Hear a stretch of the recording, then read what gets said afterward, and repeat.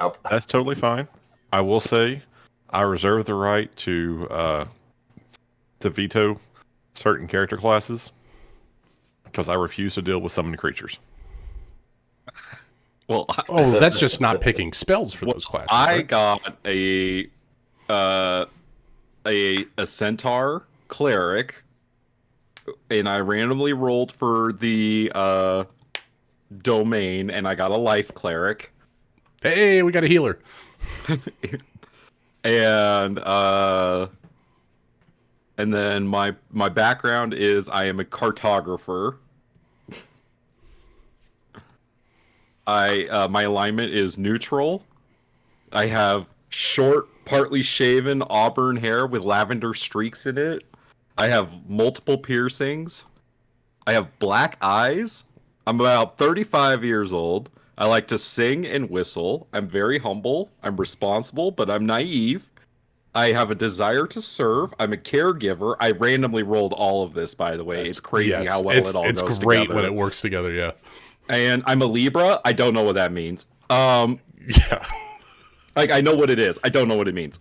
And then my flaw is that I am overly cautious. Ooh.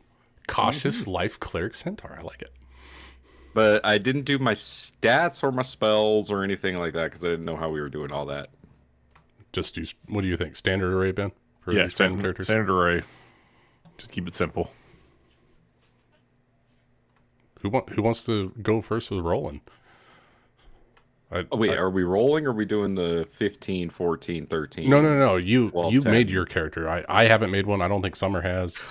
Oh, Ryan, have you rolled up yet? I started rolling up Anthrax, and that's how I got the lizard folk and the fighter. Okay. Summer, you want to go first? Sorry, what? Rolling the character. Do you want to roll? Or did you pre-roll? Oh, I haven't even thought of a character yet. I've been busy today. All right. I'll start my rolling shenanigans then. D6 for age. All right, middle age, 31. Let me get a pen out real quick.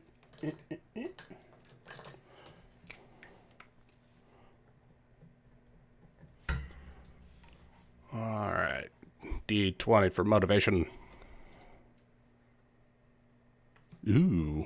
What's my motivation? To rule. I think I'm gonna roll a custom D13, and then 13 will be the artificer. Oh, what do I want my dump stat to be? Ooh, druid. I won't play a summon character, Ben.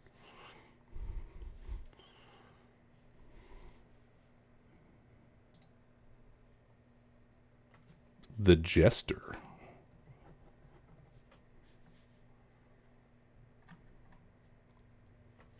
All right. Let's see here. I'm going to roll a d6. 1 to 2 is common, 3 to 4 uncommon, and then 5, 6 is rare.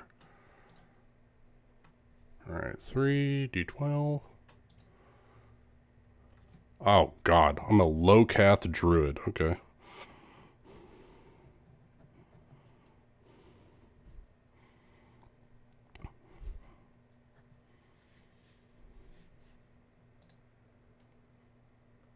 Hey, true neutral. Sweet. That works. Hey, that's also my alignment. I'm a Virgo. September, baby. All right. Low cats don't have hair, so and I was born in August. I'm August, gonna baby. I'm gonna roll for a wig. If I don't get wig, no hair. Ah, close. Uneven scales. That's what I got.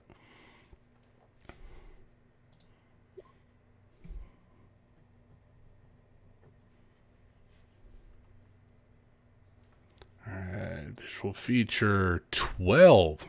Light makeup on this low-cath druid. Okay.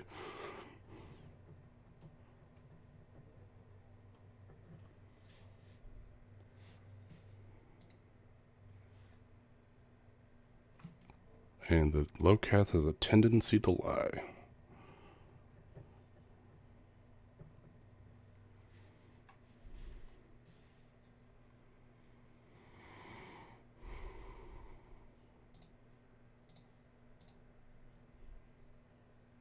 Ah, the cook. The druid's always the cook.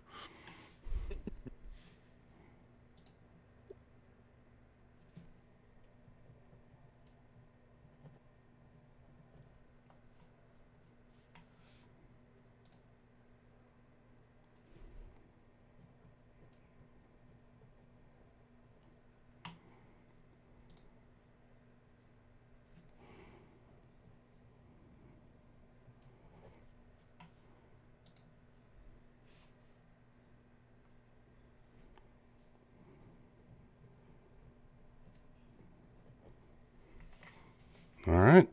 Character roll, just got to come up with a name.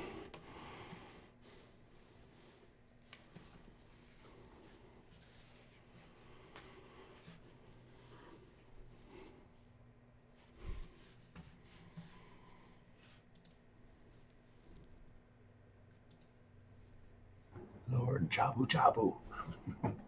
Lord Chub Chub. I was hoping for Goblin, and I would just made Habu Gabu. I don't know Locathon names. Those are fish people, aren't they? Yeah.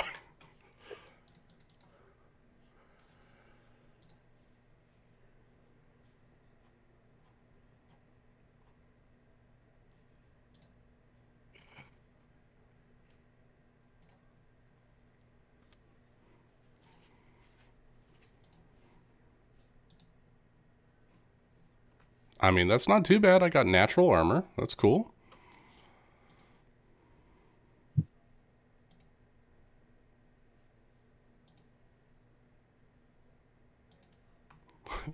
We have to make sure this adventure is not too long.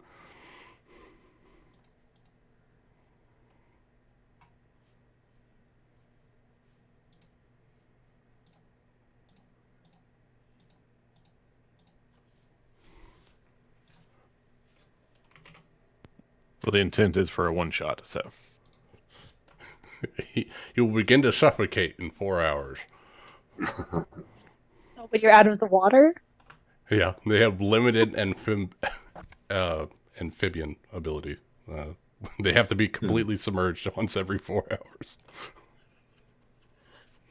Just get like a reverse diving helmet. Well, it's a good thing he's druid because I'm taking create water.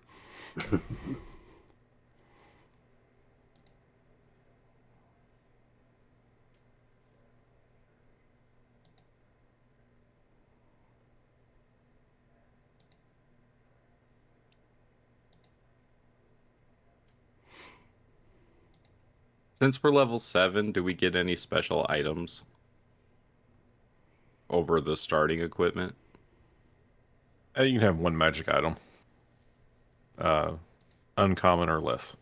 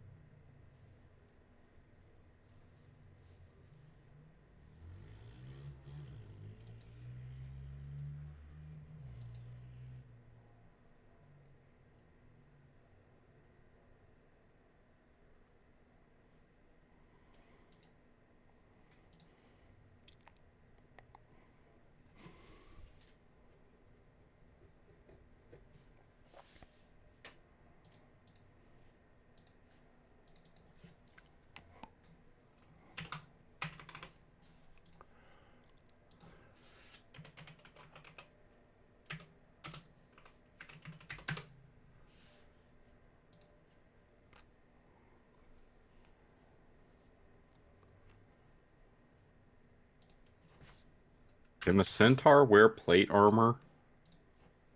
Yeah, it's barding. Same thing you put on a horse, right?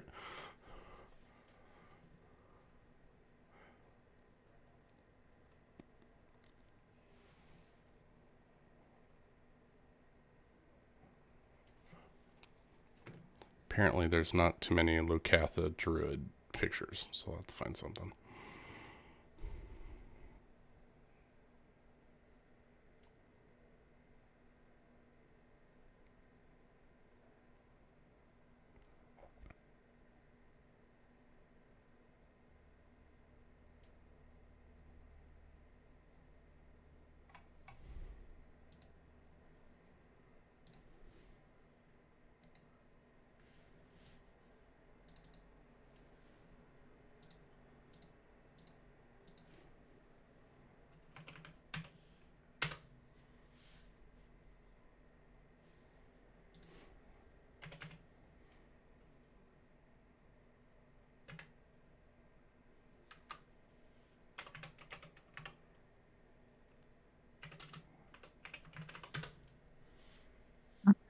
That should be interesting. I rolled a half orc monk. Ooh.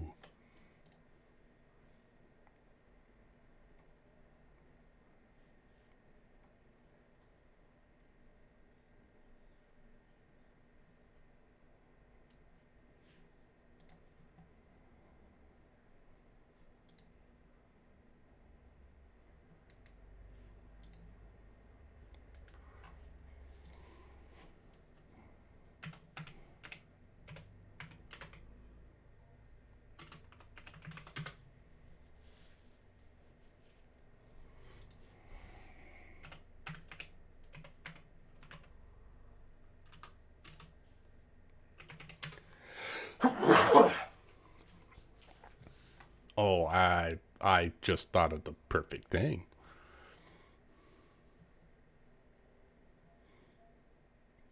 What's your Now perfect you thing? have to tell us. The image I'm going to select for this Locatha Druid is that of a Murloc from WoW. Nice.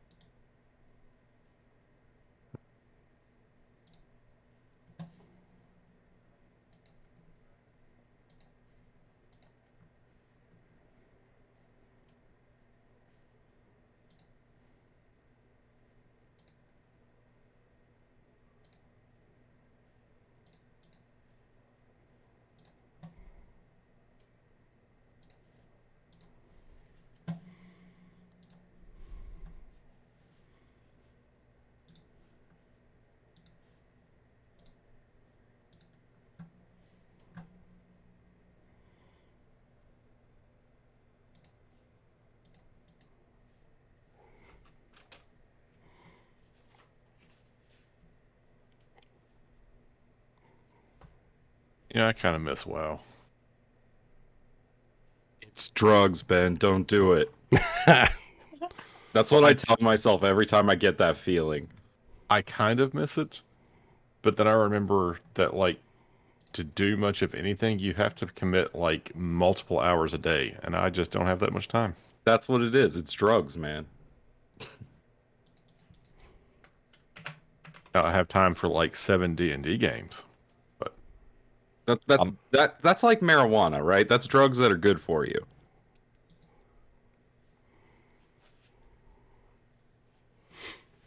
I'm gonna play when the new expansion comes out. It looks fun. Jeremy. Bro, I had a lot of fun when they dropped Demon Hunter and Legion. Shadows. I Shadow haven't Bringer. I haven't played seriously since Cataclysm. I did high-end rating in Legion, and then I realized that I don't like doing that because everyone at that tier is just kind of a dick. And you have to be to finish them. I mean, I was gonna get say, it. I think like the nice people that played WoW probably don't play it anymore. Basically, yeah. They all play Final Fantasy now. Yeah, is that the No, Nah, I don't have it in me to play an MMO again. I don't think. Yeah, I never could get it. Like, I love Final Fantasy. I so wanted that to be a game that I got into. But the idea that, like, you had to, like, there was no single player option. You had to go around and, like, time your attacks with everyone else to do anything. Like, that just got to be too much. I know they've redone it a lot, and um, I started playing it because my buddies are like, "It's amazing, it's better than WoW." I'm playing the base game. I'm like, "This really isn't that much fun." And like, no, you just got to get through the base game. And I'm 60 hours in, and I'm still in the base game. But Yep. apparently, the first DLC is fucking phenomenal. Which I'm Yeah, but never. anything I have to invest 60 hours into before it gets good is not good. Yeah. But then I'm really curious. Like, there's people who say it's the greatest they've ever played, and god damn it, I'm curious.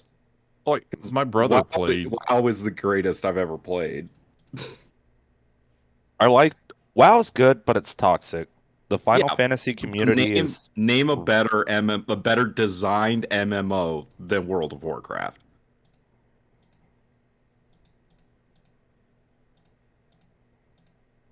Final Fantasy. Yeah, Warhammer? There's a Warhammer MMO? There was. Like, I really wanted it to be awesome too, and it just wasn't. that Yeah. sounds dope as fuck.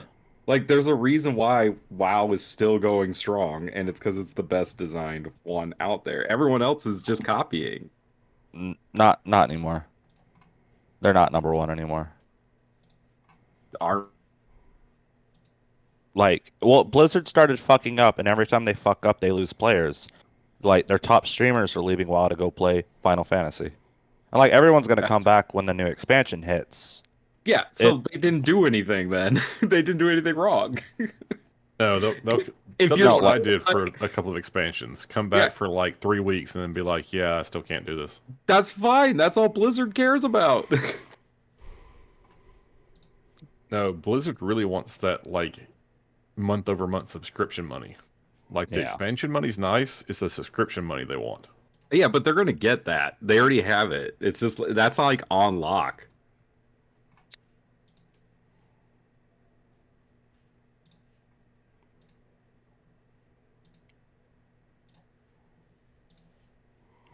Overwatch 2 has been fucking miserable. Oh, I'm not even gonna bother. It's I don't like the way they set it up. And I loved Overwatch 1, and they went from 6v6 to 5v5, and the problem, even when they made Overwatch 1, they said they didn't want to do 5v5 because they feel like in 5v5s one person can carry the game by themselves. Whereas 6v6 it's more of a team-based effort. But then they kicked it down to 5. Oh, that's right. I was playing Paloma in this game. That's why you didn't want any summoners. I forgot I was doing that bullshit. And it was bullshit. There we go. Nice. Name is Tomir. He's hot.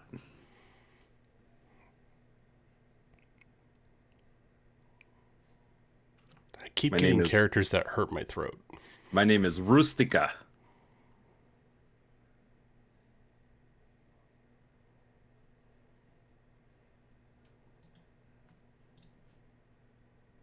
My favorite voice to do in Dungeons and Dragons, and it's when my nephews come over because they want to play, and I'll make them low level and like, you're gonna kill goblins, and then they fight the goblin chieftain, and every time the goblin chieftain comes in, I just start, you hear him chanting goblin, and then I just start doing the da dee da from Corn, and I just fucking love doing that so much.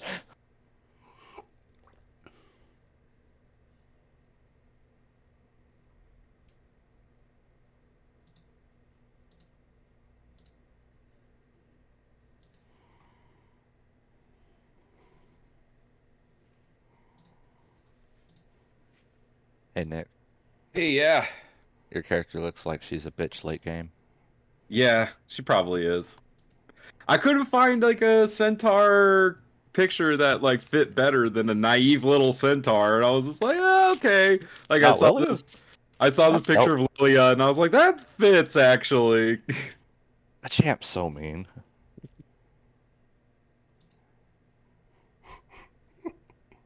Didn't I you want to quit make. that game? Didn't you quit playing League too?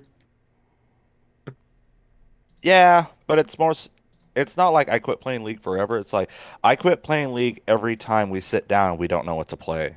It's miserable. I looked up Divinity today. Is it just like the Divinity 2? Is that the one I'm supposed to be looking at? Because there Yeah, was a lot of them. honestly, if well, do you want a complete game or do you want a game they're still building? Because they're still working on Baldur's Gate 3, but you can play like the first 2 chapters of it. I don't know. Which one do you guys all play? We're Divinity playing I 2 had was a lot of Divinity, and I've fun. just never gotten into it. I keep meaning to go play it. It's Divinity 2, Original Sin 2? Is that it? Yeah, They're supposed to be Yeah. really, really good. they're really fun.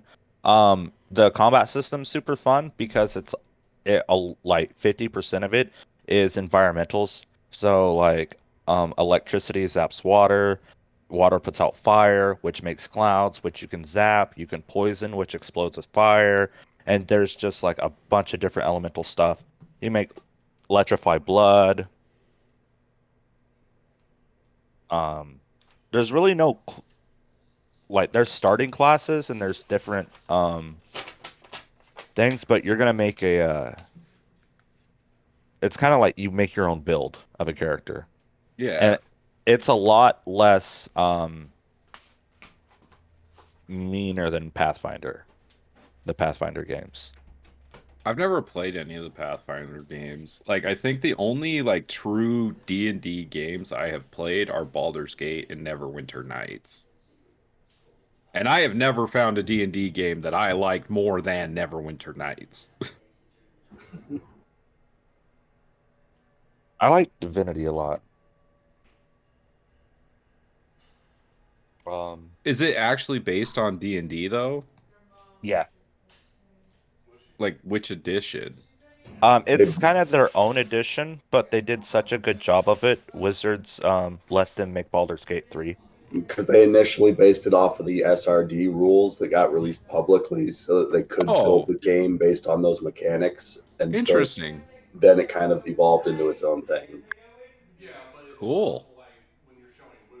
So it was just like so good that like WotC was just like, we're gonna allow this to exist. They're like, we want you to put our brand name on the next one. So Baldur's Gate 3 is out, but it's not finished. Yes. Yeah.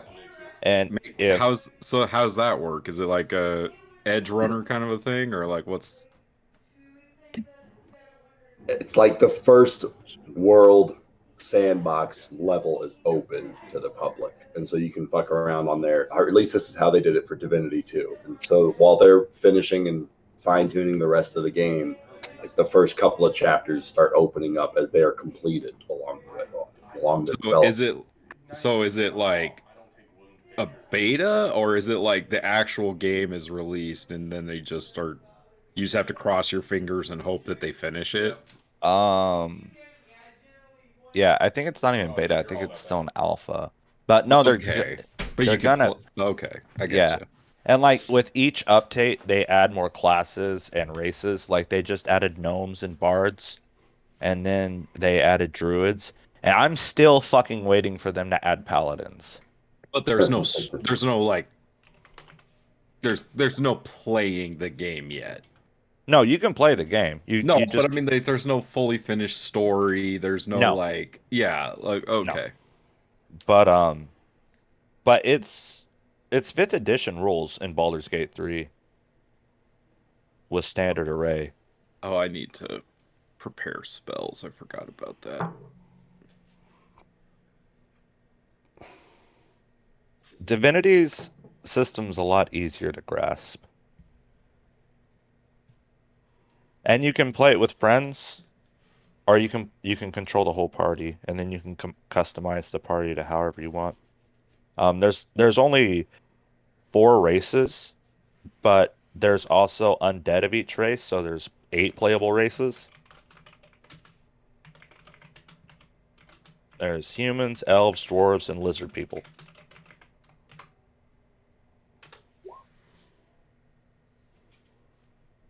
Any magical item of uncommon quality.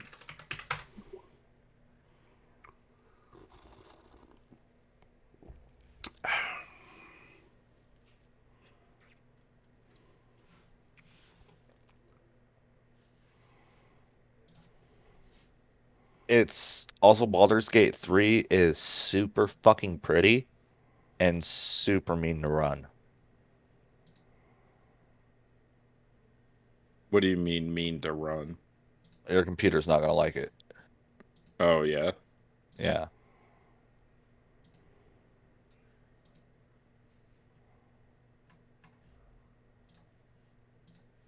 How close do folks think they're getting to having characters? I just had to select spells. That'll be quick. And my uncommon magic item.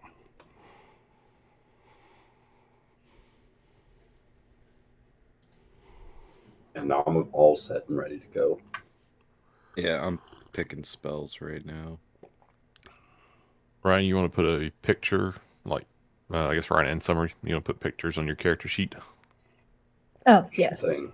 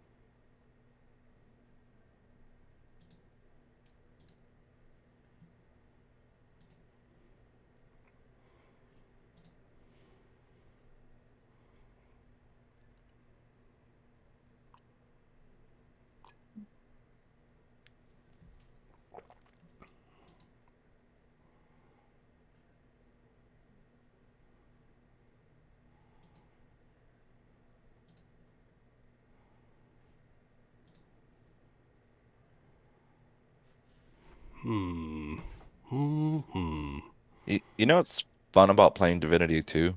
So Hmm. I played it when it first dropped, and I played it like an RPG video game, and I'm like, oh yeah, these are the character options. I don't have the stats to do this. And now I'm playing it now after playing Dungeons and Dragons for like the past 4 years, and I'm just sitting there like, man, I really wish I could just tell this guy to go fuck himself. That's kind of how, like, that's what makes D&D so great, you know? There are no restrictions to what you can do.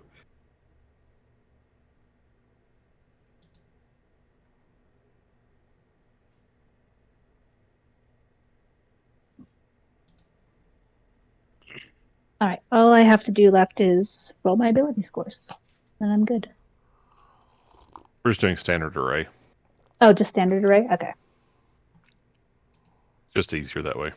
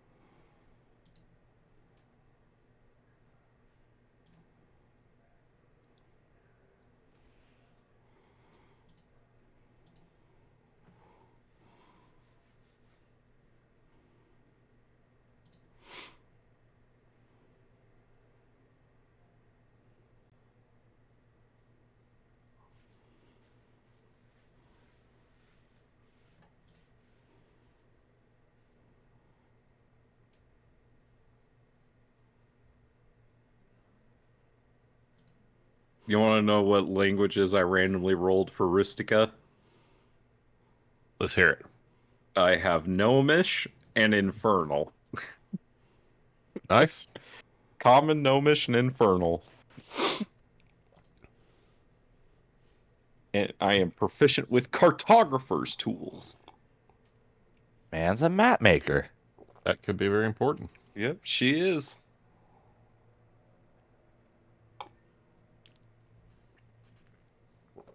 I always liked that word, cartographer. It's also one of the prettiest magic cards you'll ever see. Well, when I was a little kid, I played Halo for the first time, and we came across the mission, the Silent Cartographer. And I just remember seeing that word. I'm like, oh, that sounds dope. What kind of boss is that? And then we just like found a map at the end of the mission. I'm like, okay, the word's still cool. And then I get older. I'm like, oh, okay, I still like that word. I think. Yeah, here, hold on, let me post this in here.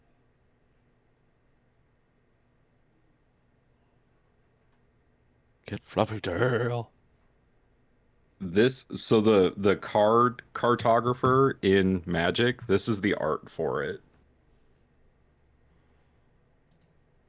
That's pretty good. It's so good. That's really good art.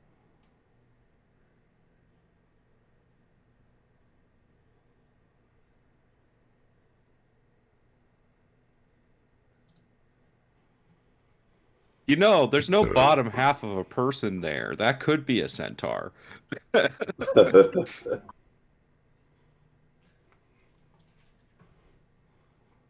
be a mermaid.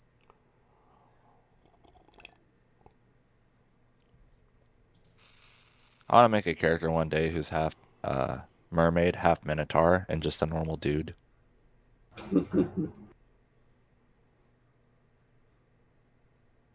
I love that idea. No. One of my parents is a centaur.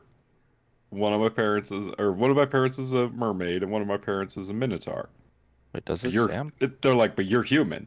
Yeah, pretty much. But I'm half centaur, half minotaur, half mermaid. Oh shit! I have Dawn of War 2 open. Stop it! Stop it! I'm getting hate mail from my buddy. Like, aren't you supposed to be playing D&D and not video games? He's mad. How I'm not dare playing you. video games with him. Well, tell him to come play D&D with us. Some bitch. I think Travis would like that actually. Oh, it was Travis? Yeah. That's funny.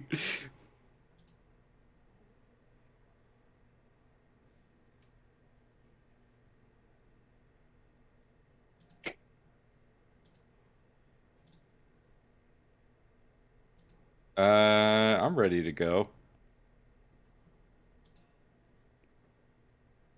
I made my magic item is mithril plate armor, so it makes more sense for me to be able to wear it.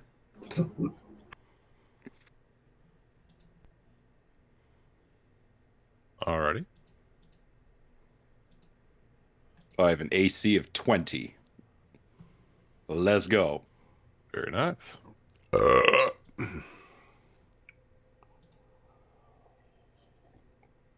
Everybody else ready? I think so. I'm ready. Yep. Can we just have like mundane equipment that we want? Yeah. Okay. Yeah, I mean, you're 7th level adventurers. That's what I figured I could go buy a spear. Are you mad?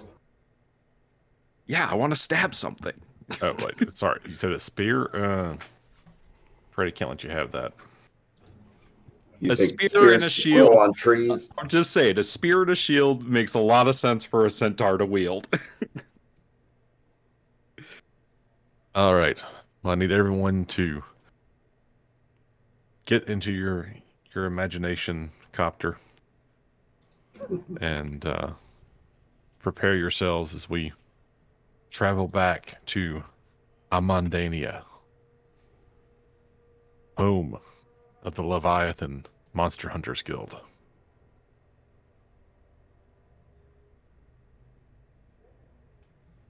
The guild sits in a small city that is on the coast of a large continent. Within just a few days' journey is just about every kind of terrain you can think of. Along the coast, there are islands, rivers, forests.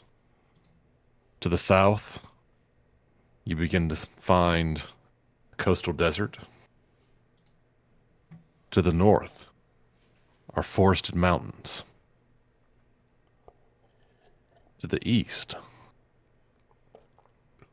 is a barren and desolate swamp.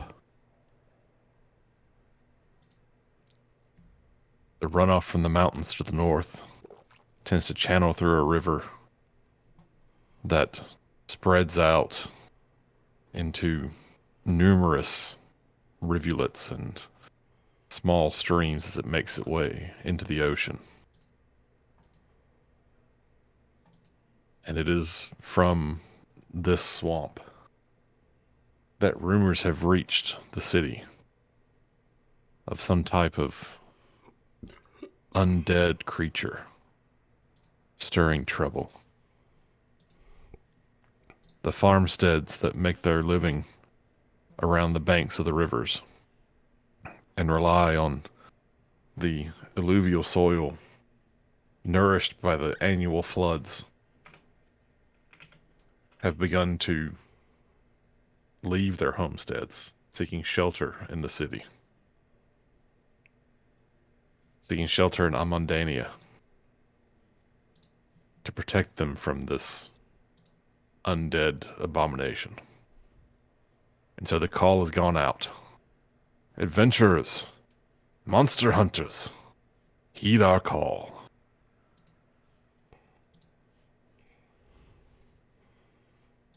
And the 5 of you have heard the call.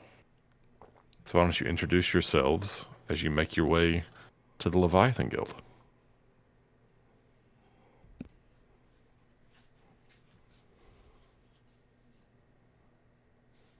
I go first. Are we already part of the Leviathan Guild, or we're going to go throw our hats in? I just assume that basically everyone that we, like all these characters are members of the Monster Hunters Guild. Okay. And the Leviathan is just one branch of it. Like that's, because it's on the coast, they name themselves the Leviathan Guild. God, yeah. I like how we're creating a system for our Monster Hunter system. Thank you, Jeremy, by the way. This is all because of you. I know. Mother of Monster Hunters. Mother of Monster Hunters. I want to run a Griffin guild run soon. But I can go first. Go first, sir. All right. So Kit steps off the carriage in this town. He's been riding for a little while in just different carriages across the land to his guild leader sent him here because there's a undead presence in the guild and they're calling all monster hunters, so they sent him as an emissary. He's fought a couple things. He's missing the top left of his ear. As he steps down, he's pretty tall for his race. He's like 6'2", 6'8" if you count the ears. Kind of gray skin rabbit in this plate mail that looks enchanted with fey magic. As it's kind of not really metal, but kind of a wood-looking metal. As he steps down, he's got this massive great sword on his back, and he's gonna look up at the carriage driver and speak up. Hey, mate. Where's the Leviathan Guild at? I really don't know this place that well. Oh, you're looking for the Leviathan Guild? Hi. It's going to be 2 streets over, halfway up on your right. Oh, Can't miss thanks, it. mate. And then I'm gonna flip him a silver as a tip, and then make my way to the Leviathan Guild. All right. And as Kit is making his way there,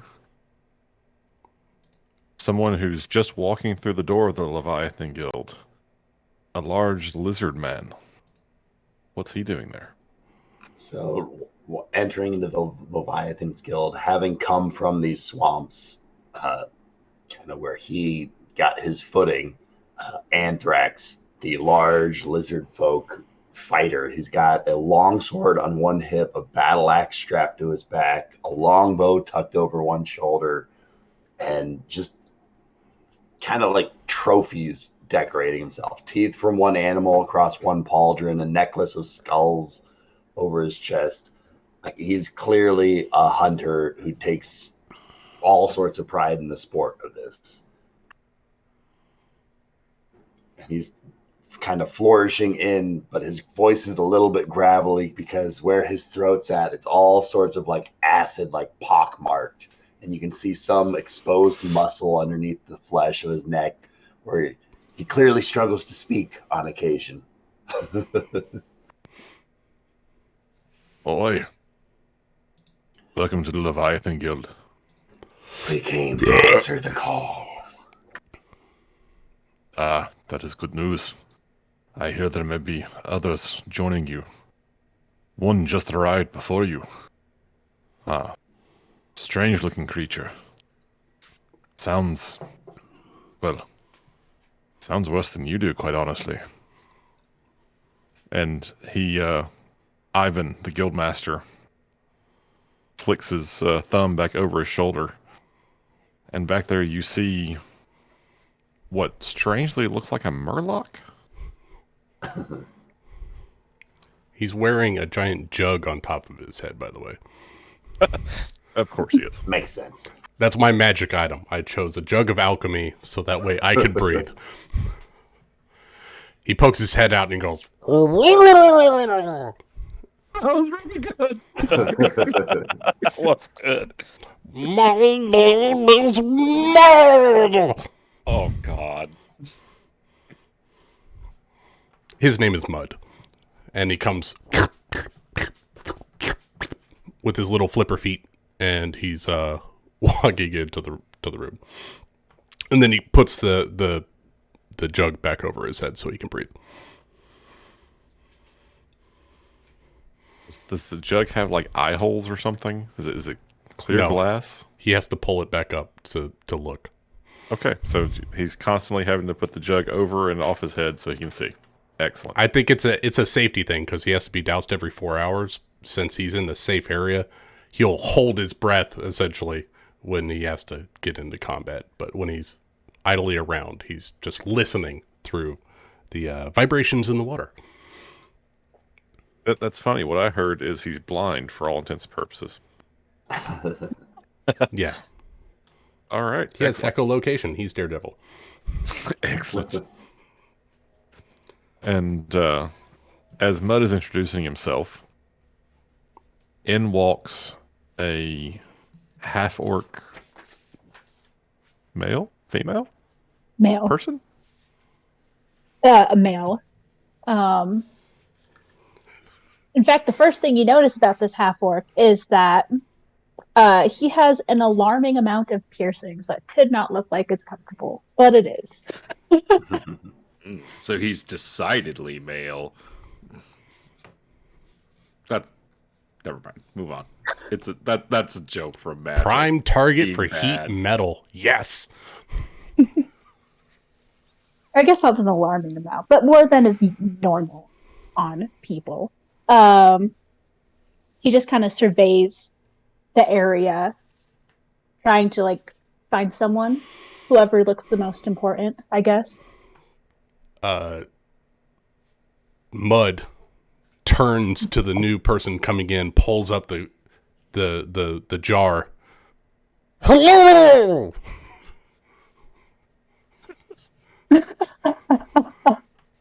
He is one of his traits that I rolled randomly is that he is arrogant, cunning, and attentive. So he is stepping us in front and trying to make himself more important than he is. Oh, and his motivation is to rule, so he's trying to establish dominance.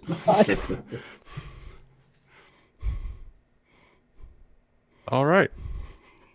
And as the hunters introduce themselves, the last one shows up right outside the doors at the same time that our Harrigan individual shows up. And the Harrigan meets a centaur. Oh, hello there! You're so cute! Oi, you're pretty cute yourself, oi. You Oh, from the thank Fae? you! Are My you from name the is Fae? Ruth. What? Are you from the Fae? Oh, no! Oh, you look it. No. That's crazy. I'm from the Monster Hunters Guild. That's why I'm here. Oh, that's why I'm here too. That works out great. Awesome! Nice to meet you. My name's Rustica. She Nice to meet leans down and shakes your hand. And Nice. she has short brown hair that has streaks of purple going through it, and the side of the side of it is shaved. So have the popular haircut right now. Yeah. She's got a nose ring. She's got a bunch of piercings in her ears, and she's got, I think, yeah, and since she's wearing this mithril plate armor that covers her human part and her horse part, and she's got a sword or a spear and a shield, kind of I don't know, holstered on her. Yeah, yeah. It's like a shotgun on a motorcycle. You got them just on the hindquarters. But she seems to be bright and bubbly and nice, and but the alarming thing about her is that she has these black eyes. Her irises are pure black, which is kind of freaky. Oh, nice to meet you. My name's Kit. I'm gonna reach out and shake your hand. Pleasure to meet you, Kit. Are you here to go on an adventure into the swamps? Oh, is that where we're going? That's intense. Yeah, that's what I heard. There's a lot of people that need help out there. That's why I came by. You know what I mean? Oh yeah. Well, they sent a missive out to my chapter, had me come out as an emissary. Honestly, I think they just wanted me to get out of the way because I tend to be a little annoying sometimes. I tend to ramble on and just keep talking when there's really nothing to talk about. But if that keeps going on, you just call it and he realizes that he's just rambling. Don't you worry. I don't think you're annoying. You're one of the greatest people I've met today. Oh, nice. Oh, that made Kit stay. He feels better. Well, you want to go inside? Huh, I'll follow you. Okay. She opens the door. And you see, when she's going to open it, she takes her time, making sure everything's safe before she opens the door. You okay there? I just can't be too careful. You have to check for traps on every door. This is the guild hall, isn't it? Why would they trap the guild? You never know. Make a perception check. My old adventuring leader said that you have every door. 22. You notice that there is a spot that, should it become necessary, they could hide a crossbow to trigger if anyone tried to break down the door. She pulls open the door and she says, "Look." Oh, you get shot by that. Exactly. You can't be too careful. Yeah, you got a good point. And then I'm gonna tap my forehead with my finger and be like, I like that. And then head on inside.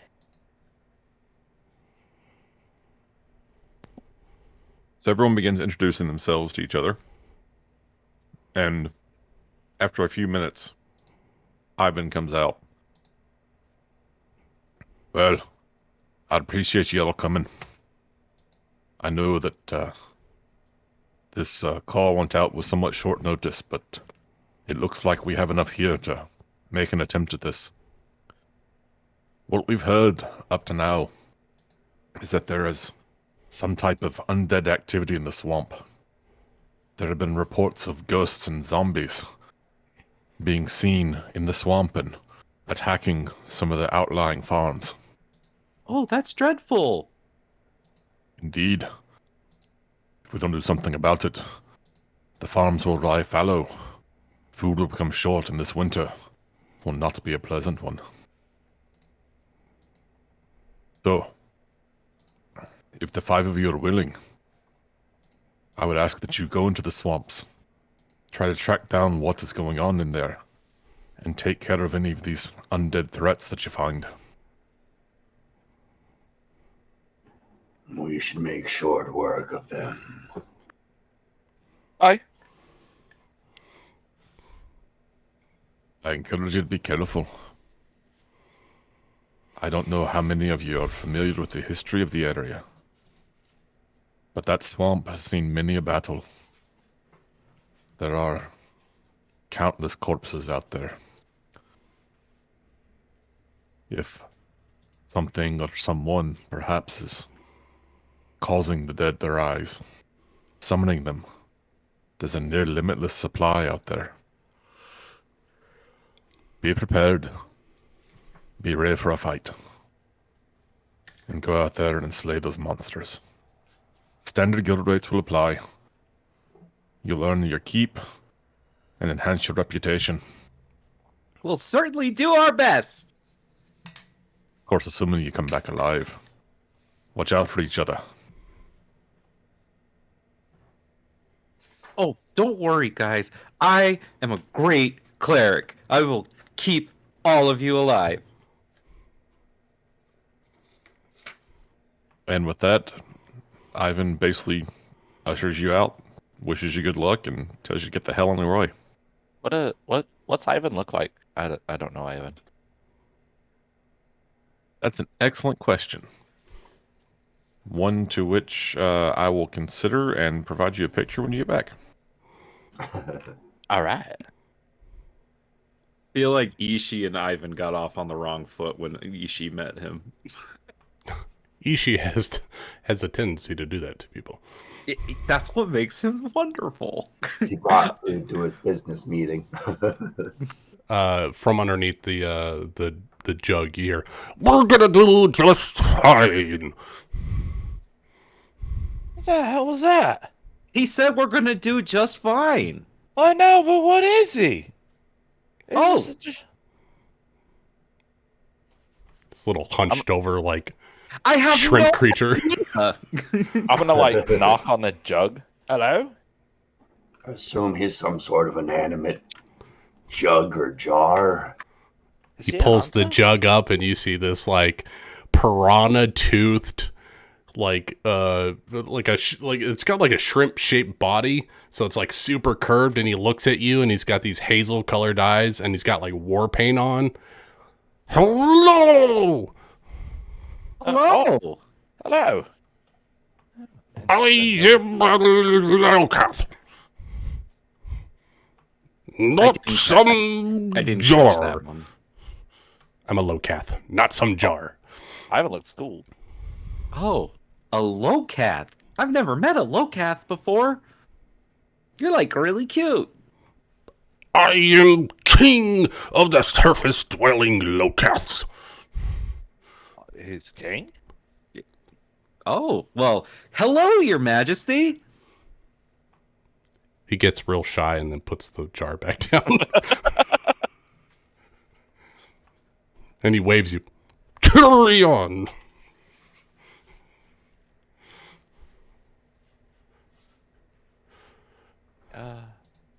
Which way is the swamps? I don't know this place at all. To the south. Are you from there, Anthrax? I've traveled through a time or two. You could say it's my favorite terrain. I'm sorry. I was picking spells. Where are we going? Swamp. We're going to Oh! the swamps. Going to the swamps to the east. That is perfect Please. because Yes, there will be water around for you. no, I chose a swamp land druid, so that is my favorite terrain too. Oh, so we have a lot of good people for this mission. That's excellent to hear. Tomir, what do you do?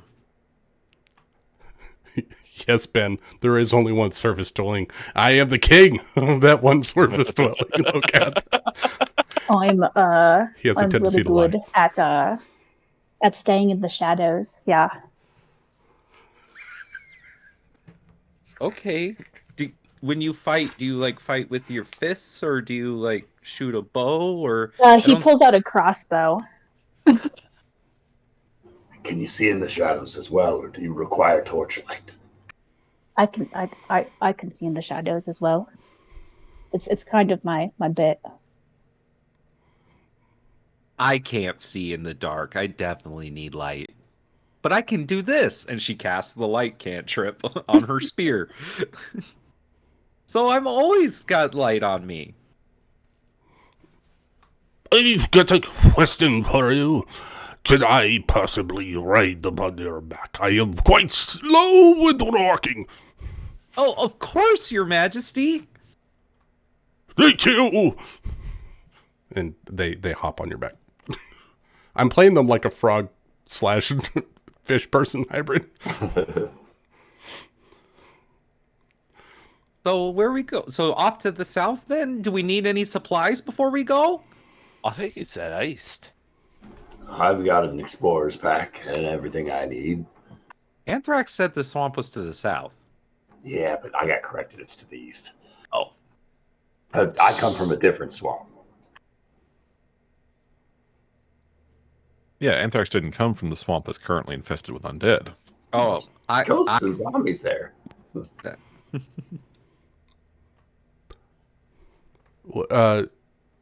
Nick, what is your character's name again? Her name is Rustica. Roost. You can call her Rue, if you want. Dear. Oh, wait, that's not the right voice. Rue, if you need to see in the darkness of the swamp, I can provide you with the vision of the locust.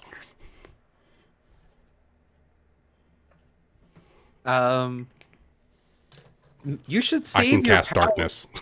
You should save your power for fighting the undead things and whatnot. I'll be fine.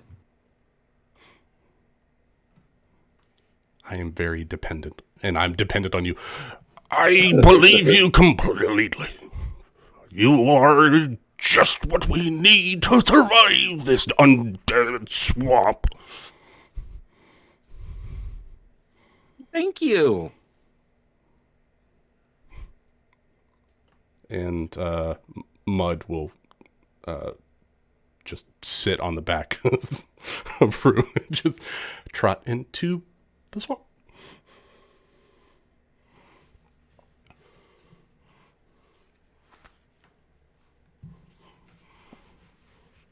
Sorry, I'm working on token stuff.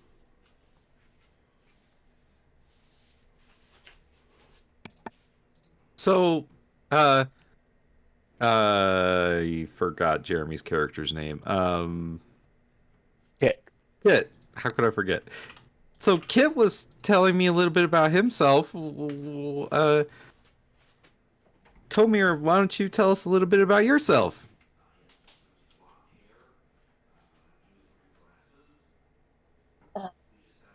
No offense, but I'm not really one to just talk about myself to strangers. Well, we're not strangers. We're friends now. We most definitely are strangers. At least acquaintances at most. Sorry. Oh, well, I mean, you can trust us. I just met you.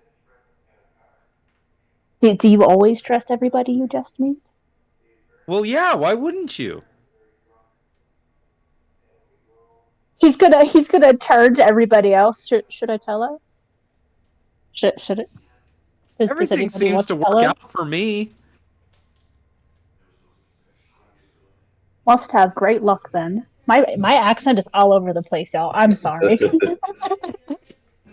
Summer, I'm not going to be one to critique your voice. I don't know. I'm just like, I like helping people, and I find that you know, people like it when you know they ask me for things, and so I try to do my best to help.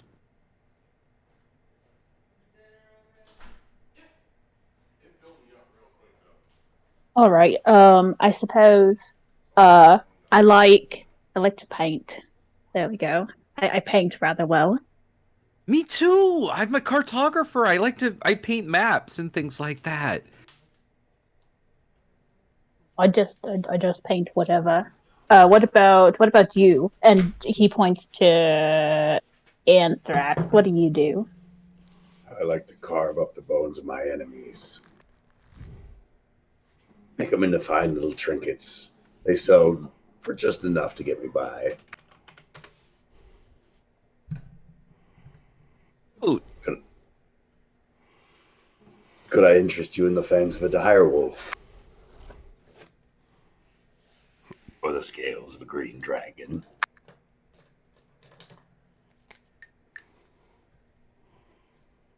No, thank you though. That is Come on. kind of serial killery.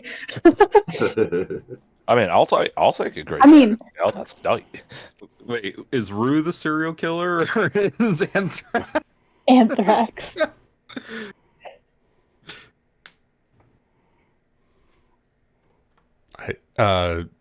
Mud likes the way that Anthrax is talking. Like he pats the little kind of like animal. What would it be? Like a small little dragon's skull that's like looking bone that's been carved of wood, and it's like a potion container that he wears around his neck, adorned with all the fanciest trophies. And he keeps on like making a conscious effort to make sure that that necklace is always there within reach. Anthrax, His what is magic item. what's with that necklace that you really pay attention to? It's a fail safe. If we're gonna be going up against something making undead, if it's something that the likes of you can't handle, this is my plan B. What is it? Well, last time I drank one of these, it burned my throat something awful.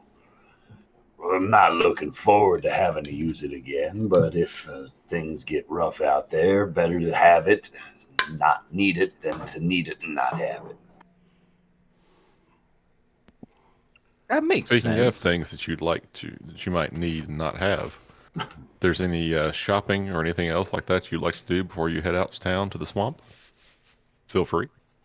like to grab some health pots. Yeah, how many potions can we get, Ben? I will How say much that gold do you have? in town you can get 3 potions, Nice. not I each will take. total. Oh, Super healing potions. Aw. the king will carry all 3 potions. I'm joking. Puts them all in his alchemy jug. Yeah, I'm just gonna be sipping on potions for the next 4 hours. I'm actually good. I don't need potions. I got tons of healing spells and stuff. I could use one. Kit's fun to talk to, but man, is he dumb. And he gets himself in some bad situations sometimes.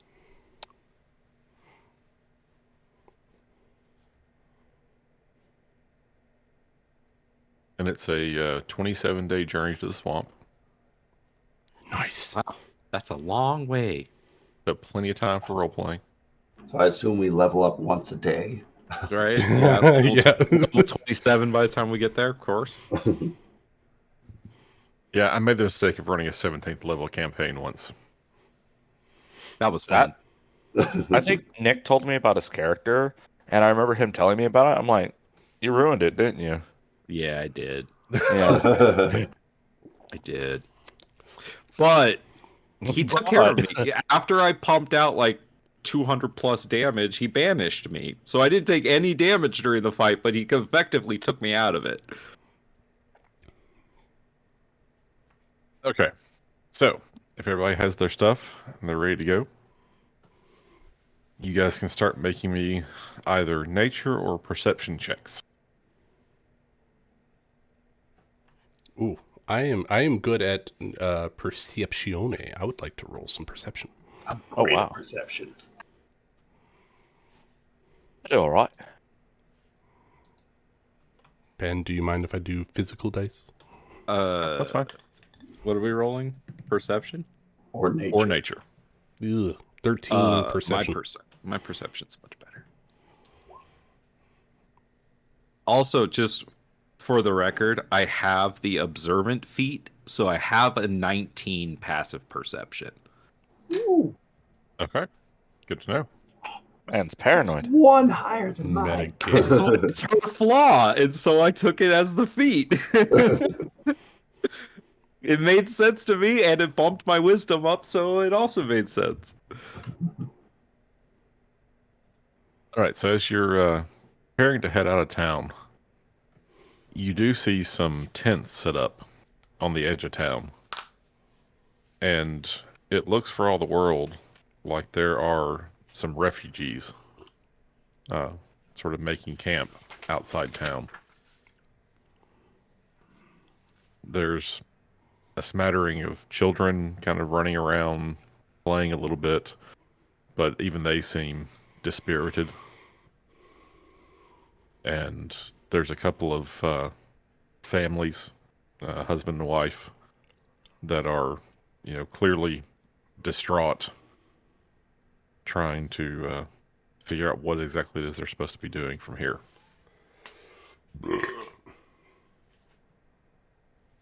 And because you're murder hobos, you completely ignore them and just keep on going. Wait, no, I don't. I draw my weapons. I Finish the job. Behold the king of the swamp, Mud. he's King Mud. His name's Mud. My name is you Mud. King of the Lowcats. The land-dwelling Lowcats. I'm trying to instill confidence in these poor people. So you're gonna lie to them? Absolutely. That's not very nice. So, You know what? You can't ride on me anymore. And she's gonna pick you up and put you on the ground. And then she's gonna walk over to the poor people. I'm going to walk over to the poor people too. I kind of missed what was going on with them, though. I think they were not doing They're so sad. They're having bad times. Apparently. They seem to be refugees. Oh, hey, are you all okay? Well, no, we're not. We've had to flee our homes. Yeah, I've been hearing a lot of people are that's happening to them. We're adventurers. We're gonna go try to solve the problem. Where was your home at? Maybe we can start there. Well, our home is it's nearly 2 days' journey to the east, along the banks of the main branch of the river. It's on the edge of the swamps. Family has lived there for generations now. But we've never seen anything like this.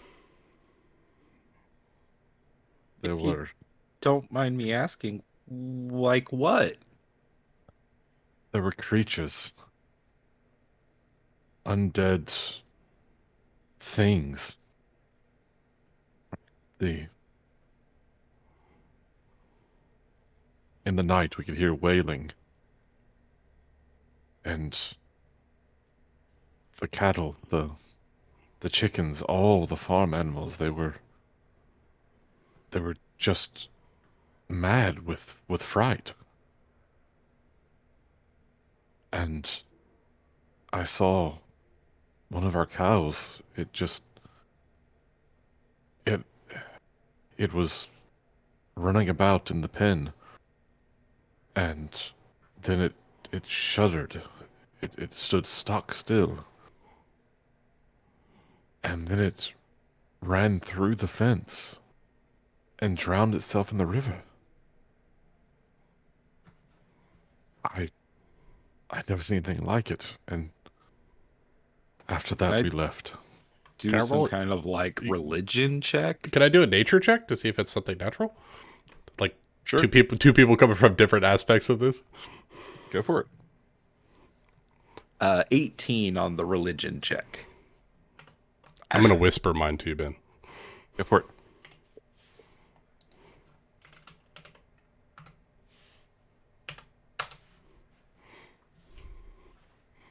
And you were doing Nature. nature.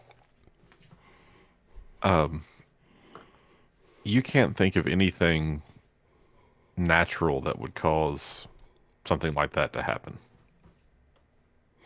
But Rustica, this sounds to you like, well, as a cleric, you've seen possession. You've seen the kind of things that can happen there.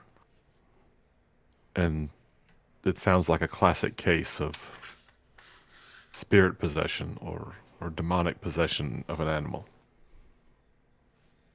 That sounds like something like possession, like evil spirits. That's not good.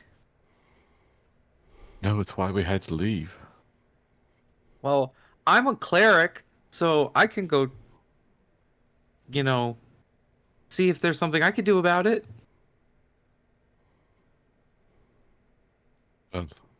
Whatever god it is that you serve, I hope they protect you in that place. What has long been just a natural area, a swamp that had no more danger than any other part of the land about. It has become a swamp of death. Dun dun dun. And there's your episode title. When you're dealing with the Shawantika, then you were right to leave the swamp. Are you going to Yeah. be able to make it to town okay? Well, they're like right on the outskirts of town. They've just like there's not a free home for them to stay in, so they've got tents set up. Oh, okay, I got you. Refugee town. Well, you sit tight, and we'll be back. I hope so.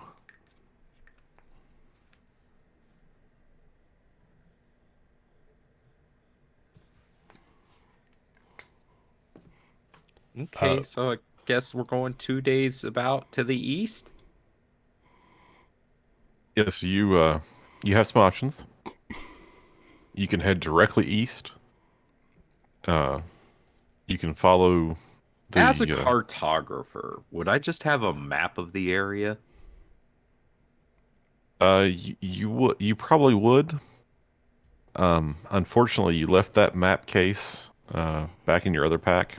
Oh, darn it! I'm so forgetful. I brought the wrong map case. Mud You taps. thought you were heading south. Mud taps your My front bad. quarter. Don't worry, Drew. You are wonderful at your job, and I'm sure you'll get us through. Yeah. And then Mud just starts walking in a southeasterly direction. Oh, you guys get to make a choice. You can follow the kind of the road that leads up to the river, where like the river dock is, and then follow the river to the east. These folks said that they lived a couple of days away, kind of on the banks of the main branch of the river. Or you can just head directly east, cross country. Potentially a shorter trip, less meandering. But I think if we make our way to the homestead, we'll have a place to stay too. Well, there's that. I like the idea of keeping the river in sight so that we don't risk getting lost in this swamp. I say that we go to the river. I mean, he's fought fish. I like, if he knows rivers, maybe. He's the king of this place, too. He would know. No, he said he was. I was lying. born in that river. You You're on that? Oh my god. Yeah, no, he would know. Yeah, see? No, let's go with him. Everybody can swim, right? I picked the no. most random set of freaking traits on this. I'm the ruler, the jester. I lie, but I'm also dependent. I'm everything all at once. You're chaos. But I'm true neutral. I rolled true neutral, so I'm trying to play everything. The river is the safest bet for us.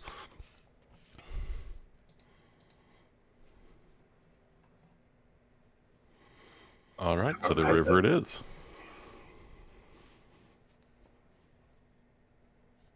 To the river. To the river. To the wall! So, luckily for you, the river journey is the safer of the two options. Woohoo! We did right, guys. All hell the king. But it is the longer of the two options.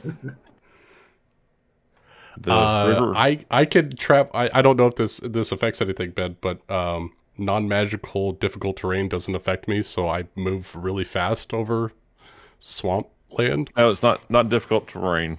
That's the issue here. Oh, bummer. The river just meanders a lot, and so you have no trouble following the river, making your way through. But it just takes a little while to get where you're trying to go. As we travel, Rustica, she likes to sing and whistle as we travel.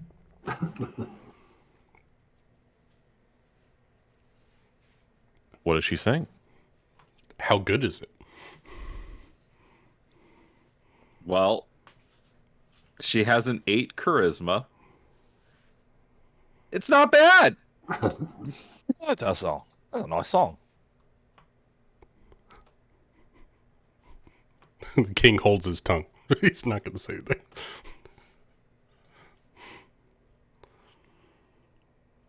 She loves to sing popular pop songs. So she's singing like, ABBA? well, I was trying to think of a horse pun for Taylor Swift. Beer for my horses?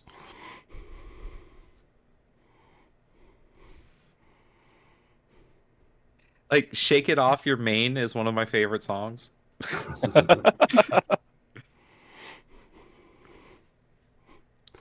The cow that stole my lover's heart? Oh, I love that one.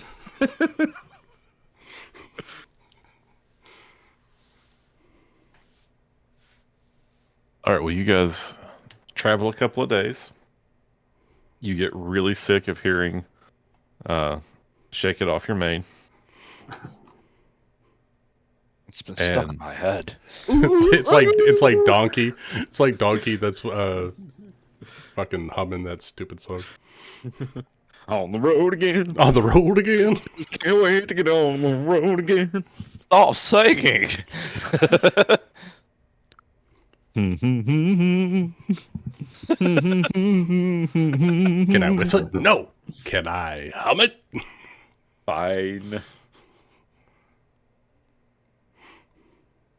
And after a couple of days, you arrive at the farmstead.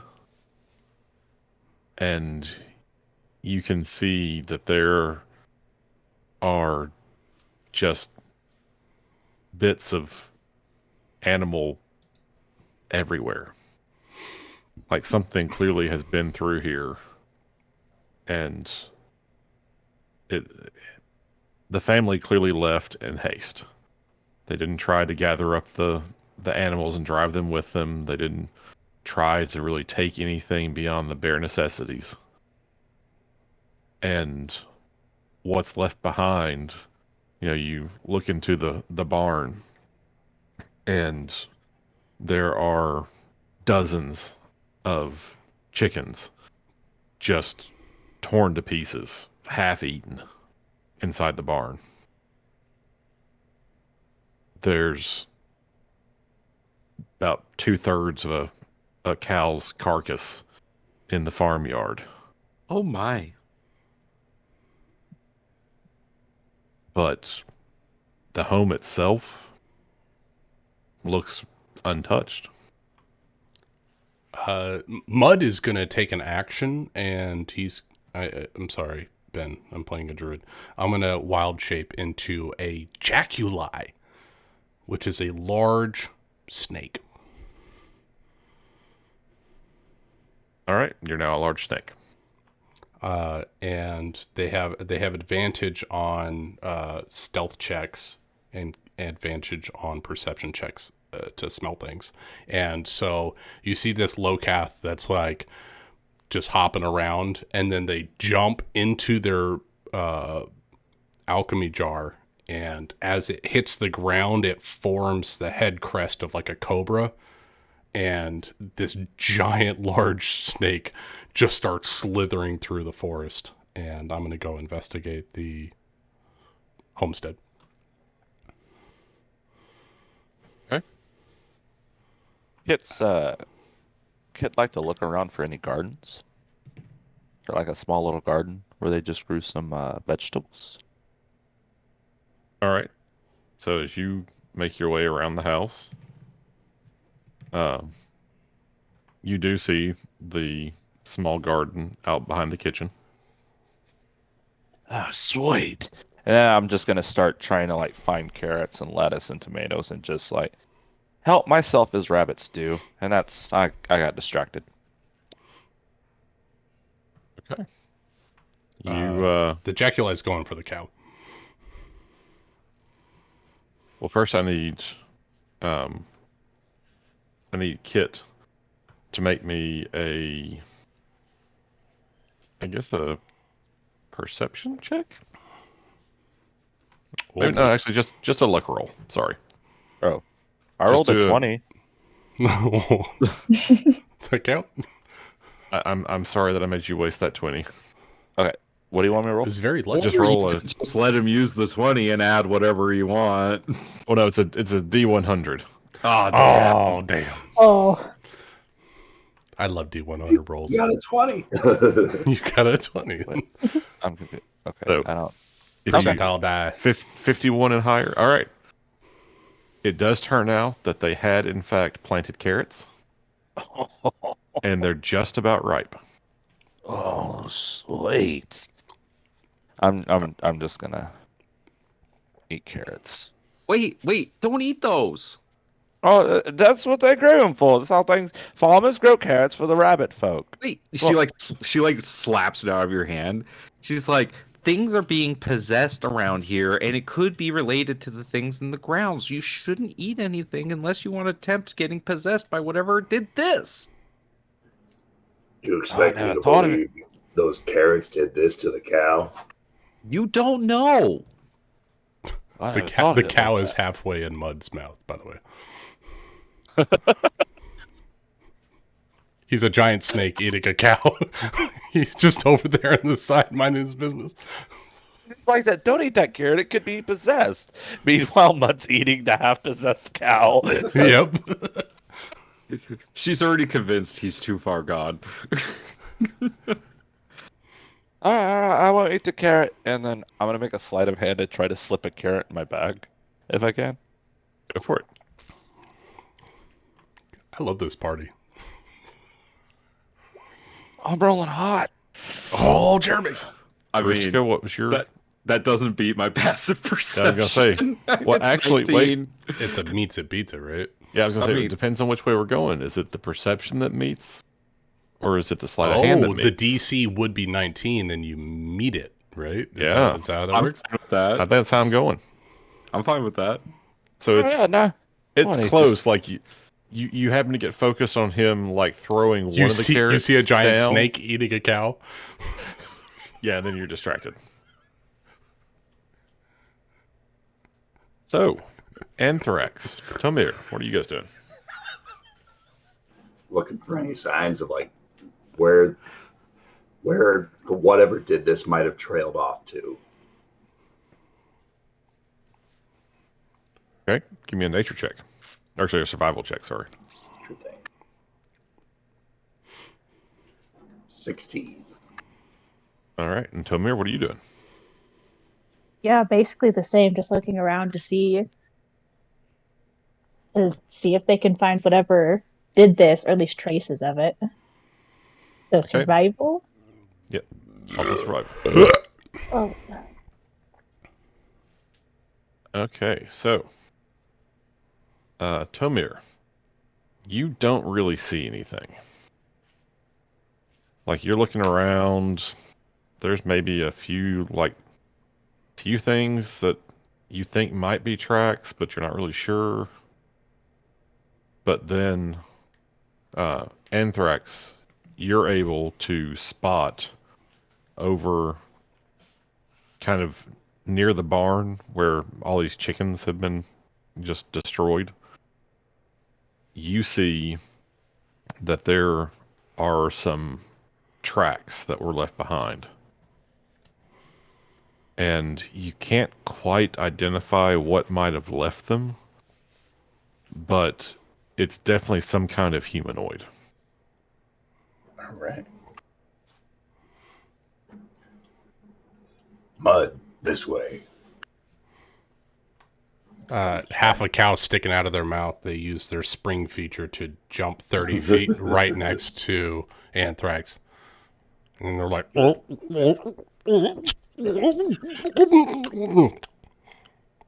they just look at you and they spit out their tongue. I sure hope everything stays on the inside when you become you again, little fish feller. He just shakes his head, check yes. this out. There's some tracks leading off in this direction. Looks like the scraping of boots. Mud will look down and stick their tongue out and attempt to smell to see if this is a unique scent, these tracks. Okay, go for it. All right, I have advantage. That is a 17, and I have a +7 for a 24. All right, so as a snake, you're able to taste the air. And what you taste is honestly kind of revolting. I mean, how bad is it? I Well, just it's ate an not as- undead cow. I was gonna say it's not as bad as the mostly decayed cow you just ate. So I mean, on a scale of things, you feel like you could probably eat that too. Yummy. But there's definitely a lingering bit of death in whatever these tracks are. And I need you to make me a Constitution save. Oh, okay. All right, here we go. Let me find my con save on my character sheet here. Probably not good. Ooh, +1. All right, here we go. All right, this is going to be, before you roll, I'm going to set the DC. Or make it a DC 16. All right. I am immune. Not immune. I have advantage on charmed, frightened, paralyzed, poisoned, or stunned, or being put to sleep. Is it any one of those That's conditions? great. No, it is not. Not a poisoned constitution. Okay. Oh God. My heightened senses have failed me. I rolled a 4. All right, so it's really not the scent of whatever creature left these tracks. It's that as you begin to try to digest this cow, you recognize from within.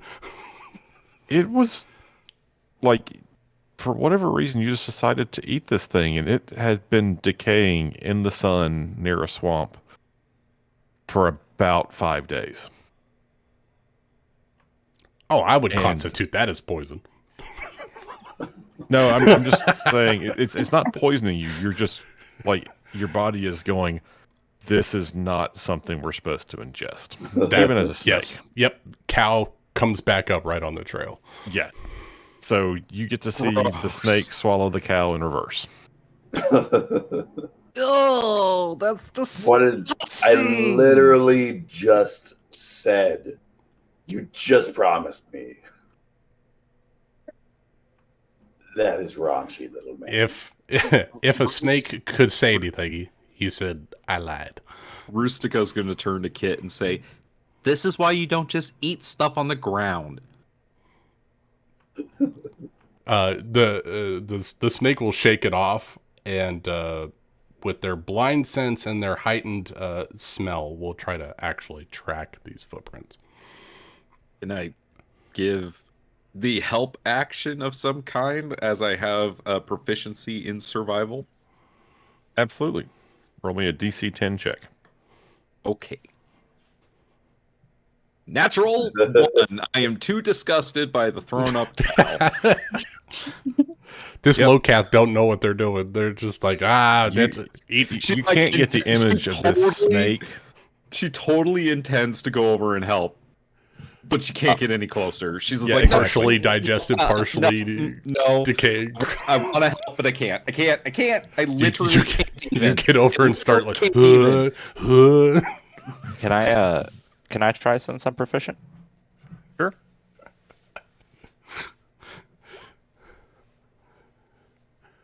All right, you are successful at aiding. Kit Fluffy Butt. So that's what does that aid do for me? OGM. You're going to get a +2 to your roll. +2 to my roll, and I am rolling survival for tracking. Yes. All right, so I get +7 naturally, so that'll be a +9. Okay, so for tracking, it's going to be a DC 15.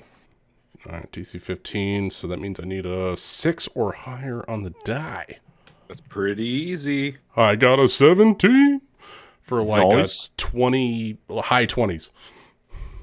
Alrighty. So, as you put the carcass of the cow behind you, and one thing that I feel like I have to say is that Rustica, like, you have a more of a connection with four-legged creatures than most. And so seeing this snake try to just consume what was left of this cow is disturbing on multiple levels. And it contributes to your inability to cope with what was going on. Oh, because you're equestrian. But you're able to kind of set that behind you. You clear your head eventually, and you start following the snake as he makes his way out of the farming area and deeper into the swamp. And as you go, Cast light on my spear. you're able, as you follow the snake, it takes a couple of hours. And there's some stops and starts, but he seems to have a pretty good sense of like where this creature that did this at the farm was, where it's been traveling. And what you're noticing is that the further you get into the swamp, the more overcast and hazy it becomes. Like, it was a fairly nice day, but the area just seems to be getting darker. It's the swamp, as you just get into the edges of it, is verdant, it's green, it's just full of growing things. But the further you travel, the more you see stunted trees, half-dead growths, and the bits of land that are dotted throughout start to be more moss and slime covered and less, grasses and bushes and trees. And there's a certain stench that starts to just permeate the air.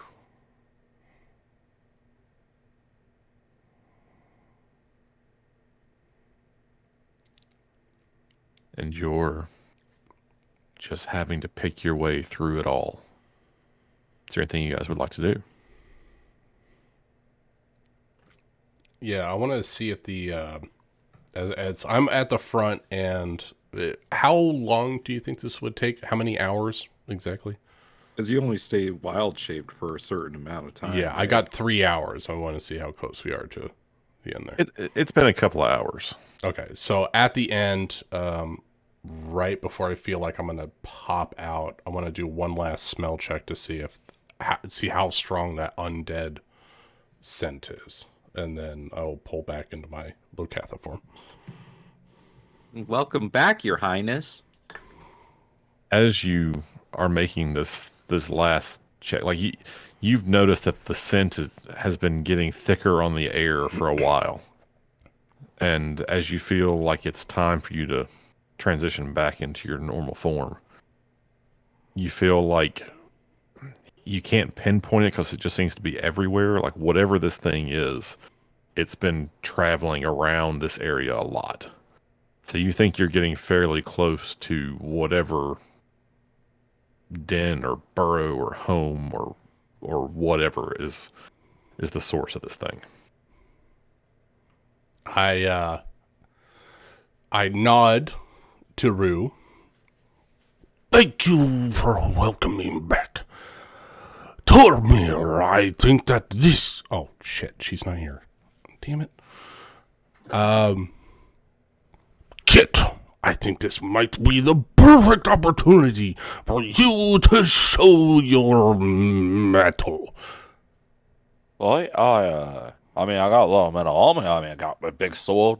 I'm gonna like pick up my sword and like shine it, like hold it aloft, and then just still holding it, just put my shoulder on one of my shoulders and walk forward. All right, what do you want? Ben, do I have a last snake sense as I'm coming up a direction? So we're heading in one direction. Do I have like a 90-degree cone of where I know where it's at? No, like I said, it's this entire area. The whole... Okay. Perhaps start poking things with your weapon. I mean, all right. And then I'm gonna walk up to the nearest tree and just fucking try to annihilate it. Well, before you do that, let me get you guys on the map. Oh. Yeah, I want to see what the environment situation, because I have some environmental tools at my disposal. Because the Leviathan crushing the ship, I don't want to be there. I would become its king. That looks like an actual king of the sea. Just throw it out there. He's my pet goldfish.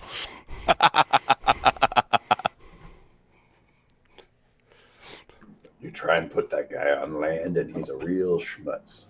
I love my habitual liar character. It was great. He knows nothing of the above ground world, so everything he says is a lie, but he thinks it's true. Oh, okay. Can you guys see this? Yeah. And so you said that these trees are stunted, right? Yeah, like all the trees you're seeing are basically dead. And I'm assuming the really tall... How tall are these trees in this area? Anywhere from 40 to 60 feet tall. Oh, okay. Okay, we got some... So we have some elevation to play with. Oh, this would actually be a great time. So when I go to like smash a tree, instead, you see me like kind of vibrate real fast for a minute, whereas it like from the vibrations you start to see like this kind of grayish purple silent image of me just kind of step away from me as my echo is manifested. I'm going to use a bonus action to magically manifest an echo of myself in an unoccupied space I can see within 15 feet of me. It is magical, translucent, gray image of me that it lasts until it's destroyed, till I dismiss it, or until I manifest another one, or I'm incapacitated. It has an AC of 17 and 1 hit point and immunity to all conditions. Do you have the range disclaimer on that? 30 feet.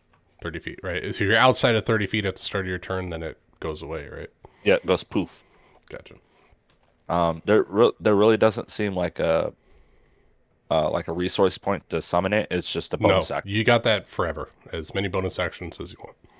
But yeah, I'm gonna have my echo pop up and then walk up to the tree, and it can take an attack for me, or I can attack through it. Go right ahead. I'm gonna swing myself.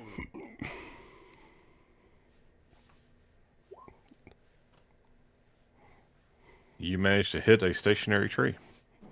All right. I'm gonna look back at the king. Like that, right? Not that tree, the one in the middle. And he'll point towards the tree in the middle of this island. Dormir, if you would be so kind to investigate the far side of that island. Pointing towards this direction. By this cave? Yes. Ooh, fun. It's your natural terrain, dealing with shadows. That is true. I'll get on that. And while he's directing traffic, so to speak, Mud is going to cast Jump on himself, and he's going to move over here to this. Actually, sorry, not that tree. He's going to move up to this tree here, and then jump up into the limbs to get above the ground. So he can get a vantage point and be able to direct people where he can see fit. Hey Ben, can I get a token for my echo? I will see what I can do. Just copy and paste his token and then put a gray tint on it.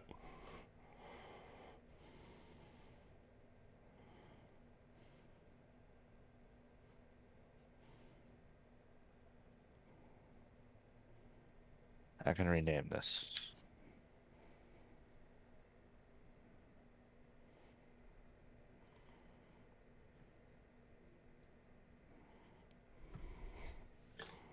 There you go. It's sort of like, oh, well, I made your other one. Let me swap the tint colors. Yeah, you have to go like super dark gray or something. I'm going for green. On this map? Yeah, because it blends into the background. I'm joking. Okay, so the pure white one is original, right? Yep. I named I don't know if you can see the name, but I named the other one Oh, Echo. I don't have names for Kit on my map. I tried to share everything. Did Kit I'm name missing his, Mud's name. Did Kit and Mud name their tokens? Yeah. Yeah, I have names. I have Kit, Fluffy Tail, and then Echo. Weird. There's Oh, Mud. there's Mud. You Yeah, have I to can do see you have to Mud. do it on like 3 different pages. It's so annoying. Yeah, seriously. it's so much harder than it used to be. It used to be like you Kit. put the name in and it showed it. There's Echo. We can see them all now. Sweet. Yeah. So Mud is up in the tree. My jump distance is tripled. So I think I'm like at least 30 feet up in this tree. Sure. And they'll be using their perception to try to see if there's any dangers, and if there are points of interest, he will try to direct the best person in the party to investigate those points of interest. Wait. Alright. Before we split up, everyone group up really quick. Oh, wait. How long does this last for? Bless? Yeah. Oh, it only lasts for a minute. Never mind. Yeah, it's like Bless is really only worth it in combat. I know. I've got so many. I use jump just so I can get up a tree. Like, it's a 1-minute spell. It ain't gonna last very long. So while they're keeping an eye on the island in the middle, Anthrax is keeping his eye on the tree line just in case anything's watching us or approaching. Yeah, Rustica is kind of paranoid, so she's also going to be watching everywhere. Anthrax, are you a ranged or melee? Yes. Primary. Both. God, Brian, be difficult. Okay. I fight well. Okay. Stay near the healer. That's good. All right. If I see anything interesting, Ben, I'll call it out to people. All right, well, maybe a perception check. I'm using this opalite die my mom gave me. Let's see how it does. Like shit. Thanks, Mom. Just get the bad ones out of the way. 13 perception. All right, I mean, you hear... It's kind of quiet around here. Like, you hear some calls sort of more in the distance. You hear of, like, birds and things. You hear nervous whistling from Rustica. But what's the lighting situation of this area? It's very overcast, and it's not exactly foggy. It's just... It's oddly dark. Like, and you can see, it's like a I'll say dark, it's like effectively dim light. Dim light. Okay. So reduced vision, everyone. Be mindful. Rustica casts light on her spear.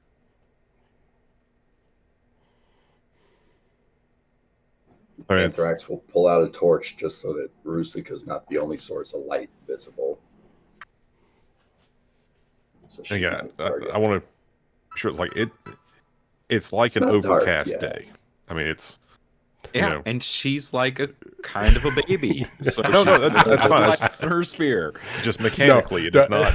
There's not reduced vision. It's just... Got it. It's just a gross swamp, and I don't want to step in any poop. There you go. All right, so Tomir, as you've gotten up onto this main island, what would you like to do? Sorry.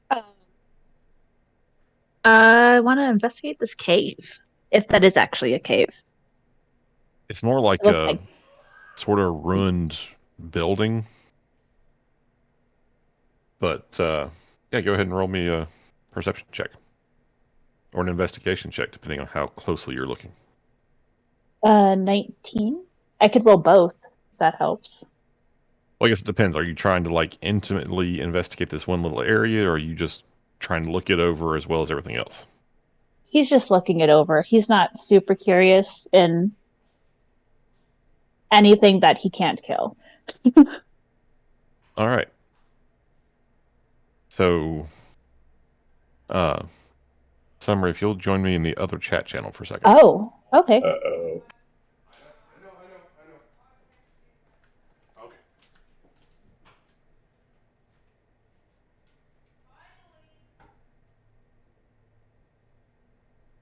This is when bad things happen.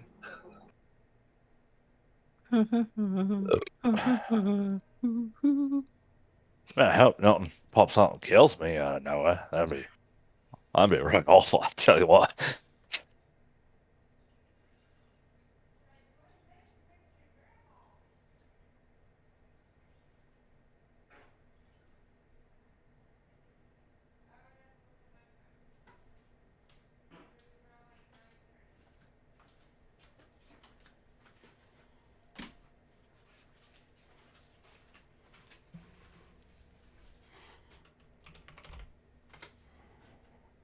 I'm back. Welcome back, Mike. Anything really bad happen? Well, I don't know. Oh, Send it no. to the other channel. Oh, Tormir. Okay. Not Tormir. Tomir. And that's it? Nothing else really? That's it.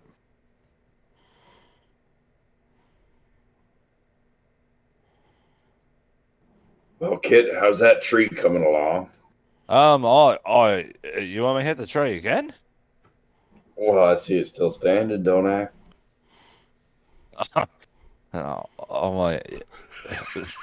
Yeah, I can hit the tree. I want to hit the tree. Y'all must. Do my echo.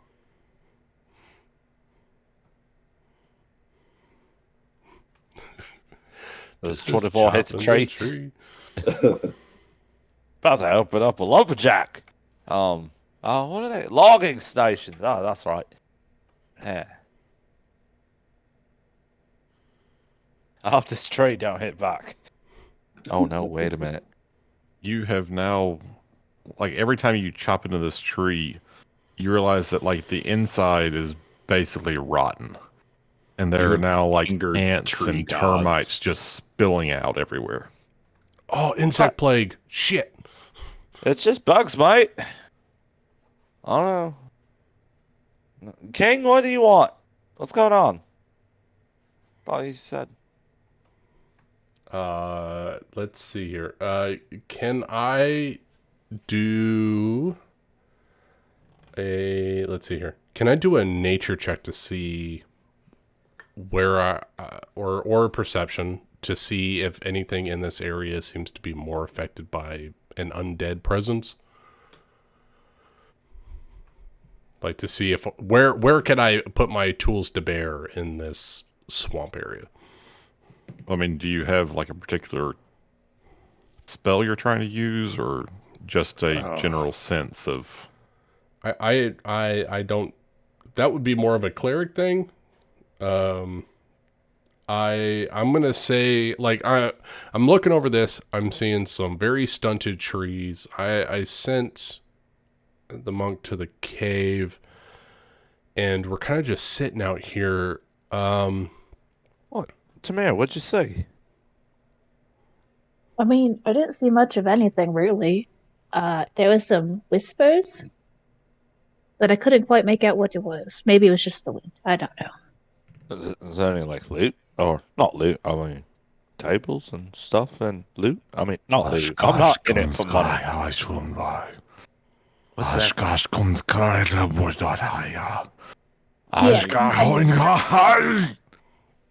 King, Everyone is roll me that some you? initiative. Oh no! I told you it was a swamp. What are the souls? Nice initiative, Nick. She's paranoid as fuck. Oh, yo. oh, we're rolling a niche. All right. Oh, the king is not doing very good on the initiative. So glad I'm rolling like this on a one shot and not in Misthaven. Oh boy, I rolled real bad. Rolled There's an no 8. telling what's gonna happen in Misthaven next, man. No telling. Ben, you'll have to add me. There's... And I think the echo runs on Yeah, no. Tomi. Kit. The echo, that's Kit. honestly, That's Kit. Same thing.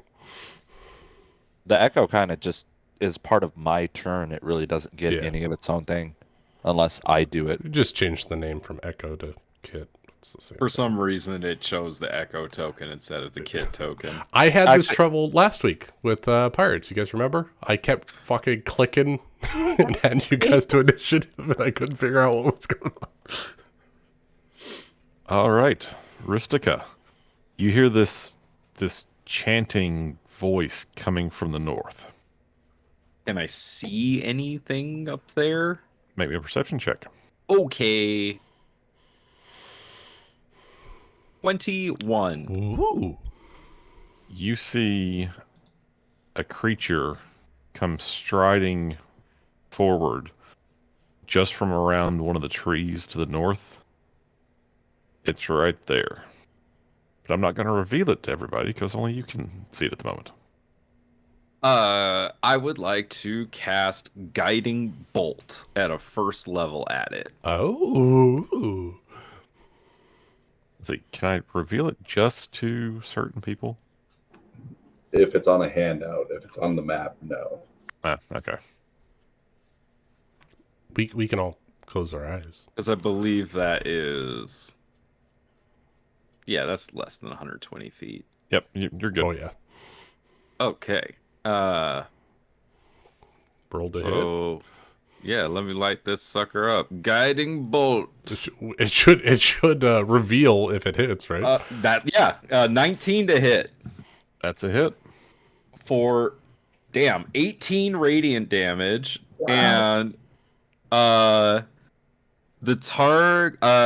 next attack roll made against this target before the end of your next turn has advantage, and thanks to the mystical dim light glittering on the target until then. So they are dimly lit with mystical light until my next turn. And she's gonna Dimly say, lit, huh? "That's what it says." Here, I'll. Oh, is there a way to just display? Here we go. There, it now has like a. There you go. Oh, And is that a she's gonna- Cthulhian horror? And she's gonna say, "There's something over there." I want to eat it. And then with her movement, she's gonna move.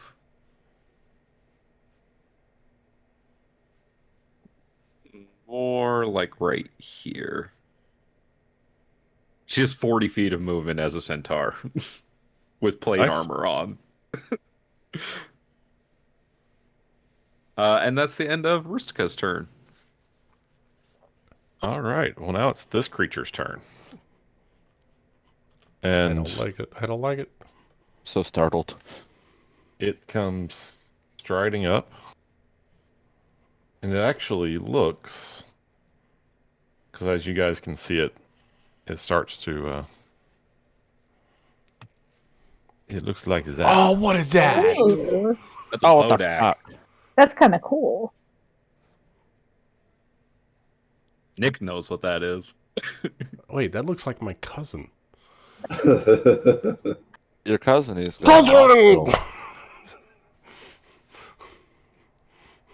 15 religion. Does Rustica know what that is? The 15? I'm going to say no. That's fair. Yeah, I would say DC is probably 10 plus the creature's CR. Dun, That's kinda what I figured. dun. Yeah, no, you're good. Okay, so with the having just gotten hit by this centaur creature, this creature is going to continue chanting in that abyssal language of its that it was speaking. And I need Rustica to make me a Constitution saving throw. Okay. Oh, God, not the cleric. 16. Not That bad. is success. Yes! So you will only take half damage Oh, Let's no. go, Ruru. for 13 points of damage. Oh, okay. 13. Ooh. Was that a blight? Those are nice rolls. Felt something with poison. That's what I felt. Necrotic? You might have called it a Evil. withering gaze. Oh. Oh, ow! That hurts! And yeah, if you're susceptible to necrotic damage, that is in fact necrotic damage. I don't think anybody has an inherent vulnerability to necrotic, right? No, but it still No. hurts.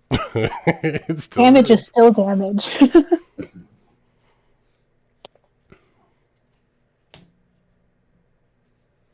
Okay.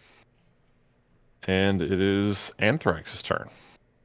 All right, so he's going to start by wading through the water. He's got a swimming speed of 30 feet, so it won't slow him down to step up on this hill to get a little bit of a better vantage on what the heck Rustica just fired at. And he's going to, with his bonus action, cast Hunter's Mark on this monster that he sees in front of him. And then he is going to draw his longbow and take a shot at this thing. At advantage. Was that a 1? He has That was advantage. for damage on the Hunter's Mark. Oh, So with Ryan. advantage, that's an 8 or a 10. Damn it, Ryan. Why do you roll so bad? You The, can't waste my guiding bolt like that. so your guiding bolt is no longer effective, right? Nope. So it's no longer just glowing? It's just the next attack. Where did it go? It was just glowing. That's gonna be a miss. That's my movement bonus in action. That's my turn. Okay. So We should never trust Ryan's PCs. NPC, go ahead. next up, there are creatures coming out of the swamp. Oh no. That's not good. Not good. That's a lot.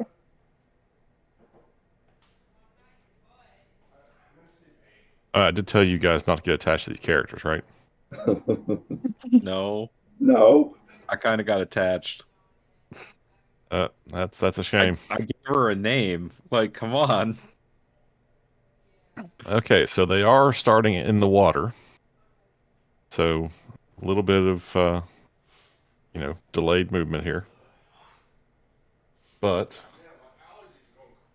these creatures, This scary looking. 5, 10, 15, 20, 25. That one can get there. I would like to Oh. shit my pants. No, Ryan. So we're going to have 2 slam attacks against Anthrax.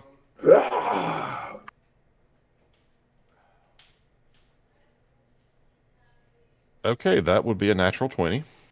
I think that's gonna hit. So here comes the damage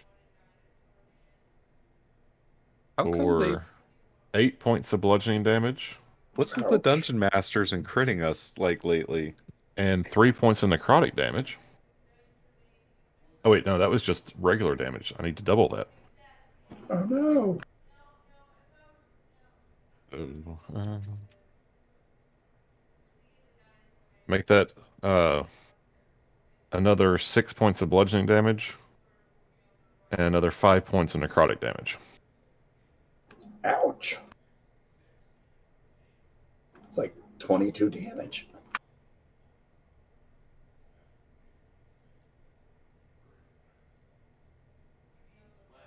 And then the second attack.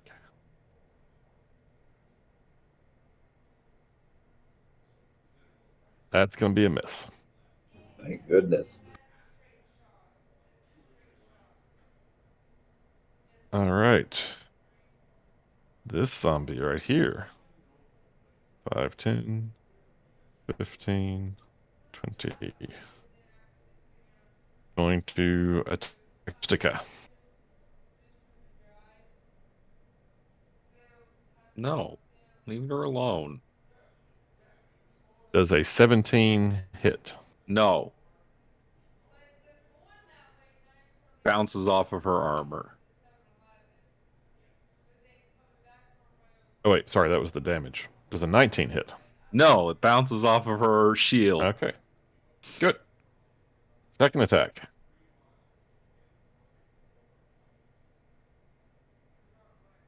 How about a 25? Yeah, that's gonna hit. That'll be 7 bludgeoning damage and 6 necrotic damage. Ah, what? Fuck. Okay. Yeah, it's a lot. I am at half. I've gone from 52 to 26.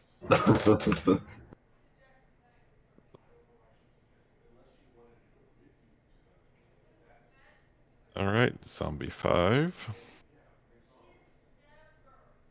5, 10, 15, 20. Okay, here comes another attack against Anthrax.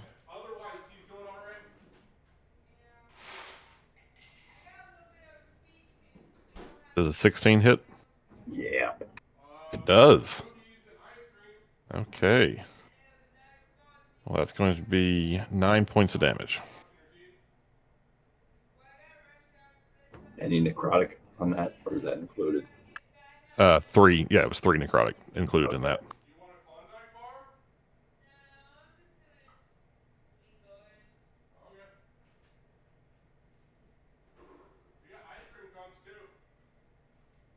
It's a 13 hit. 13 misses. All right.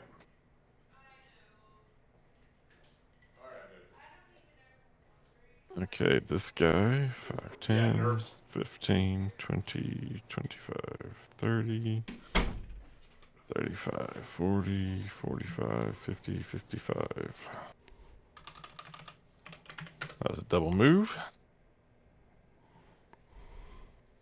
And this guy. Oh, good. 10, I didn't miss 20, anything. 25, 30, 35, 40. Oh my god, what are all these zombies? 50. Yeah, there's a lot of them. 60. You missed a I'm little really something. glad I'm up in a tree.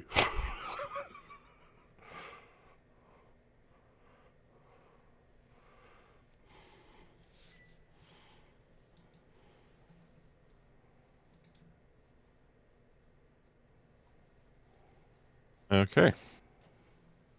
And that's all the zombies. Kit. All right. Kit is going to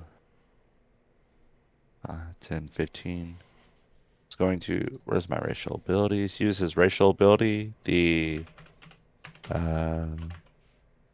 rabbit hop as a bonus. Oh wait, no, I don't want to do that. So I'm just gonna 5, 10, 15, 20, go right here. Use my bonus to manifest my echo right here. And then I'm gonna take 2 swings at this zombie at advantage. Go for it. All right, how do I roll for advantage again? Is it shift or control on roll 20? Left shift. I just have it ask me every time. 24 noise. Very nice. 24 is Does that definitely a hit. Yeah.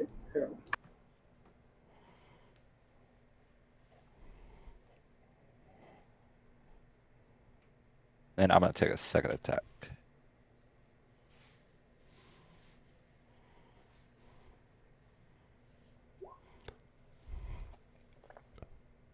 That's a Oh, crit. That looks like a crit. Nice. nice, Kit. Oh, hold on. Since Rachel's not here. Thank you, Summer. Many Putting is it in that? the chat. Don't forget to add the GM crit. No, those don't Oh. count. No. Nope. DM ones Those are don't sad count. faces. All right, we got 2. Hey. How about your GM go fuck yourself, huh? And I'm pretty sure 1. The kid, I need some damage. Okay, sorry. So that's, and then just hit it again should do it, right? No, it already rolled it in there, the slashing crit damage. Okay. 21. Very nice. How's this guy looking? He's looking pretty rough. All right, I'm gonna use one of my charges as an Echo Knight to make an attack from that attack from my Echo. I'll have Okay. 3 left afterwards. Yeah, you get an additional strike from your echo, correct? Yes. Wait. Yeah. Yeah, it's like unleash echo or something like that. It's like a number of Would times that you be can at do your proficiency. advantage? He's not flanking anybody, technically. Okay. I'm fine with calling it an advantage. You basically have this zombie surrounded, and it's a zombie. Go for crit. Overwhelmed. 24. 24 is definitely a hit.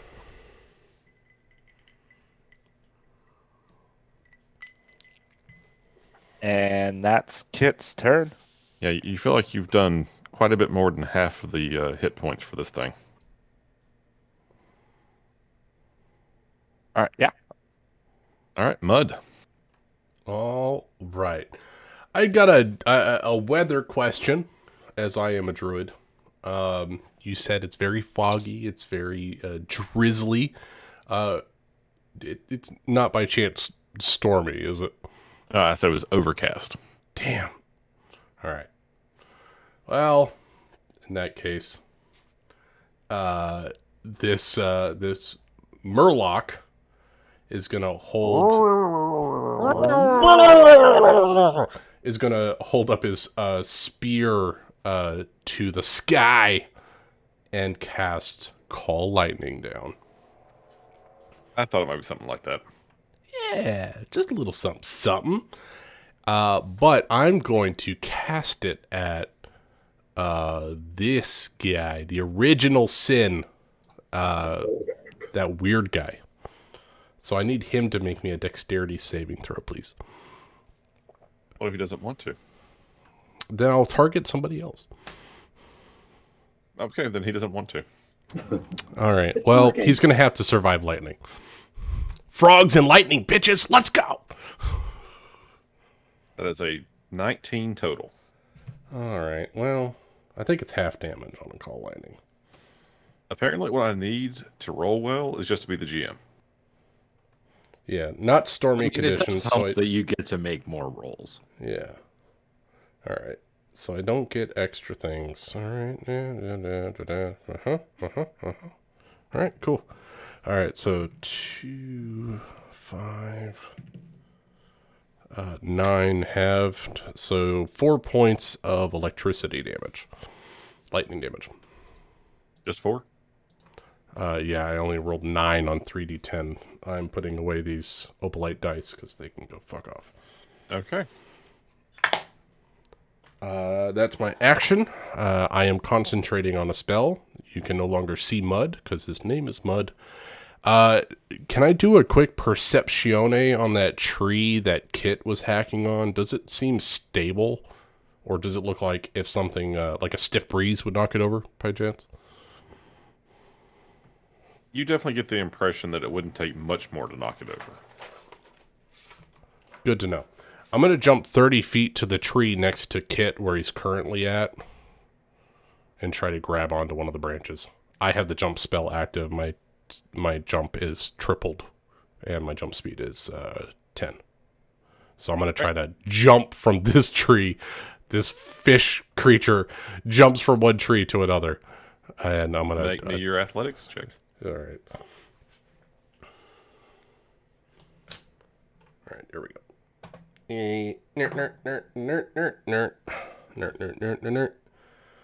Athletics. I am proficient in athletics. Woo! Huzzah. I get +3. I tanked my... Oh, that's a nat 20. Mark it on the board. 23 for my athletics. You successfully jumped to the other tree. Huzzah! That's my turn. All right. Tamir. Okay. Before I do anything, I do have a question. Would you consider the light in this area dim? Not right next to Rustica, because she has light on her spear. And Kit has a torch out, right? No, not Kit. Anthrax did. Anthrax. Did you drop your torch? Anthrax dropped it for the bow. Okay. I So never had any light. Just Rustica, then. So in that case, mechanically, no, that is not dim light. Where Tomir is not dim light. Correct. Yeah, Not right okay. at this second, yeah. Light All is what? 20 feet and 20 feet? 15, 30 and 15. 16. It's 15 and 15. 15, 15. So if you took a 5-foot step back, you would technically be in dim light. Correct. Oh, Yeah, yeah, I could just do It's this. only within 15 feet of Rustica, is it not dim? So it ends Nick, can right you put there. an aura of light around your guy? I Ben just put one did. on him. Yeah. Oh, I don't see it. Oh, I can see it. Okay, yeah, so that's 15 feet out. You're in dim light technically at that point, and then you can teleport away. Not exactly what I was gonna do, but Oh, aren't you a shadow monk? I am, but I'm using it for a different Oh, sneaky sneaky. I lied. It's a 20-foot radius, but I Okay, don't. so one more if you need dim light. Maybe without Rustica is provoking. covering up some of it. There you go. Oh no, it's okay. Oh, I did not see that zombie next to you. I There's apologize. 2 zombies next to her. Yeah, there's one They're right blending there in with the and map. one right there. I apologize. Oh, I didn't know there was one right there. Yeah, I just noticed them There's a zombie too. here. Yeah, All I right, I'm see just gonna go one ahead and here, take one here, one here. two If you attacks. if you needed 20, you could move diagonal northwest one and then north one, and that would put you out of range. If you needed to do something in dim light. No, I could just use it later.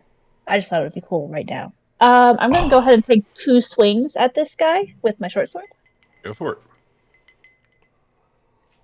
So a 20, dirty, Yeah. That's a hit. and a Which 9. is I was just about to say these guys don't have great AC, but a 9 will not hit. Only 4.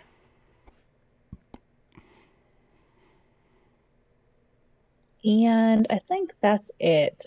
I can't really do much. Did you Oh, take a I can. magical weapon? I'm gonna flurry of blows him. from his Oh, bonus. monk shit, yes. 2 more punches. So for flurry of blows, 18 That's a hit. for 7 bludgeoning. And that is magical because you're level 6. And with the flurry of blows, you get 2 unarmed attacks for your bonus Yeah. action. Oh, okay then. Hit that flurry of blows. Yeah, one you more get time. you get 1 for 16? free as a monk and 2 if you key point. And a 16 is a hit. For 8. You are far better with your fisticuffs than you are with whatever you were swinging. Apparently.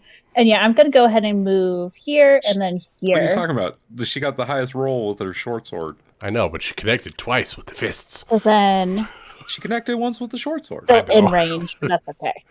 That's Roger that's coming the- out. Use your fist. All right. Good job, Tomir. Rustica. She is in pain.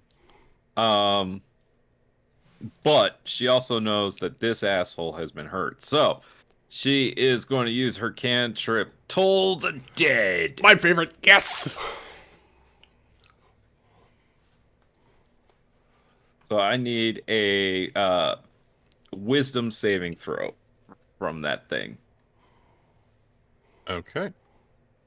I'm going to ask a really awkward question. What? What type of damage is Toll the Dead?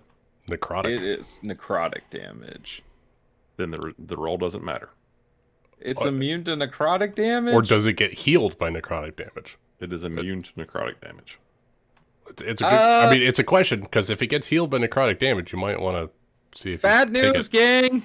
Don't use anything that has necrotic damage on that thing. It doesn't work.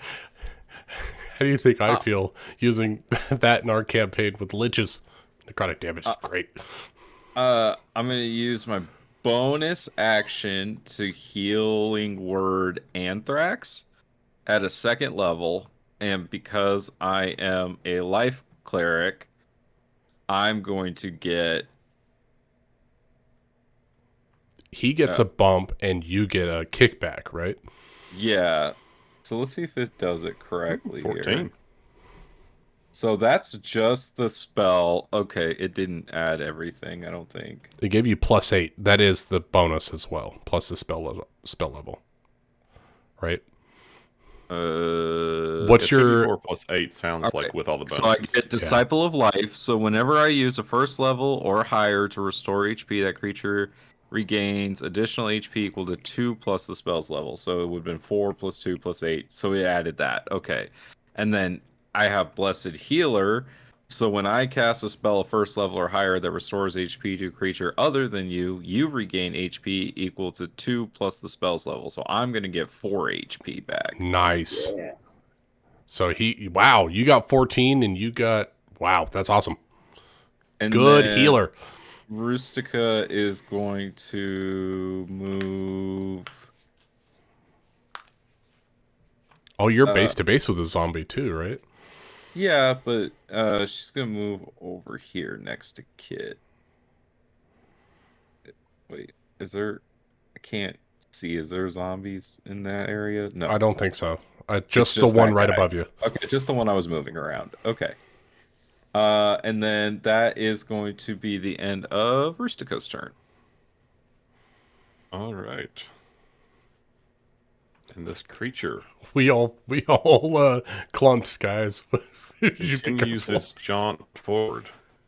Oh no, John, temporal John, no.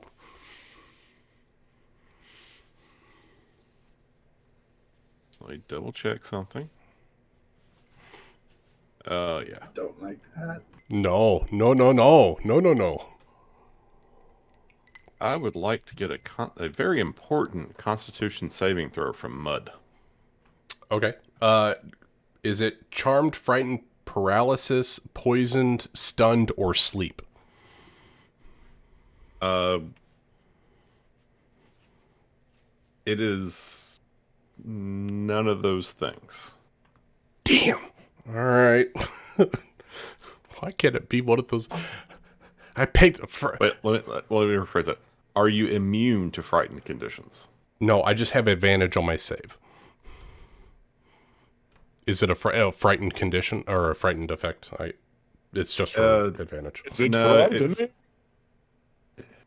It isn't. It just has a special condition if you're immune to frightened conditions. Oh shit. All right.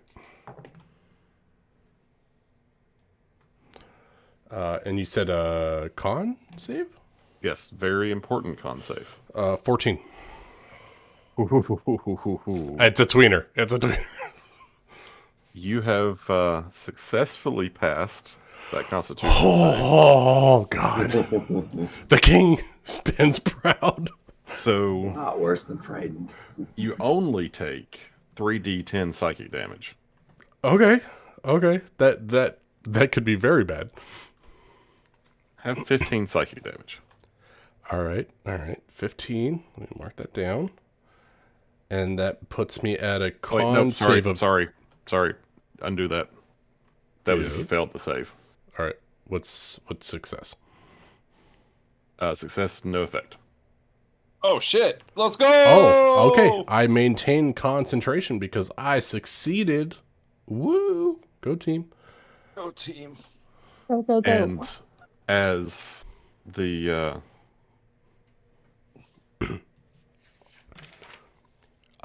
okay, actually, I've completely screwed this up. My bad. Do you need to write con stuff? Yeah. You're still on the chess piece, Ben. You can do it however you need to. Yeah, so you will take the 15 points of damage Gotcha. All right. because he's using his Withering Gaze. Okay. 15 on Withering Gaze. Got it. But I will say that each of you, having now seen this creature basically just stare death at you, know that if you make eye contact with this creature, bad things can happen. Gotcha. All right. I like it. Works for me. If you avert your eyes from the creature, it cannot do some of the things that it would like to do to you, but you have disadvantage on attack rolls against the creature. Gotcha.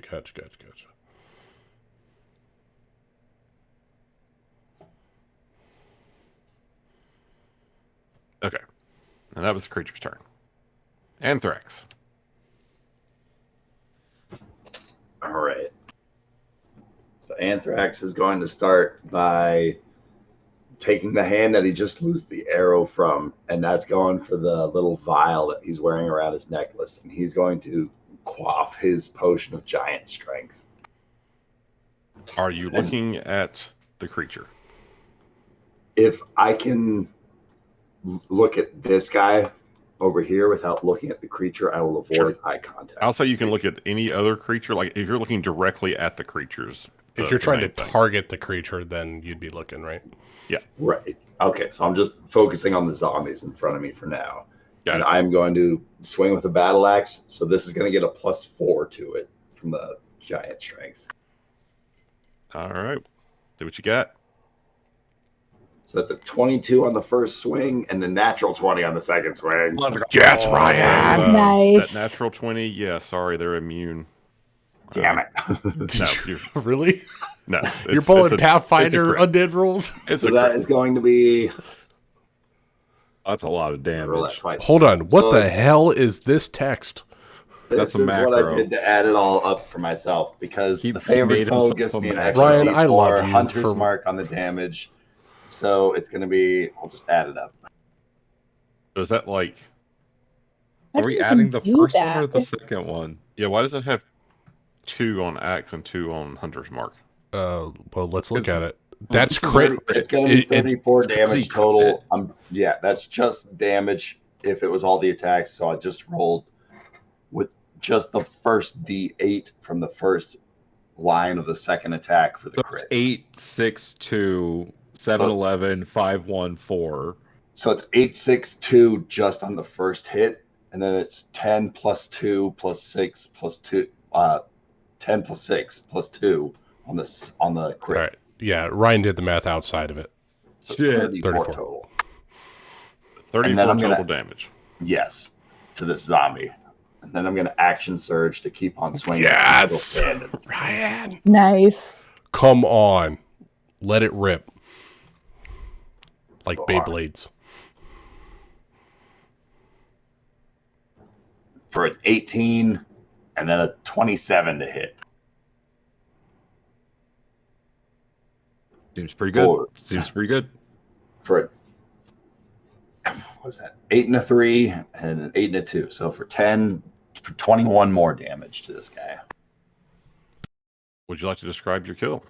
Just like Turned into- slitting him open, knowing that if he cannot take another 2 attacks from these guys, like he would go down. So he's going to make that eventuality impossible. And so he's slicing for his life with every swing. For this thing, he just red misted that guy. Basically, yeah. That was green shirt, right? And then he's just going to be staring at the feet of Red Shirt so that he's not looking at the Bodak, but can kind of focus on any sounds coming from that direction. Excellent. turns and closes his eyes. Anything else you'd like to do? That will be my turn. All right. So Red Shirt is going to make an attack.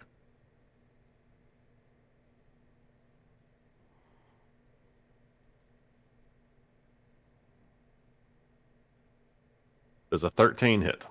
13 misses.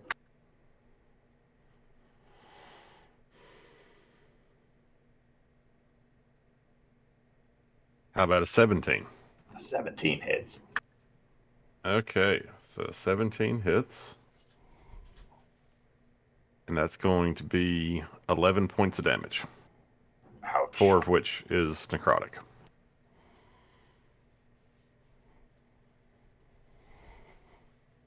And I lose Hunter's Mark. No. Oh,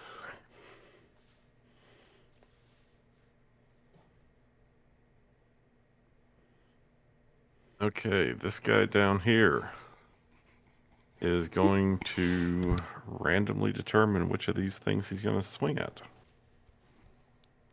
So, 1-2 Kit, or 1-2 Echo, 3-4 Kit, 5-6 Rustica.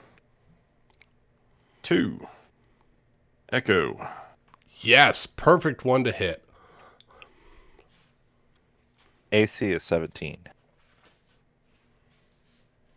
So then an 18 will hit.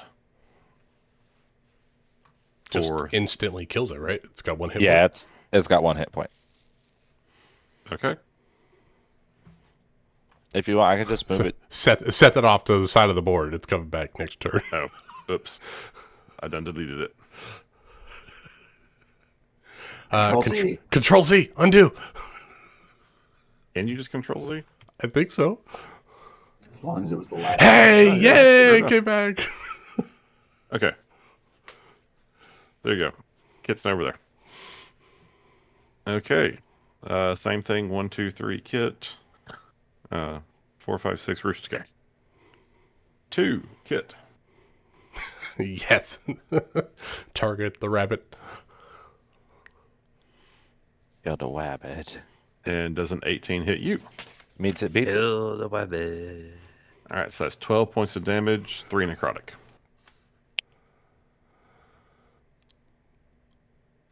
So 12 total, Ben? Yeah, 12 total, 3 of which is necrotic. Oh, okay. Okay.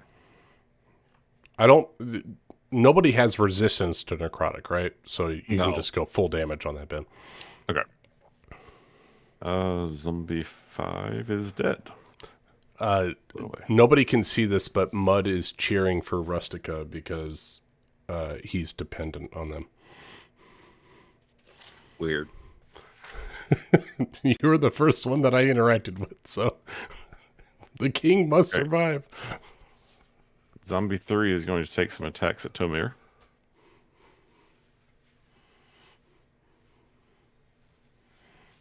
There's a 13 hit. That misses. How about a 10? That misses.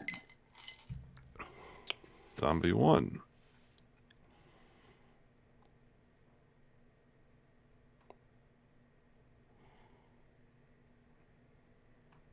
Oh, that slow walk. I love that slow walk.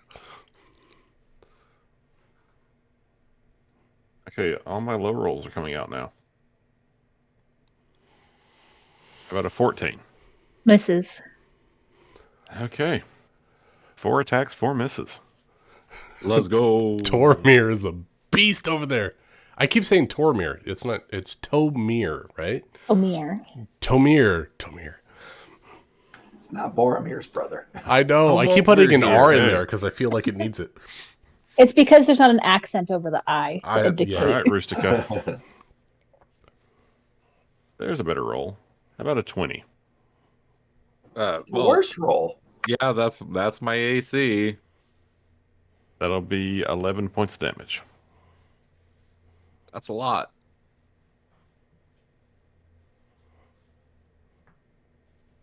Fuck. And a 17? That misses. Okay. Mud, you're up. All right. A king, as high a station as they are, must take care of their subjects. I'm gonna bonus action, healing word, Rustica.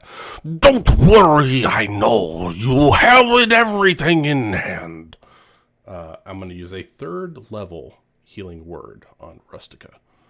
Oh, did Kit get skipped? No, Sure. Sure did.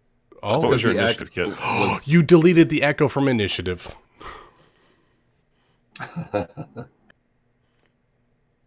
What was your initiative? 10.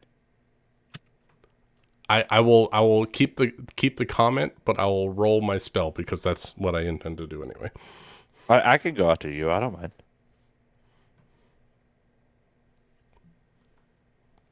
I mean, Ben, you can roll the fighter if you want. I've got D4s to roll. Let's go ahead and take your turn, then we'll move to Kit. All right. As bonus action, healing word, 3rd level, so 3d4 plus my spellcasting modifier, which is 4. So that's 3, 6, 1, 7, 11 points of healing to Rustica. Yay. I will use my movement to jump once again back to my original tree. I'll roll an athletics for that. Really good. 16. All right. I am not going to meet the eyes of the terrible creature, but I will target its feet, and I will call lightning down as I'm still concentrating on call lightning. I need a dexterity saving throw of 15, please. Okay. That's a fail. All right. 3d10 lightning damage. That's a 10. 17. 21 points of lightning damage to that creature. He's looking pretty rough out there. And Mud, King Mud, says, "You were all doing wonderful. Stand strong." And that's Mud's turn. Okay, Kit. Kit is. Oh, I still don't want to do that because that's. I'll do this. I'll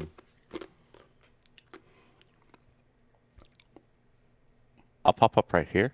Use my bonus action to get that sweet, sweet, sexy bunny man back.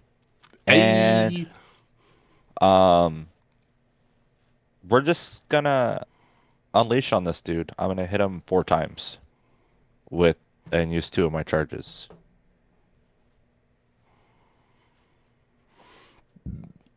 Do you need to declare that all up front? The attacks? Let me. I'm just saying, this guy's been hit pretty hard, so Okay. Then there might be a. It's whenever I hit with an attack, I can make another attack with the echo. When Well, I we'll take the start attack, with one. Start with your normal attacks. One attack Okay. and one charge, pretty much, is where you're starting. Yeah, you can burn a charge to bonus action, All right, or to make the echo do something. 15. 15's a hit.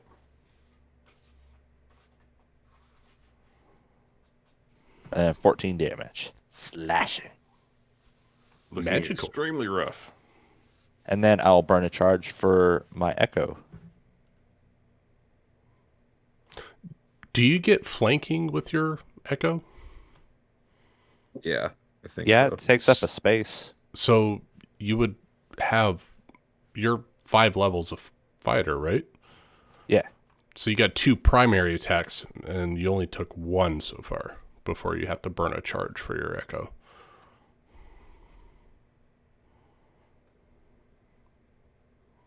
Yeah, but if I take the second attack, I can't use the charge from the first attack. Right? Like if I use both my normal attacks, I can't use both my echo attacks. I have to attack, echo attack, attack, echo attack. Your At least echo, that's how I read it. you can substitute any one of your attacks. So if you have 2 attacks normally, either one can come from you or the echo. But you can burn a charge to get an additional attack, so you can get a 3rd attack using a resource. So you get 2 attacks normally, and both of them can either come from you or your echo. Okay. Either then, way, both attacks have hit so far. Yeah, so you have advantage before burning something, so you have 2 attacks to use. And you've now killed that creature. Now you can use your echo unleash incarnum or whatever it's called.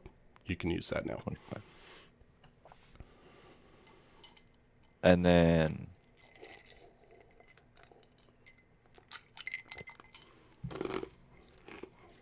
I don't have that much movement. Wait, do I have 5, 10, 15?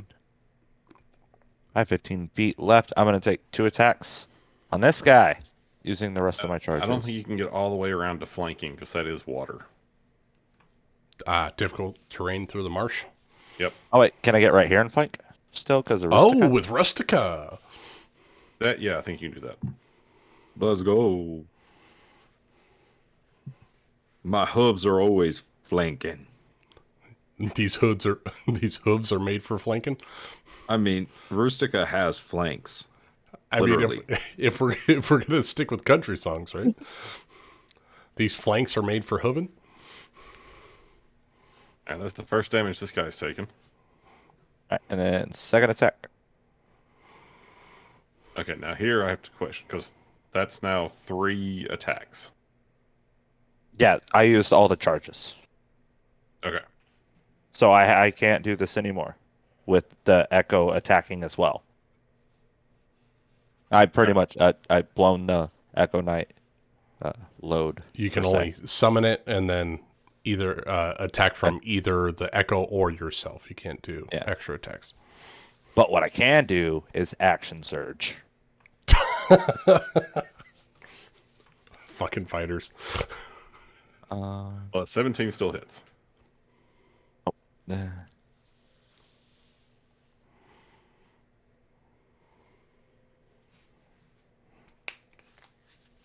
How's he looking?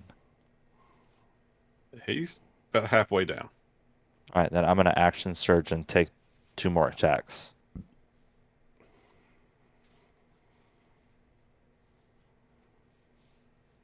I'm going to roll that at advantage. Dirty 20. Hits.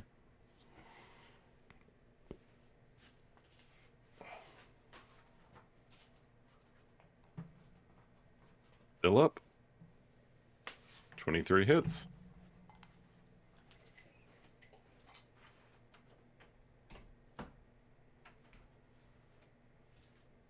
This It's a guy's lot of looking damage. extremely rough.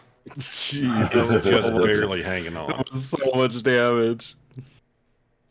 All right, yeah, Kit's gonna just kind of and lean over his sword and just kind of pant real heavy as he's done everything he could right now. And that's my turn. All right, Tomir. Alrighty. So for my bonus action, I'm gonna go ahead and shadow step. Okay. Just to right here. And that gives me advantage on my next melee attack. It sure does. So here's 1 with the short sword. Oh my god, 10? That's not going to do it. No, it's not. Stormtrooping. You're getting ready to throw the short sword away and start punching. Yeah. Right? Yeah, my next hit's just gonna be an unarmed strike. 11. Never mind. Doesn't That's also matter. not going to do it.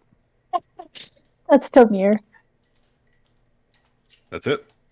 That's it. That's all I can do. All right, Rustica.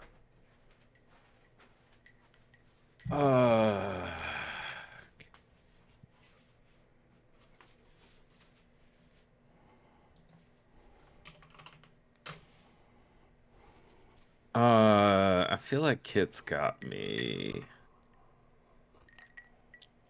All the time, mate. So I think we just go big. Rustica is going to just scream, "Go away!" at that thing and cast banishment on it. And I needed to make a charisma saving throw. Do you have to look at it? Yeah. It's one creature you can see. Oh, It's a stare down. oh no, it's a right. stare down. As you begin looking at it and starting to cast this spell, I need you to make me a Constitution saving throw. It's got the gaze. 18. Oh, that's really good. That is a success. But you will take some psychic damage. Not 30, I hope. 15. Shit. Oh, Potentially God. 30. Potentially 30. You said that was a charisma save? Yeah. Not its best stat. DC 15? DC 15.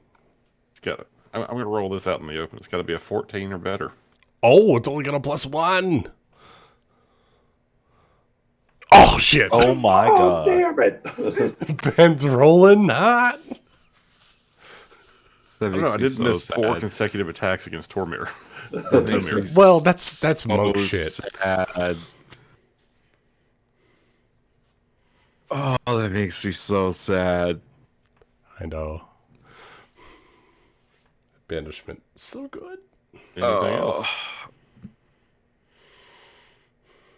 I don't think I do. Yeah.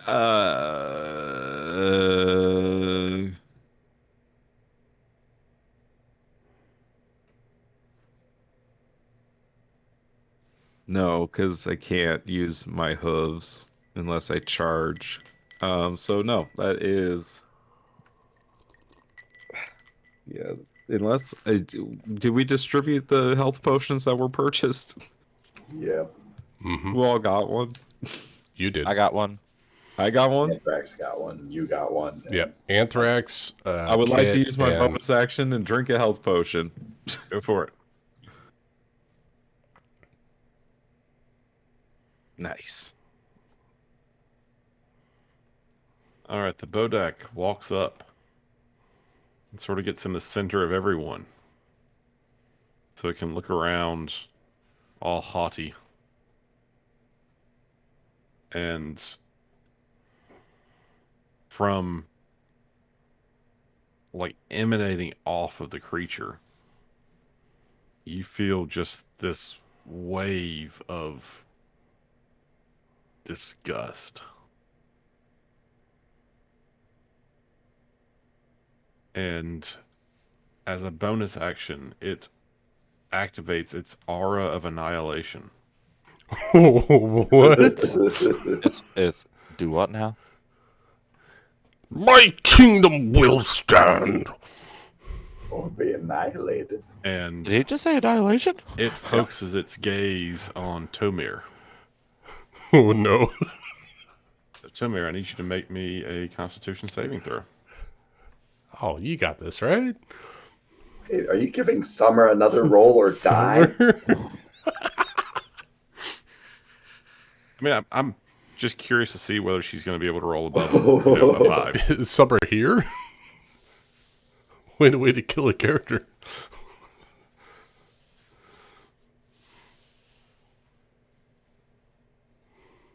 I mean, she's a monk. She has to have a high con, right? I don't know. But when she gets back, remind her she has to make a Constitution save. Oh, the suspense. Oh, She's just she just got back. Hi, So- Summer. Sorry. Ben's trying to annihilate you. his exact words were he activates his aura of annihilation and focuses his gaze on Tomir. Make a con save. Okay. Very fun. Tomir. That is a success. Yes. So you're going to take 14 points of damage. Well, that's not too bad. Anthrax. More Alright. damage than on successful save. Gonna bonus action Hunter's Mark red shirt and then give him a swing with a blade. For a dirty 20 to hit. That's a hit. I'll take 2 swings at him because I can't.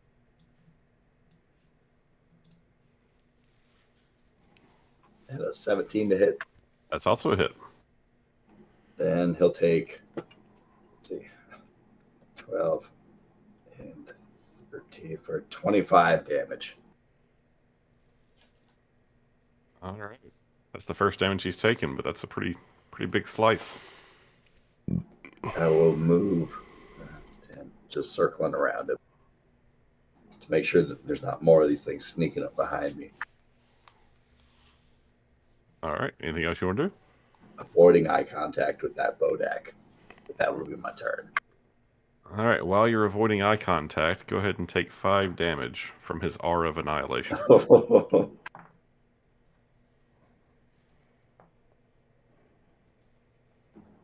Come on. I really don't like this aura of annihilation business. All right. Zombie 2 is going to attack Kit.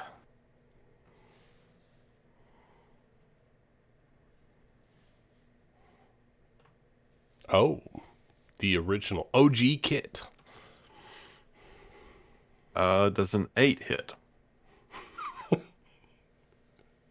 don't think so. Yeah. Oh, sorry, I was muted. That's a no. Sorry. How about a 16? Misses.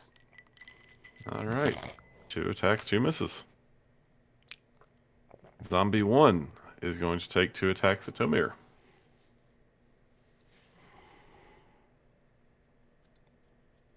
Come on, zombie one, keep sucking. 23. Yeah, that hits. All right. Oh, boy. 13 points of damage. 13? Yep. Nice. Oh, healing's going to become crucial here soon. And a 17. Let me check something real quick. Yeah. Deflect hits? That hits. All right. That time, it's only 11 points of damage. All right, cool. And Zombie 3 doesn't like this stupid thing down here that keeps attacking everyone. Can you make it 5 feet lower for flanking with the other zombie? He's not smart enough to flank. Oh, okay.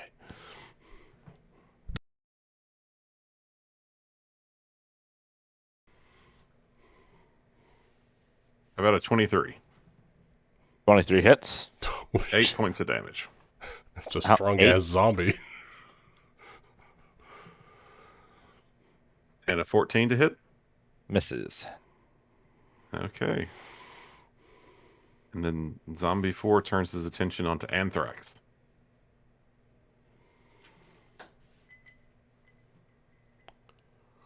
$15 to hit? 15 just hits. 8 points of damage. Damn it. Oh my god. Stop it, you guys. And Where's 17 my hunter's hits. mark again, damn it. Oh no. How many spell slots you got left, Ryan? I got plenty of spell slots. No concentration. And a 17 hits for 10 points of damage. Oh, Oh, you just dropped 18? All right, Kit. Oh my Kit god. is going to swing at the zombie between him and Rustica. Go for it. Get that flanking. 26. That's That's Six. definitely a hit. And that zombie is dead. And then he's going to whip around and point his sword behind this zombie and, as a bonus action, summon his echo. Okay.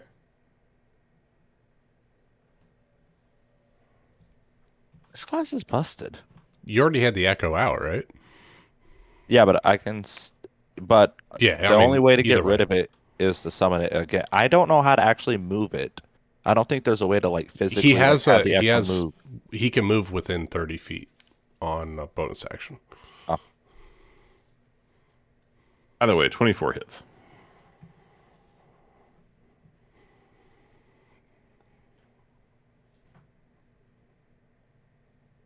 All right. And that's Kit's turn as he just holds his ground. Still panting Mud. heavily. All right. Mud sees his troops are starting to falter in their endurance, their stamina in this combat. He's going to look to Tomir. I always knew you had the will to continue the fight. He's going to use that bonus action to second level healing word Tomir. 2d8 plus 4. Thank you. Second level healing words 2d8. Sorry, 2d4 is what I meant. Healing word is 8s. Not healing word. Cure wounds. Cure wounds. I've been drinking heavily. Although you do get 8 hit points back, Tomir. Thank you. With a second level. And I'm going to use my action to target the ground at the very nasty scream creature that originally came out, the main bad guy. He needs to make a dex save, DC 15.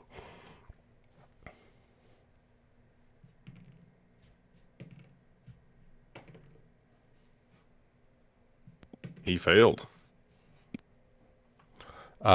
He takes 3d10, which is 2, 11, 12 points of lightning damage. You're sure it's 12? Yes, I'm sure it's 12. Okay. Kit, I forgot to make you take 5 points of damage at the end of your turn. Okay. Up. Wait, not 14, 41. Oh god. Ben, if I were to look over to this little bump on the island, what's my visibility of Mud's troops looking over the battlefield? Would I be able to see everyone from this island to the southeast down here? Yeah, I mean, it's all roughly the same elevation. All right. Mud will. The only one you wouldn't be able to see is Anthrax, because he's kind of behind a hill. All right. Mud will stay in the tree so that way he can see everyone. But he's getting feelings of jumping out and dipping out. But that's Mud's turn.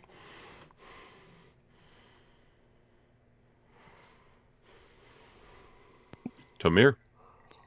Alrighty. First off, Tomir's gonna bonus action do a cheeky little shadow step just to right here.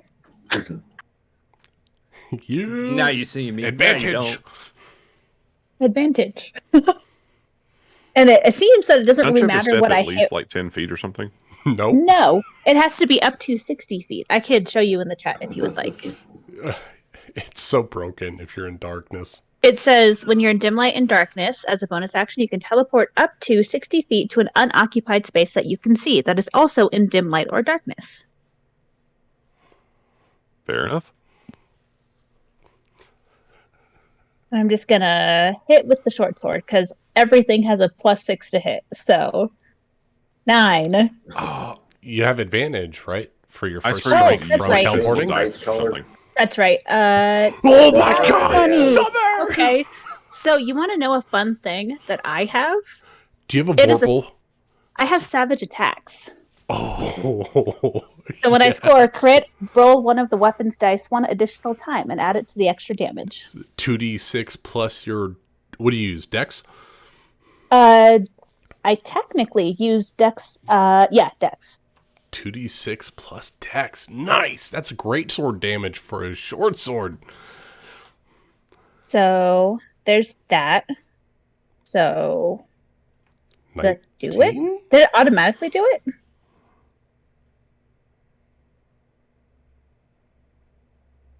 Hold on. Oh, wait. Yeah, you get brutal critical for a half orc, right? So you get an additional die, so that's a d6. Yeah, and you rolled a 6. 19. So 9 plus 6 is Yeah, effectively 15. that 19 is 3d6 plus 3. yeah. Okay. I don't have to roll anything else, No, right? you rolled 19. That's it. All right, so 19 on that, and then my second swing, 22 That's a hit. for 5. Domir's so awesome. And that will be it. Not gonna flurry of blows. I already used my bonus action. To Shadow. teleport and get that advantage. To teleport. Yeah. As long as I stay in these 2 squares, I can advantage this guy all day long. All right. I need you to take 5 points of damage. Okay. Oh, you're in the aura of that Mhm. guy. Yeah. Restica, it's your turn. All right. Rustica is going to cast Mass Healing Word. You can ignore me. So it's going to be 11 healing to Rustica, Kit, Tomir, and Anthrax. And then an extra 4 to And myself. Zombie 1 and Zombie 3 and Bodak, right? No, fuck them. The deal's damage, right? Healing So- undead? I get 15 back, I believe, right?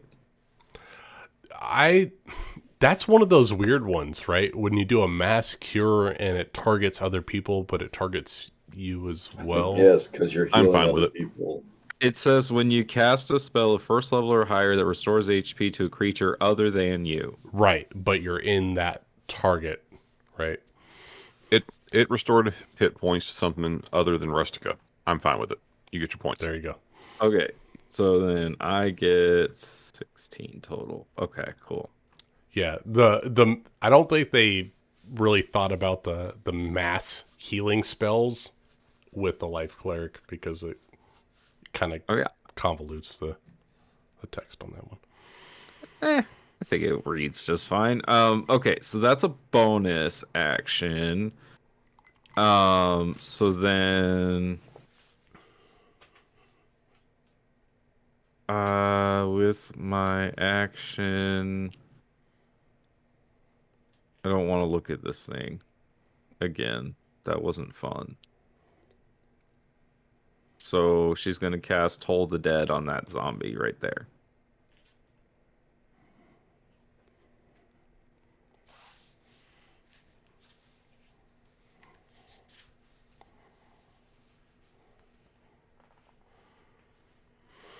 So wisdom save. Oh, actually, I changed my mind. I want to change what I'm doing. I have a better idea.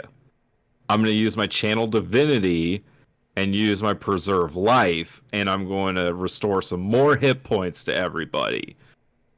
So, because 30 feet... Oh, you're 35 feet away. Fuck!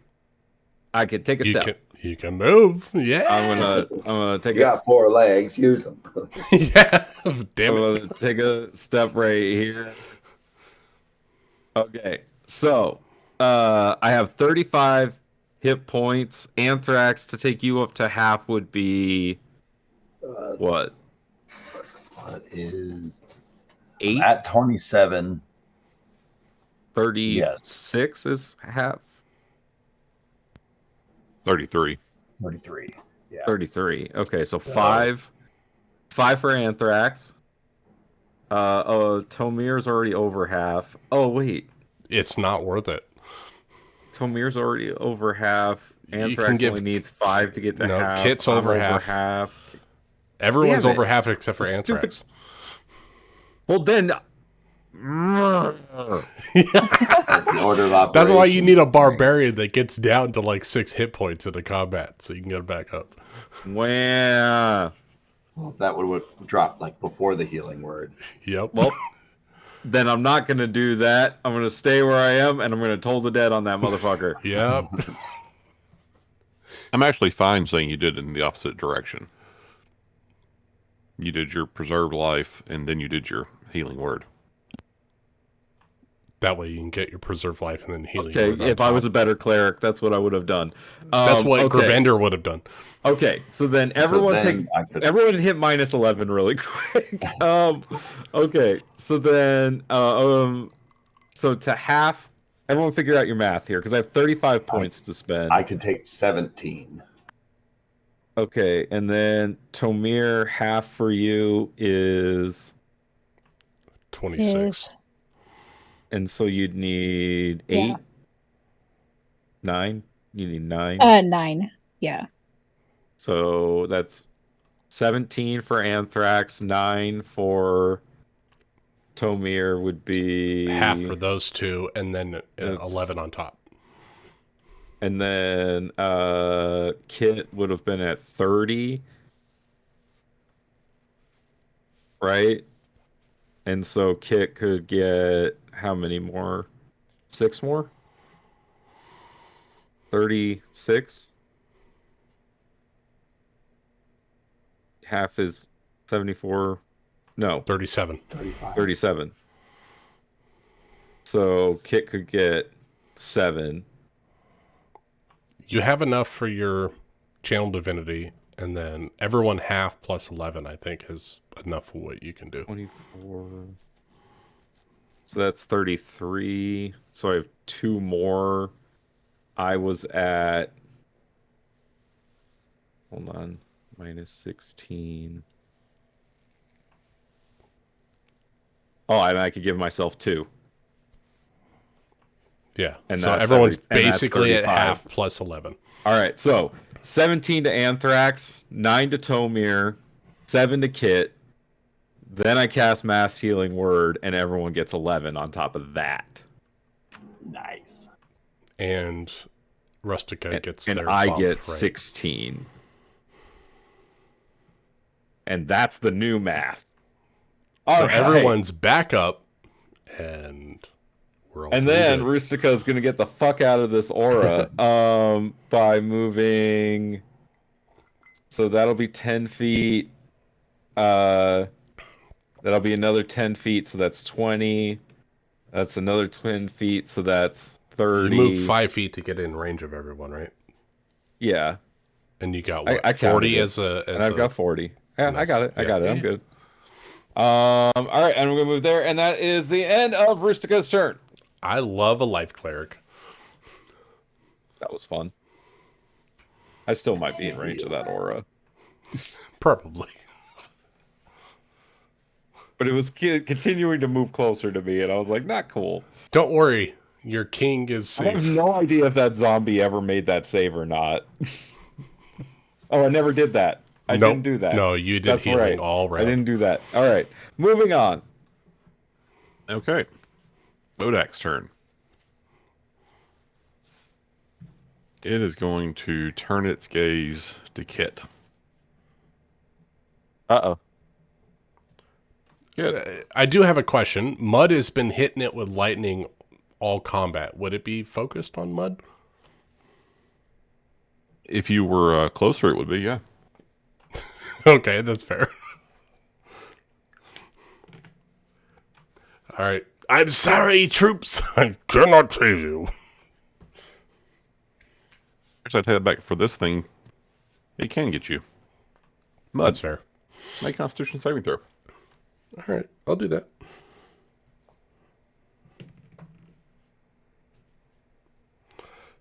Oh, no. That's a fail, for sure. That's a 1 on the die. Oh, that's definitely a fail. So you're going to take a full 4d10. Yep. That's a 2 on my con save, y'all. Oh, seriously? Thank goodness. All right. 10 points of damage. 10 points of necrotic damage. 10 points of necrotic damage. And I have to make a DC 10 save for concentration. 12 on the die. All right. I concentrate. Oh, I haven't updated my health. But yeah, I maintain concentration, and I take the damage.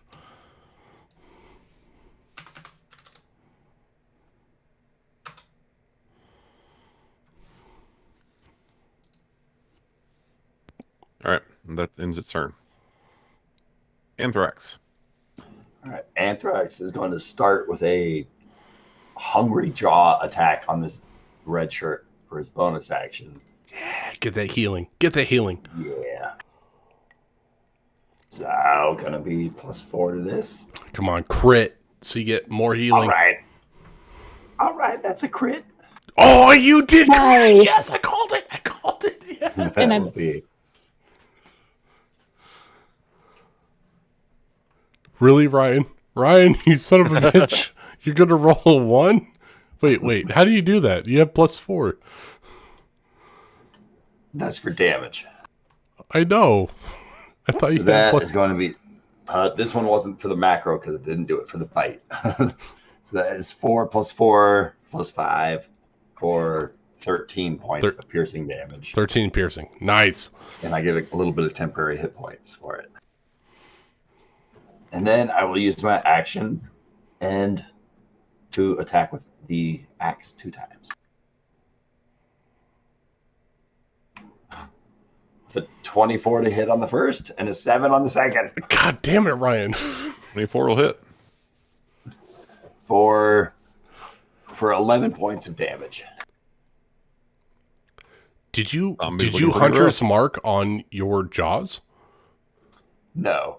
You get Hunter's Mark. That's an attack. You have that up. I lost Hunter's Mark whenever I lost Oh, the concentration. macro. Okay, gotcha. Yeah. So it's only 11. And I will try to step a little bit further away, but without provoking an attack. I'm not sure I can make it outside of the aura still. That's my turn. All right. You're going to take 5 points of damage. Dang it. All right. There Zombie goes 1. that 10 HP. Here we come at Tomir.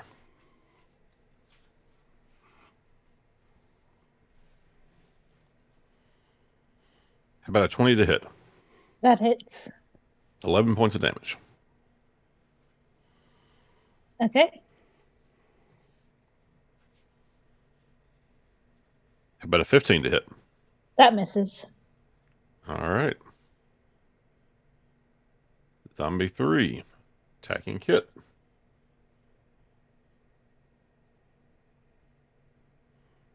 Okay, that's definitely a miss. That was a natural 1.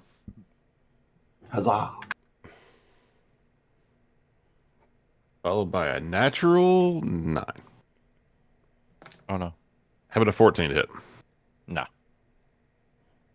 Alrighty. Zombie 4 attacking Anthrax. Ooh, that's a good one. How about a 21 to hit? Yep. Alright, that's 12 points of damage. Oh, God. No, not the troops. 13 to hit? Misses. Alright, Kit. How rough is this zombie looking? That looks like it's about a half down. Kill it. Okay. Yeah, we're gonna just kind of. Actually, we're not gonna look at it. We're gonna keep staring at this zombie as we just sidestep to it. And as a bonus action, I had the echo. Sidestep that way. With my back to the bow deck. And I'm gonna take attack.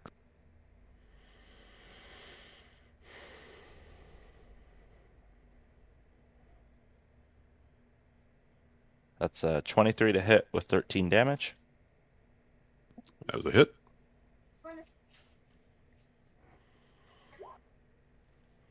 And then a 27 to hit Definitely a hit. for 13 damage. Looking extremely rough. Alright, and that's my turn. You just take 5 points of damage. Alright. And Mud, you're up. All right. Mud is going to jump down from the tree to this small mound 20 feet away What can I do? and start croaking a healing song to themselves. And an old lullaby, I suppose. Casting Healing Word at a second level to themselves to heal their grievous wounds. That's 2, 4 plus 4, 8 points of healing to themselves. And they are going to call lightning down on the space of the Bodok. I need a dex save, please.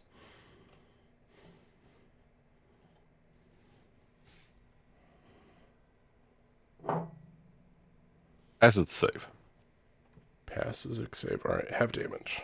All right, 7, 15, 9, 17. So that's 8 points of lightning damage to the Bodok. Would And you like to describe your kill? oh yeah, Let's go. Mud sings this out loud to everyone. This chorus of croaking and crazy Murloc words that I don't think anybody knows. And then they reach out their spear and pull it down, and as lightning strikes, it crawls across the ground and comes back up onto their body, and they stand up strong and proud, and an electrical crown forms above their head, showing that they are the king. And All right.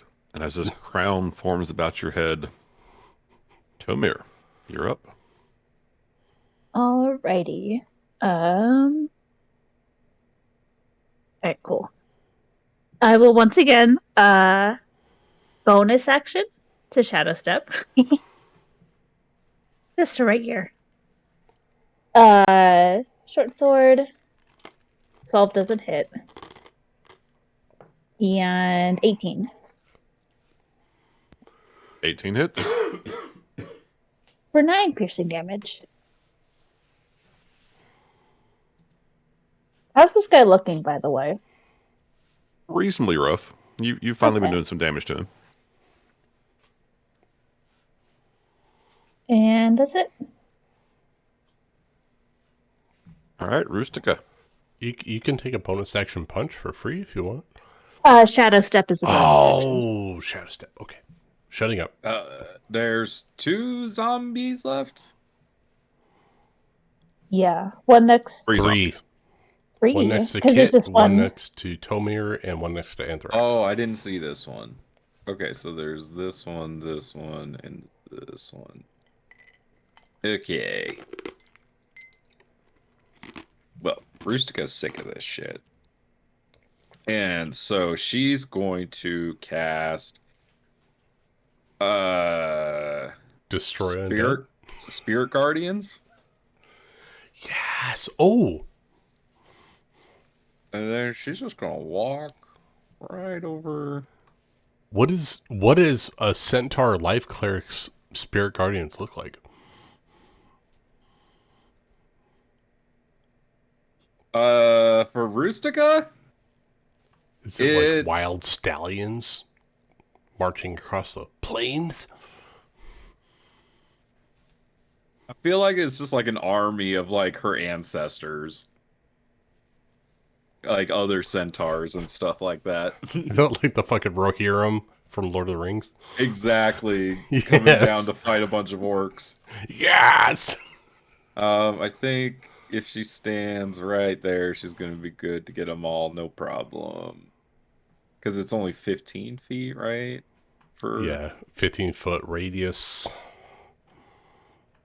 You can get so she doesn't you can get two of the three. I'll get these. I'll get these. Kit's looking pretty okay, isn't he? Well, these two, how far apart are they? Oh, so it won't work. Okay, then I'm going to stand here and get these two. So you're standing on top of the Bodoc corpses.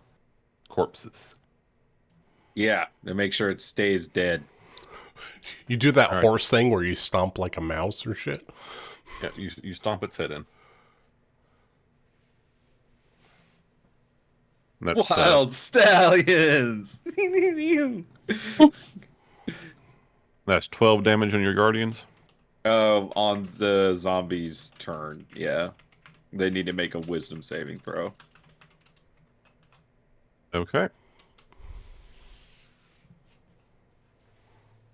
Anything else you want to do? That's it. All right. Well, the Bodoc is dead. Anthrax.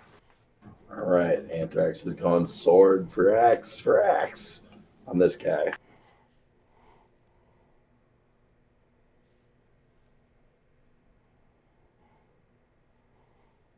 Seven, a 13, and a 7. Ryan, you son of a bitch. Strangely enough, none of those hit. Anthrax got anthrax and he can't talk no more. He's just screaming wildly and just flailing as he's missing with every swing. Does anybody notice a pattern with Ryan's characters that just swing flaily? Anything else you want to do after all those misses? I will move down 10 feet, but that's my turn. All right. Zombie 1. Wisdom saving throw. Wisdom save. Oh, no, not that one. Oh, not that one? Okay. No, it's technically 15 feet, not 20, so. Yeah, all right, well, red Zombie shirt, 1's right? taking Red attacks shirt gets it. At Tomir. 15 to hit? Miss.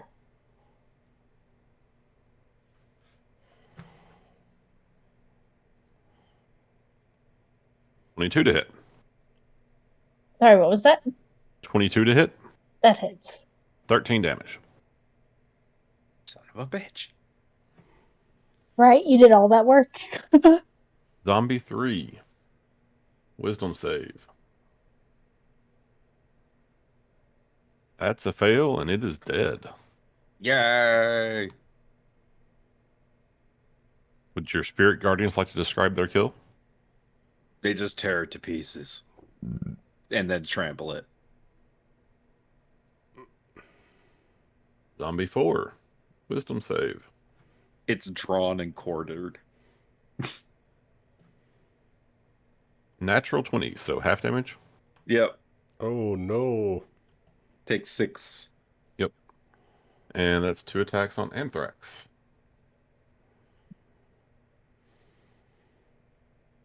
That's going to be a hit for 13 damage. Damn it. And that's going to be a miss. Huzzah. Hit. We're Caboodle. gonna look up to the hill and bonus action bamf my echo to the edge to take an attack through him.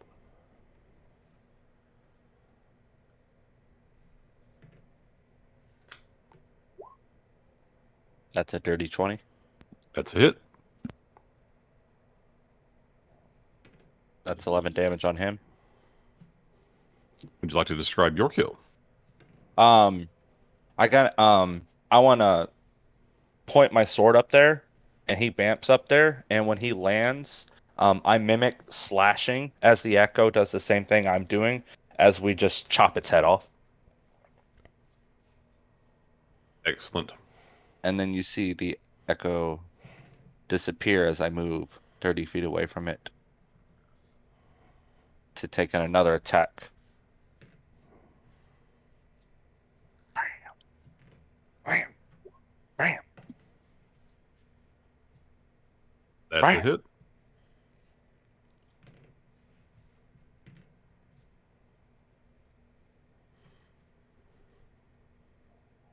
All right.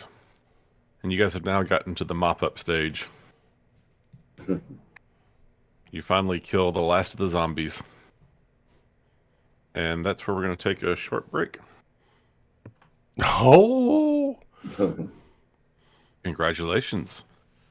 You have hunted down the Bodok that was infesting the swamp. Nobody died. Mud makes sure to make sure that they are well healed and very presentable to the group. I'm going to eat that carrot. I deserve it.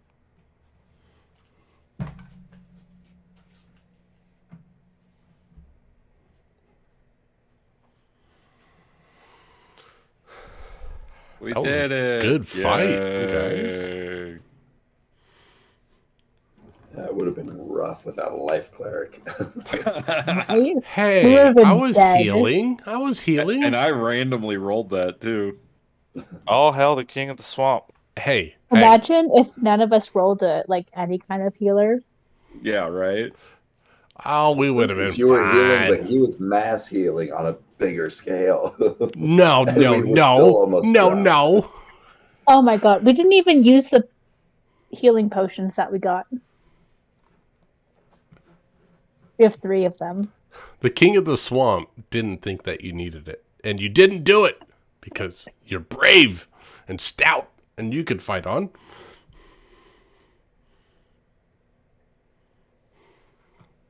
You don't sound too sure about that. You had kind of a question mark at the end there. You could fight on? Question mark?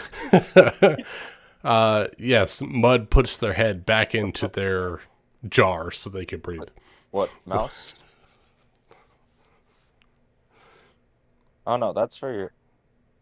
You could take the keyboard off that.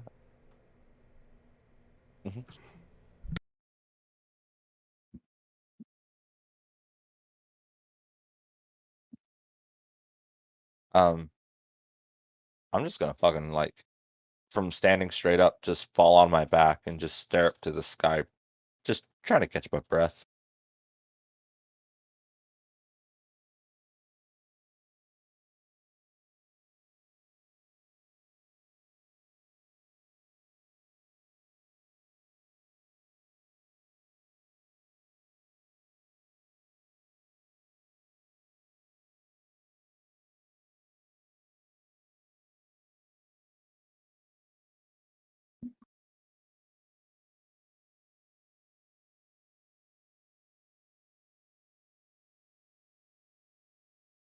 You know, normally in the Griffin Guild, we just fucking kill, like, giants and hydras. This undead stuff's not fun. Well, it takes a specialized kind of group. Like us. I think we did pretty good. I mean, that was a lot of fun. I like killing zombies. Really don't feel bad. I mean, they shouldn't be anyways, you know? I sure liked having this many healers in the field.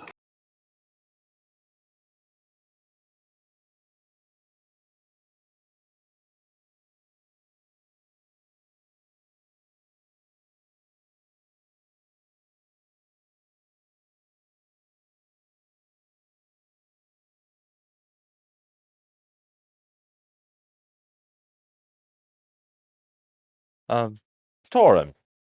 Yeah. Yeah, that's your name, right? His Tomia. name is Tomir. Come here. Damn it, I did it, didn't I?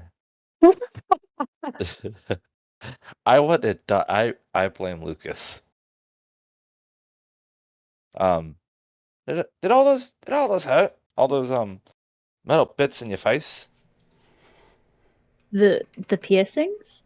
Yeah. It's just I been mean- bugging me all day. And now that I feel a little bit more comfortable now that we're almost dead. I mean, truly, they weren't that bad. I mean, I could think of worse pain. That's true. I've all been of that- burned before, so like literally, like burned almost like to death. So Oh no, really? That's rough, buddy. I know some really good healers though. Like, look at this, and he holds out his arm, like no burn scars at all. Oh, I happen to meet a really good healer today. I'm gonna look over at the Centaur Rustica. Sorry, I wasn't paying attention. What? I pointed at you because you healed me. Good healer, he said. Oh, thank you.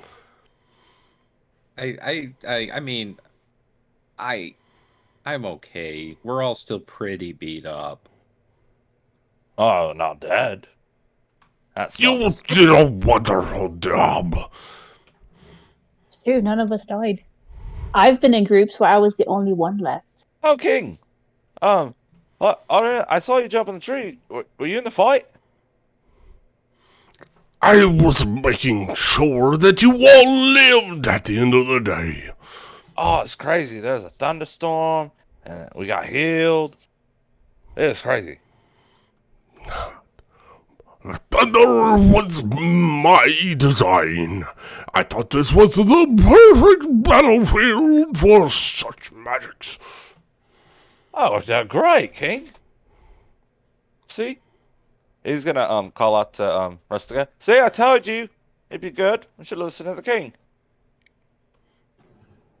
Anthrax is going to just kind of like step forward, still having both of his weapons in his hand, and then he's just going to take a cleave at this Echo of Kit.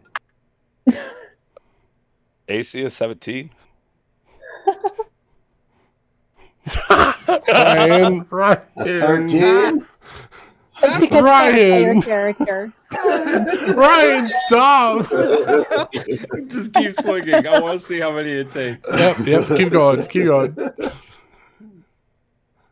Come on, mate. You got this. And the Echo's just like gonna hold up the end. Uh-oh. Hey. A 25 and a 10. Took half a and an minute. 18. Took a half a minute before that thing hit. I know that 21 pooped it instantly. But if that was a normal person, you would have hit it just fine. I believe in you, Anthrax. He's going to keep on just shuffling forward, and then he's going to swing his blade at Mud. Oh. Is that You can try. Wait a minute. The king is going to take the dodge action as you come over and start swinging. That's a 10, a 27, and a 24. Is Anthrax trying to murder us? I think so. The 2 hits. Wait, what did I miss? What's happening? Anthrax I is think rampaging. Ryan's going on a rampage. the blade on the one hit is going to be 7 plus 5 for is that 12 points of slashing damage to Mud. All right. I And maintain you just see these, concentration. like, black ichor tears start to seep out from his eyes as he raises the blade for another swing. This As he empty raises the blade, expression. I cast hold person on King it. Mud is going to go to grapple, to give a hug to Anthrax. So there's a whole person save, and then there's a grapple check. It's a natural one on the hold person. How about? So you automatically fail strength checks, right? Strength and dex checks. I mean, I automatically fail a hug check, if that's what you're asking. I gave you a big old 22 hug check. Damn. I rolled a natural 19 on my athletics, and I give you a big hug. Don't worry, Atrix. You are wonderful to me.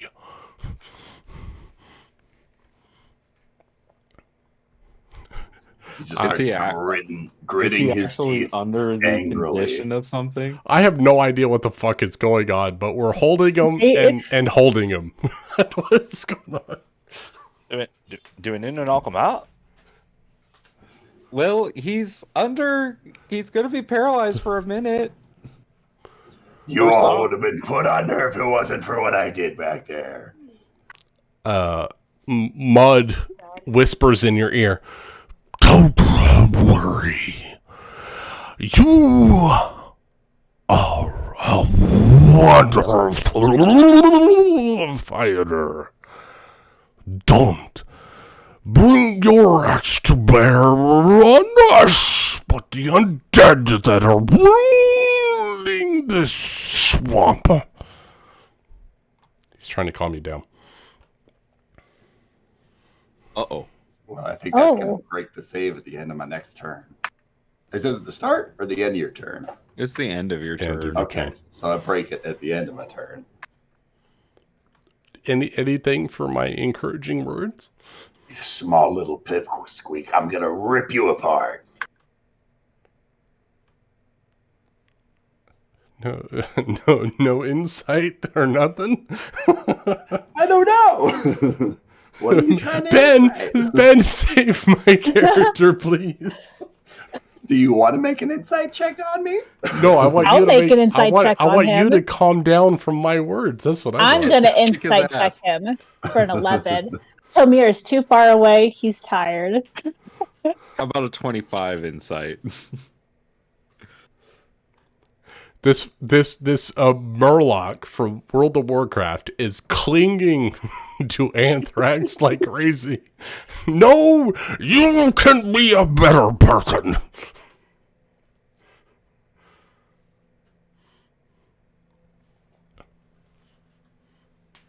I don't know what's happening. I'm eating my carrots still. I'm okay. Kind of curious what's going on. You guys do it different. In the Anthrax just is on berserk.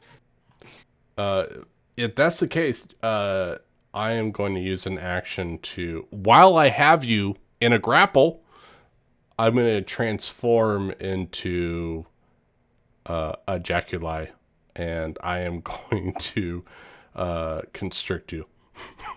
So that way you can't move. Try. I'm going to try to restrain you. All right, so that's an acrobatics check. Acrobatics or athletics. How about a 12? All right. Yeah, I get +5 to my athletics. Let's go. All right. That's going to be a 15. Hold you restrained via this giant snake. So the frog holds on, and then the legs turn into a giant body and holds you in place. Also, you can get physical. You just chose to let us die down here. And I just slither in your ear sweet nothings that you can't understand. He's going to respond in Infernal.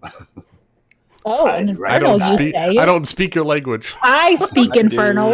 Ooh, I also gonna- speak Infernal. ooh! Everyone speaks Infernal. I speak the land, the the language of the land. I speak Primordial. Just basically all sorts of curses and swears and very vivid descriptions of how he's going to kill Mud in Infernal. I lick your ear sensually. Ew. I'm gonna I'm gonna eat this guy. All right. Like he ate the That's cow. real gross. That's gross, man. Hi, Rachel. He ate, to be fair, earlier he ate a 5-day-old dead cow and then threw it back up. Okay. I No can't context Figure needed. out All if right. we're still playing or if we're done. No, we're still playing. I'm gonna swallow Ryan. You can try. What? All right, Ben's not here. What's the check for swallowing a creature that's smaller than you? Well, what's Dracula's abilities? It doesn't have swallow whole, but he's a large Well, then it creature can't and he's a swallow snake. whole. He's a snake. I assume that he could swallow a creature that's Doesn't mean medium. he's got a mouth 6 feet wide. I'm gonna try. I swallowed a cow. Ben, let me do it. I mean, he only has 23 HP. We could probably just I've been knock him muted, haven't I? unconscious. Yeah, Oh, yeah. We're So- trying. I'm trying to eat. Yes. I'm trying to No, eat. if you don't have Ryan's swallow character. hole, you can't eat Ryan's character. Ryan's character has a bite attack, so he should feel free to. Bite me, I'll bite back. I to do have He's a bite. currently grappled. I'll eat you bit by bit. Yes, the snake has him constricted. I'm going to assume that that means that he's within biting range. Yes. I mean, are we Being still in the restrained initiative just order? gives me disadvantage think on that- attacks, right? We're not Can we technically in roll initiative initiative? order because I think you guys can. This is you know, this is a work this duel out. with the reptiles.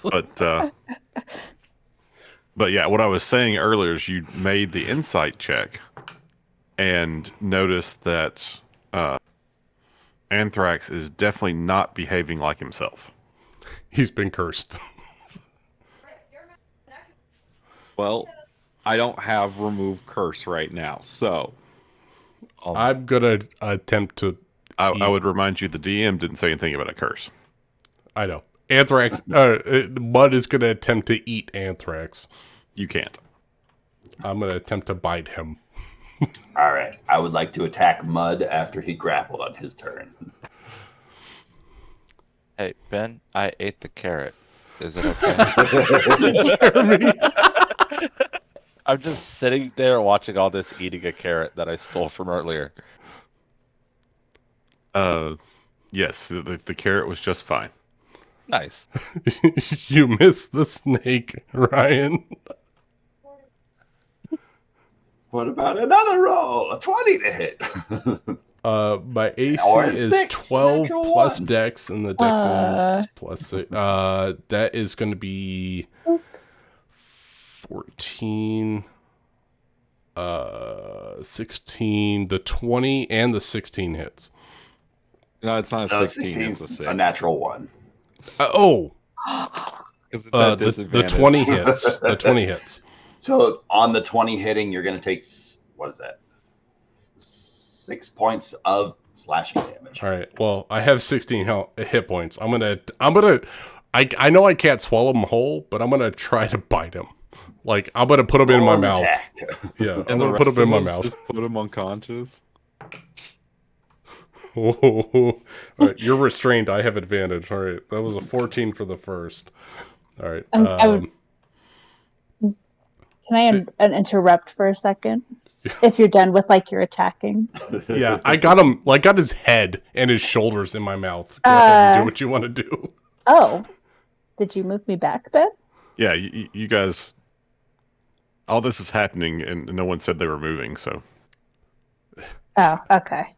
Yeah. I mean, you So guys do I can. Still need to make the charisma save, or no, everything that happened to you. It's just it Okay. happened while you were over there. got it? Okay, Well, Rue I'm gonna. is gonna call for help and be like, "Can somebody stop Anthrax, please?" That's a huge shame because I'm gonna take 2 attacks at Kit. What the hell is going on? So, does a 13 hit? No. How about a 23? I just gave you a healing pot. You stabbed me? Yeah, the 23 hits. I think at this point we need to For put you guys in turn 7. order again. Yeah, put us back in order, Ben. Do we Everybody roll roll some initiative. Yes. And I will be right back while you guys roll initiative. Ryan, Oh my what the god. fuck, man? I've got fucking I don't know.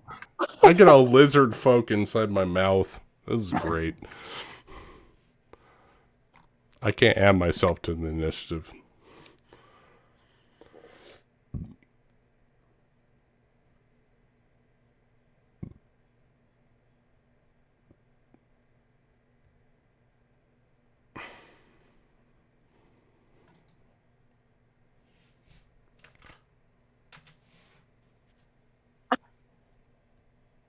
Rachel, I love it. Do you know what it is? I know what it is. You can't post things to Summer alone.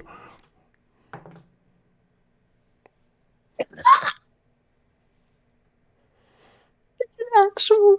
I hate you so much. Oh, what happened? It's one of her horrible joke characters that has no reason in being so funny. I want to know. Okay, fine. I'm trying to eat another character. What else more nonsense can we have? Okay, you've got to open it. You've got to open it. But You have to behold, open it. a chaotic, evil artificer wizard that shall soon take over the hearts and minds of children and adults alike. Worf. My Wait, God. you made a Rubik's Cube? The Yes. dexterity's off, but Oh my god, it's That HP. is awesome. It could die from getting thrown at the wall. It's just level 7, Rachel. well, it's trying. Yeah, to level the Rubik's Cube up 6 levels, please. It's- Make it a 12 by 12. Oh god. Oh, that'd be a fun puzzle for a dungeon. Infinitely complex. And just throw an actual Rubik's Cube at the table. It's your D6 times 9. No, but I think it'll. I mean, eventually it'll have a feeble mind. No. We're only level 7. You can't get. Oh no, I'm 59. just saying eventually it will. Right now, it's just a Rubik's cube that is evil. I'm just trying to eat Ryan's character because apparently something happened. It's a really weird defense mechanism. It's all right. I don't have swallow whole, but I'm a larger creature and I'm going to attempt to eat you. That's not how throats work. I know. Snakes are really weird though. But you're ejaculi. Because I I don't know. think I'll play this character. All I have is precedence that I tried to eat a cow and I got it partly down, and so And it didn't work. I know. I mean, the attempt was impressive. Undead That's all that matters. Yeah. The king attempts. Lucas, did you kill the Bodak with Call Lightning? I did. I thought they were immune to lightning. Nope. Ben, I've been hitting with lightning this whole damn time, and Ben hasn't said a damn thing about it. No, they aren't immune to lightning. Are you sure? Yes, they're immune to necrotic, right? The zombies had resistance to cold and necrotic, and immune to poison. The Bodak had immunity to poison and necrotic, and resistant to cold and fire. Yes, lightning. Huh. It still works. I still have concentration on it for 10 minutes. I'm gonna beat the shit out of Anthrax with lightning and my bite attack. That's weird. Okay, Mud, you have a turn, and I'm Jet gonna. has a turn. I got Anthrax restrained. I'm gonna call lightning down and have them make a dexterity saving throw. If you've been making Oh, your it's not actually. consoles? It's not your I turn. have been. I was saying you in the turn order. You now have a spot. Oh, I apologize. Thank you. Kid has a You only 17. rolled a 15. Shut up, Brian. Okay, Anthrax goes first. You're eating me. I'm not going to shut up. That Okay, I'm reminds back. me. Hold on. That's fair. All right. No. Going to start No. with a couple of swings. Do we have a cosmic Rubik's Disadvantage. Cube show up at some point? So 17 on the first and an 8 on the second. That hits. I think my natural armor And a is 13 on the third. 2 hits, Brian. All right. That will be 10 and 13 for 23 damage. All right.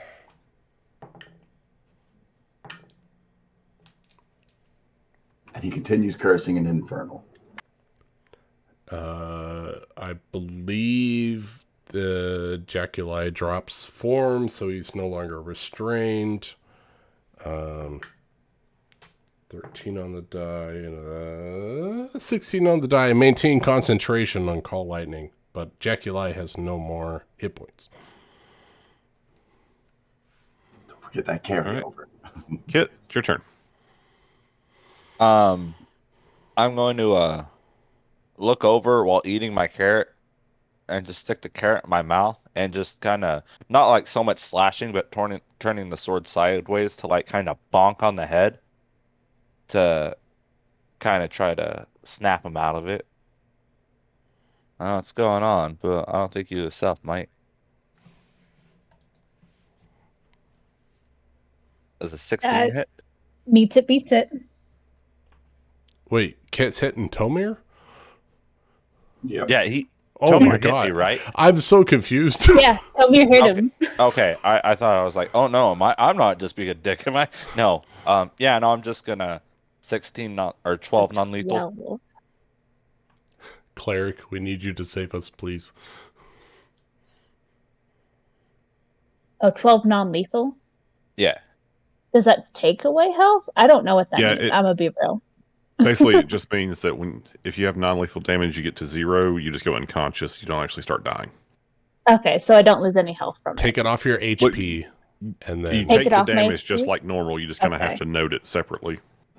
If you go to 0, it makes a difference. Okay. And then did that clear his head at all? DM? Nope. Oh. you guys were in that aura for a long time, weren't you? Like the entire time. I stayed out of range. Yeah, I'm gonna. Oh, what the hell?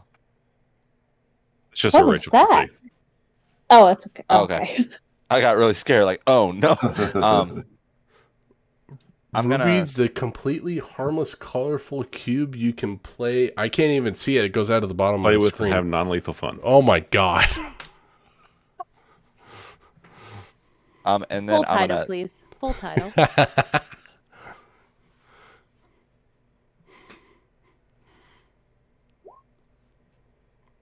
Yeah, that hits. And then non-lethal. Ooh. Okay, so that reduces me to 0, but I have a super fun. Half orc? Yeah, I have this thing called Relentless Endurance. When you're reduced to 0 HP but not killed, you can drop to 1 HP instead once per long rest. Yes! And it requires no action, so I have 1 HP. Would that stop the curse mind control thingy, whatever? No. If you're still at 1 HP, you're still just doing what you're doing. Yeah, they never drop unconscious for that. Okay, so that they don't turn. drop down and then come back up. It's No, just they they stop just- at 1. Yeah, exactly. And then that's Kit's turn. He's kind of looking around real confused.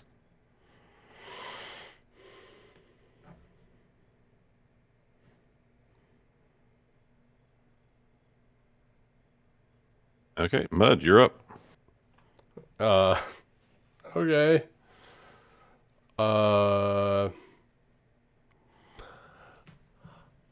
What's the car? Please save these people from their terrible decisions. And he doesn't have a whole lot that he can do. But he is going to cast Wither and Bloom on Anthrax. I need Anthrax to make a Constitution saving throw. That's a 12. That's a fail. Oh boy. You take 9 points of necrotic damage. And I'm going to spend a hit die and heal myself. Oh, wait, you get extra hit die above 2nd level. I guess it's at 4th level, so you get an additional 2d6. Ooh. Plus 7 to you, Anthrax. Healing me for 7? Thanks, buddy. No, another 7 of damage. Trying to put you That's out. rude. Yeah, you attack the king. You get the horns of this. King tried to eat me. I did try to eat you. And I'm gonna activate the. The king tried to eat me. I'm gonna activate the healing of the ability and heal myself some. All right, anything else? No, that's my action for a spell. No, that's it. Come here. Okay, so here's a question about this thing. Since he's almost dead, does he still want to be all murdery and stuff? Yeah, as long as you're conscious. Okay. All right. Gonna take 2 attacks at Kit. 15? AC is 18. Okay. Ugh. Okay, bonus action, I'm gonna flurry of blows. So, dirty 20 Oh no! Ooh, that for is 5. And 24 for 4. So you get 9 damage. all right. All right. Anything else? No, I don't think. No. All right, Rustica. Save us. So right Cleric, now, please save us. and Tomir are going crazy. Basically, yeah. Well, You got Anthrax going fucking wild on the King of the Swamp over here. You tried to eat him. I tried to eat him. I failed because he's swinging so hard. I mean, Save your king? you're at 36, it says. Maybe. You're not my king. I'm very persuasive. I don't believe I have non-lethal ways of dealing with anthrax. Just punch him in the face and knock him out. My strength isn't high enough to do that. It's got Oh 7 no! HP. Oh no! You can't donkey kick him? It's not going to do enough damage. No, Or it's like what, a D4 plus your Yeah. strength? All right. So Rustica is going to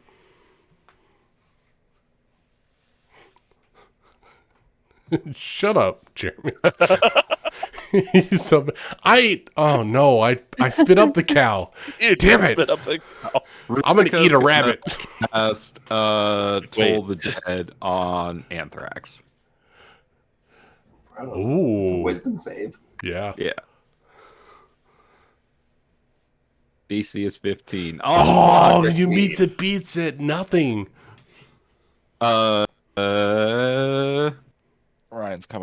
work right now. I know. He's coming out swinging. I'm great for PvP. He really. Well, then here comes the next try. She's gonna cast spiritual weapon with her bonus action and try to hit Anthrax. Does a 25 hit? Oh, yeah. Oh, Nick, I have a question. Do you still have spiritual guardians active? Yeah, but they were all included in it. Is he now 'Cause an they were enemy? elves at the time I cast it. I'm He just hasn't recast it. shit. But my spiritual weapon does 5 damage. Woo. Anthrax is close to being dead. And Ristica's just gonna walk over here and flank Anthrax, and that's the end of her turn. All right, Anthrax. Anthrax is going to just start slicing his long Come sword. on, you son of a bitch. Taking 2 slices at Rustica and 1 axe slice at Mud.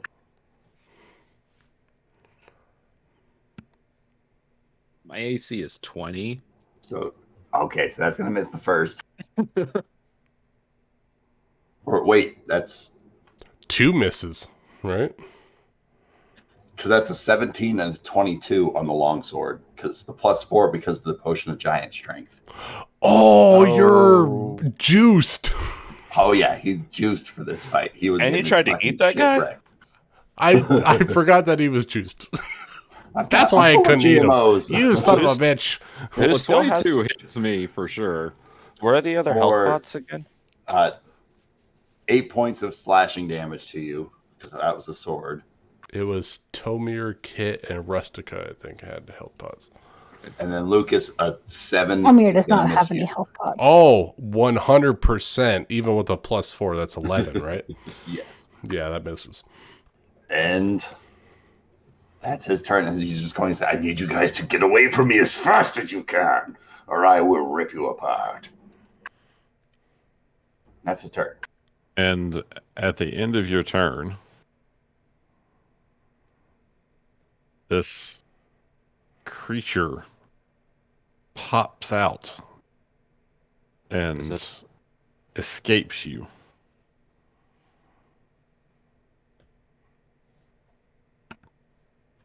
Oh, shadow possession begins- jutsu! Moving away. Oh, fucking shadow shit. Does it provoke attacks of opportunity? I don't know because, like, none of you guys were attacking attacks of opportunity earlier, so I mean, nothing if it's moved moving away from from us. us. fine, go for it. Does that include me? You already took all your attacks. But for a reaction. Sure, go for it. Or instead, for his reaction, he's just going to drop to his knees and be like, wait, it's gone, it wasn't me, I'm so sorry. Okay. Insight check. I have a magical item. I'm going to say it's an improvised weapon. Can I hit it with my pot? I want to try to capture the spirit in my alchemy jar. Bro, you could always hit some pot. I want to hit some pot. Can I do that? It'll be a very hard. I would like to attack take the roll, very hard attack roll, if I can. Go for it. I don't have anything else that's going to hit a spirit. I don't have anything that'll hit the spirit. This pottery should do. Yeah, this pottery should do. I am the king of the swamp. What do you think my bonus is? Strength, dex, wisdom? I don't know. For this, it's going to be Dex. Okay, dex. Not proficient. It's a pot, so I get a +3. 18 to hit the spirit with my pot of alchemy. Unfortunately, that's not going to be it. Fuck! I had a DC of 20 in mind, so. Damn it! I was gonna stick my head in there and eat it. It is ethereal.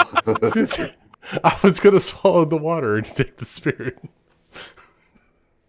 All right. Well, I swing a pot. I got an 18. I don't get flanking, right? Because it comes out and then correct. away. Yeah. I have a question. So that shadow wasn't included in my spiritual guardians. Is it affected by spiritual guardians? Started its turn in your aura? Sure. So that means it gets half movement for 15 feet, right? It's half movement. That's important. But I also need to click the damage. So it needs to make a wisdom save.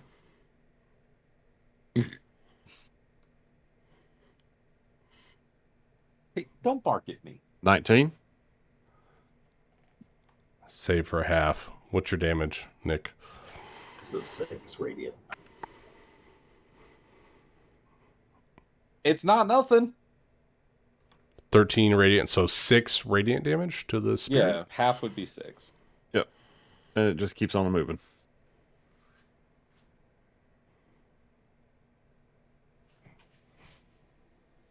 Yeah, What was that thing?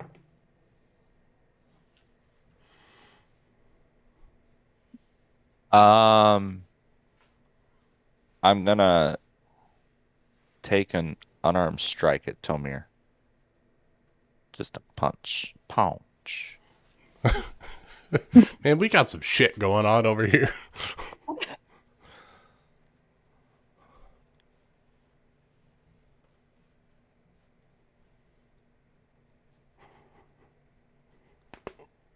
Yeah, that hits.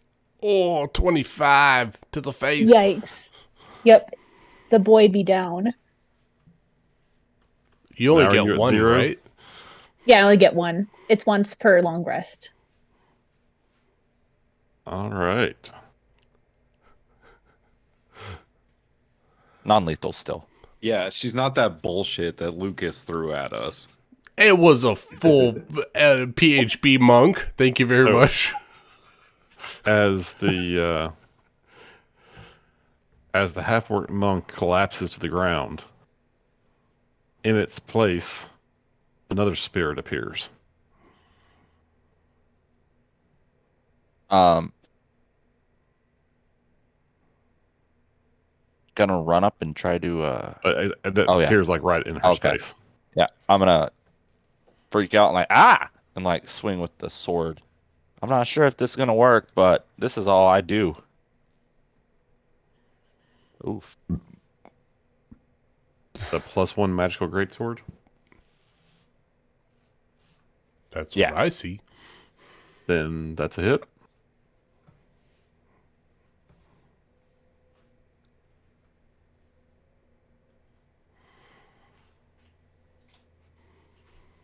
All right, this creature looks very, very injured. And then that's Kit's turn. Mud. Anthrax has just tried to kill you. But they cried out, I'm sorry, it wasn't me, right? You don't believe them. Hold on. My intelligence score is very low. And I did roll very low on my deception check. Did you really? All right. All right. Analyzing threats. I'm going to put Anthrax down. Call lightning on Anthrax. I need a dex save from Anthrax. I mean, it's going to do more than 2, right? It's going to do more than 2. Doesn't you can that have hit damage, me so. too? No, it's 5 foot square. I could hit Anthrax directly. Right in the middle of us. Down. Anthrax goes down, and then can I roll an insight on Tomir to see if they are... Tomir's unconscious. Yeah, Tamir's unconscious on the ground. Oh! And there's a spirit floating above her. Him. And it's each creature within a 5 foot of a point. So it's a 5 foot radius. Oh, okay. So you're going to hit me and Rustica and myself. I'm hitting right in the center. Rustica, roll a save.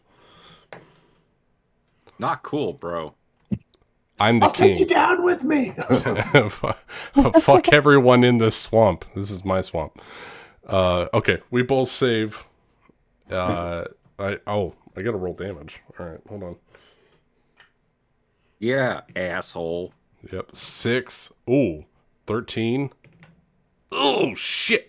20 points of damage. We both take 10. We both take 10. What'd I do to you? You disobeyed me. Oh, we both take 10 points of damage. That's my action. I make sure to put the rabid lizard folk down, and then as a bonus action, I will healing word for first level Thomir. Are you going to healing word him? I'm going to healing word him. Okay. Because that's all I can do. I am a healer, and I will give you a D4 plus 4. Hey, 7 hit points of damage healed to Tomir. Save us all, Tomir! And that's it for Mud. I'm killing people and healing people. That's what I'm doing. At the start of Tomir's turn, this ghost also makes a run for it. Can I take an attack of opportunity? I'm going to say you're just regaining consciousness, so no. Okay. But Kit could if you wanted to. Come on, Kit. Take out that spirit. You got that sentinel, right?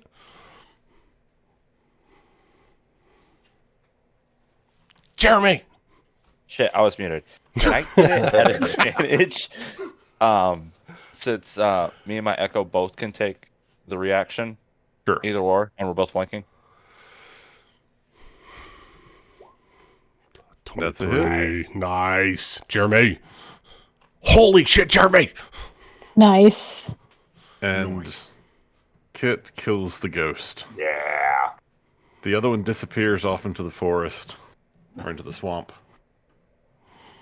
And the rest of you have to have a very awkward and difficult trek back to town, where you can turn in the claws and head of a Bodak to claim your reward and spread your fame further in the Monster Hunters Guild. Is there any reward for lizard folk components? Not unless you're actually going to, like, murder him. Yeah, Well, Kit's- the king is thinking about it. Well, I mean, Rustica wouldn't let you murder him. Oh, you can't murder guild members, mate. That's how you get kicked out. You Yeah, get like chased down by the executioners. possession happens sometimes. You just need to, like live and let live. We saw the thing leave him. Plus, they can judge them. Mud in their current form doesn't have any teeth, but they're trying to like put their mouth around Anthrax's head, and so they're like gumming it. You can't eat him, mate. We'll find you a rabbit. Not me. Oh, you all did a wonderful job. Don't worry about me. I'll be fine. Hey, stop eating him. Rustica's gonna like pry your mouth off of his head. He pulls it off. Heal Anthrax. I know a has fine been- recipe for crocodile soup. They're also a cook. I can serve the body if we need to. He's a cook. The man who ate a half-dead cow on the side of the road.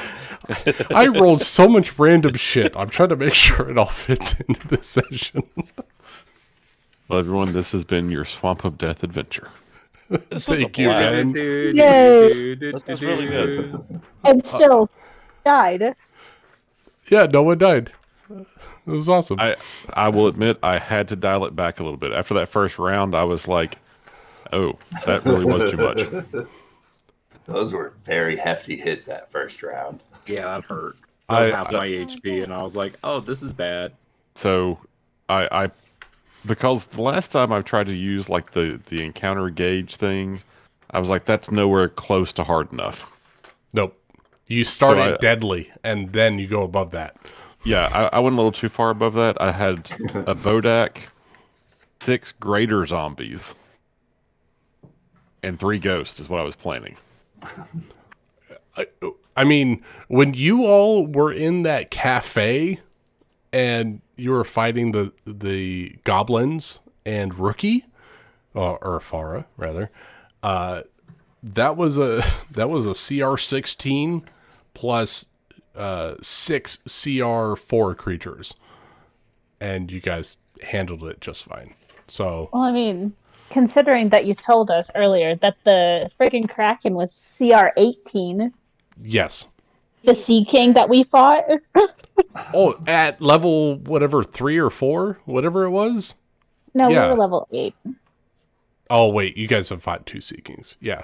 I had to cut And a the sea greater cow. zombies The sea HP by about a third, because otherwise Can you they guys each hear had me? about 100 HP. Yeah, that's a little So rough. instead I dialed it back to like 60. We don't have a paladin that can smite. I was really waiting for the cleric to turn undead. Clerics don't have turn undead. Yeah, you do. No, I have Channel destroy divinity. undead, which only Destroy does. It does undead. both, One Nick. hits the same. It does both. I thought it does. Yes, I it thought does it turn was- undead for any creature, and then you can destroy under CR. Oh, 3 well, I've or misread whatever. it. Yeah, it does both. It does fear on undead and then destroy under CR2. I think. Oh, I 7. was only paying attention to the destroy part. Yeah, it does both. Anyway, I think that was epic, and I've I never really seen wanted to Avatar eat. use it, so I wouldn't know. We I don't think Ryan has put us up against undead. We fought undead. that I could destroy. Oh yeah, true. Those were like just Not regular even people. I don't think I've ever had a chance to actually use it in that campaign.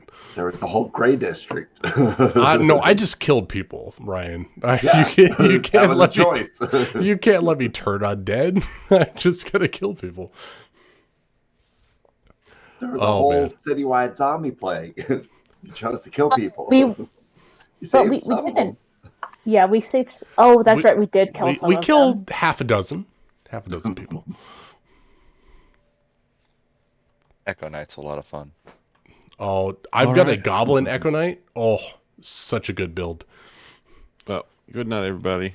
Night, Thank you, Ben. Ben. Good night, That was a lot of Ben. fun. Thank Thanks you. for running. It's like Hey, a no lot problem. of fun. Ryan, I hope you feel better. Thanks. Yes, Ryan. And I was trying Rachel, to eat your character, so you didn't have to talk. What happened? Rachel, just so you know, if you'd shown up like around 8:30 or so, I would have killed them and made you like come in and rescue them. Aw. Oh, Yeah, I was, the Great Cube, the god of the gnomes. I would have worshipped in head. Cube. I am but a lowly murloc in this swamp. I would serve the Great Cube. Aw. Yeah, I was stuck in a meeting. It was long. Yeah, that always sucks. Mhm. But good night. I will catch you guys later. Good Good night. night. Good night. So do we think that Pirates is next week or Misthaven? What do you think, Ryan? Is it up to your voice? I'm hoping my voice should be fine within the next 24 hours or so, and so I should be good for Misthaven next week. Sweet. What do y'all think? Misthaven, Pirates? What do y'all feel? I'm How do itching you for Miss feel? Haven. I'm excited to Misthaven get our works new for me. ship, though. Yeah. Yeah, the new ship though, and the whole shit with their lem. You guys Right. can roll for it. Got the concert coming Do up. we want to roll? Do we We want can to roll roll for for it. campaigns? Do we want to take an average or we want to give it up to one person? I don't know. I gotta go, so let me know what you figure out. All right, Good night, Nick. Nick. Why don't you roll a d20 before you leave? All right. What am I rolling? What am I trying to hit? We're rolling for campaign, high and low. 8. Shit, I didn't get Oh, to choose. did I roll too fast? Well, Hold on. shit. Choose then. You can always have it that everyone rolls a d20, and whoever Oh. gets the highest or the lowest just like flips a coin or something. Oh, highest and lowest gets to choose. choose. All right. Everyone roll a d20. That's here in the campaign. There you go. I rolled an 8. Okay, bye. Bye, Nick. Roll And- 5. Rachel, I know you're muted, but roll me a d20. Nope. Fucking Rachel, roll. He got 16. She got a 16. Okay. So Jeremy. Oh, Jeremy. Oh, Jeremy. What do you want to play next week? I like RNGesus, so we'll do your evens, Ryan's odds. Misthaven. All right, right. If you're up to it, we'll play Misthaven. If not, we'll play Pirates. Right on. Appreciate you guys' flexibility. Get better, Ryan. We got a coronation to happen next week. This time last night, it was not even noticeable in the least. And then you turned into a kobold sorcerer. But Okay. I should record some lines for Meepo right now. Right. Mic working? Hi. Yeah, it's working. hello. It's working? Yeah. Yes. Is there a little bit of a delay? No. No, You I don't can't really know. tell. I wouldn't be sure. I can hear you. Okay, well, I don't think I can use the app anymore. It's just being so stupid recently. Well, we're playing Misthaven next week as long as Ryan can talk. Yay! Otherwise, we're playing Pirates, and you're gonna do dumb shit because I have no idea what you're all doing. Yeah, yeah. Mm-hmm. Shit. So, like, The Mario Kart. Maybe. Oh no, racing so through like the what we streets. usually do? Make shit up and find out. That's what we're gonna do. Yeah. Sounds like a plan. Night, And I guys. have an idea. Night, Ryan. Get some rest, man. Good Get some night. tea. Something. Hope you feel better. All right, Ryan. Thanks. All right. Bye, everyone. Night, night. Rachel.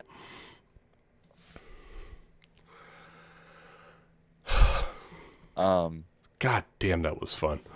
That was a lot of fun. I love playing. That's the first time I've ever tried to eat another character. I'm gonna turn into a snake. I'm gonna constrict Gonna him. eat him. No, I'm gonna eat him. I had no idea. I'm a fish person who's a druid, who's lawful neutral, who's trying to. I don't know. That was a really good party. That was a lot of fun. It was a lot of fun. It was. I rolled like garbage. No, you did good. You were average No, for a monk. I hit like maybe 4 times. That's and that is- average for a monk. Anybody. I didn't kill anyone. Do you remember how many people I killed as Roger? You also rolled a lot worse than I did as Roger. Yes, monks are terrible. They're the worst class ever. And yet you kicked our ass with Farah. I couldn't even do anything with her. I had 6 monks at my disposal, okay? I had a lot of flanking. All those goblins were monks, by the way. Were they? They all had flurry of blows, so they all had 4 melee attacks. So was the one that dropped the darkness a way of shadows monk? Yeah, he was. Because they can cast that at will. Yeah, well, technically he was, but he was more of a genetically modified goblin for infiltration that had like a shadow aura when he does. Okay. But yeah, he was a shadow monk, but they were all basically CR3 goblins with shadow monk abilities. They could all teleport in shadow, and then they all had 4 attacks. That's why I was just like beating the shit out of people, because I'm like, they're gonna take 4 attacks on Erling. Yeah, sure. Okay, let's go. Oh, poor Roger. Jeremy, you don't know Roger. In Nick's Western campaign, this poor son of a bitch. This poor man. He's I'm pretty sure he's the oldest in the party. He is. He's like 50 something, and we got like a what is? Oh my god, what is your character? Alice, she's a 10-year-old druid. Yeah, we have a 10-year-old druid, and we have like and she's effectively the party leader. She is the strongest mechanically out of all the characters. And we got Ryan, who's like a 30-something tiefling, and we got a late 20s human with amnesia. Rebecca. Rebecca, Who's a Bonnie, gunslinger? from Bonnie and Clyde. Fucking, she's a fighter. She swings a sword and kills people. No, that's right. Valron's a gunslinger. Yeah. Oh, she's And an Warlock, arcane I'm pretty archer. sure. She's an arcane That's right. archer fighter. And then we have a werewolf and Roger, who's a boxer. Roger. He's a human boxer. He's a monk, and he just throws fists, and he is so terrible. My dice are so cold for Nick's Roger campaign. lost a fight to a goblin in one turn. Hey, that goblin was wily, all right? The wily ass goblin. Well, this is a tendency, a pattern, if you will, of my campaigns and Nick's campaigns. I roll like dog shit in Nick's campaigns, and against Nick, I should say. Against Nick, I roll like dog shit, and Nick rolls against me like a goddamn superhero. Like, he in my Star Wars campaign, he crit every other fucking strike. It was ridiculous. It's weird how it works because, like, except for the nights, like tonight was the first night, but I've hated the digital dice. They've just fucked me so hard. It's just really bad rolls. They fuck me right up. They are hit and miss sometimes. And then tonight, I don't think I missed a single attack. Oh, you were great. You were really good. And now I'm like, I love the digital dice, but I wonder if it's just that one campaign. Sometimes maybe they it's just just pick those characters. characters. So I think it's character bound. I really do. so we did oh shoot, what was it? Starfinder. Ben ran Starfinder. Oh my god. I think that was the worst we've ever rolled as a group ever in that entire campaign. We were terrible. Yeah. For the life of me, I can't remember any character's Also, name in that campaign. Starfinder is a really steep learning curve. I feel like it is. Yeah, it's Pathfinder in space. It's a rough. Jesus. But I thought it was fun. Oh, I Spelljammer. I want to play we played briefly, and Nick hated it because of the Delta setting. Green. Delta Green. I want to play a D100 system. Wait, what's D100? Delta Green? It's based on gosh. Cthulhu. It's based on the Call of Cthulhu games, but it's that sounds like you can actually you can actually check. We have a channel for it. You can see some of the shit in there. It's mostly memes and gifs, but I have I think I streamed the I think games. you did. I have Oh no, I don't think any of us did because we were afraid that they would be too severe. Oh, I didn't give a shit. I think Nick didn't. Nick didn't like the political aspect of the games. No, it's set in the early 2000s, so it's very politically incorrect.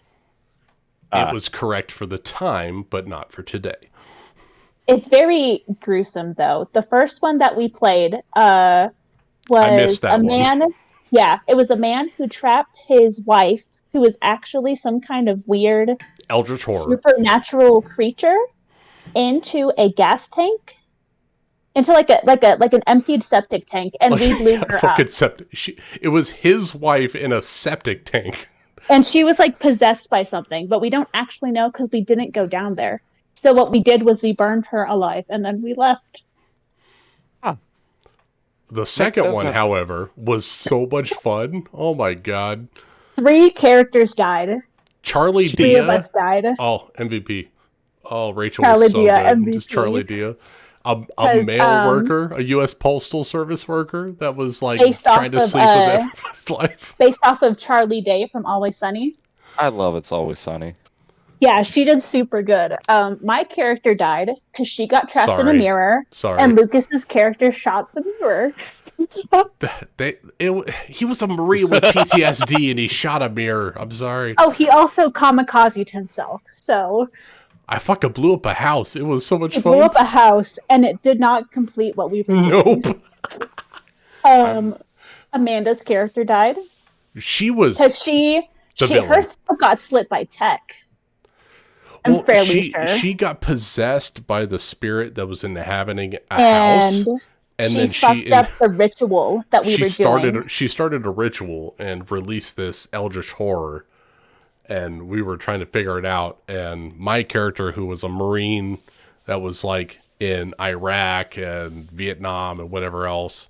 Basically, he was Clint Eastwood from Heartbreak Ridge.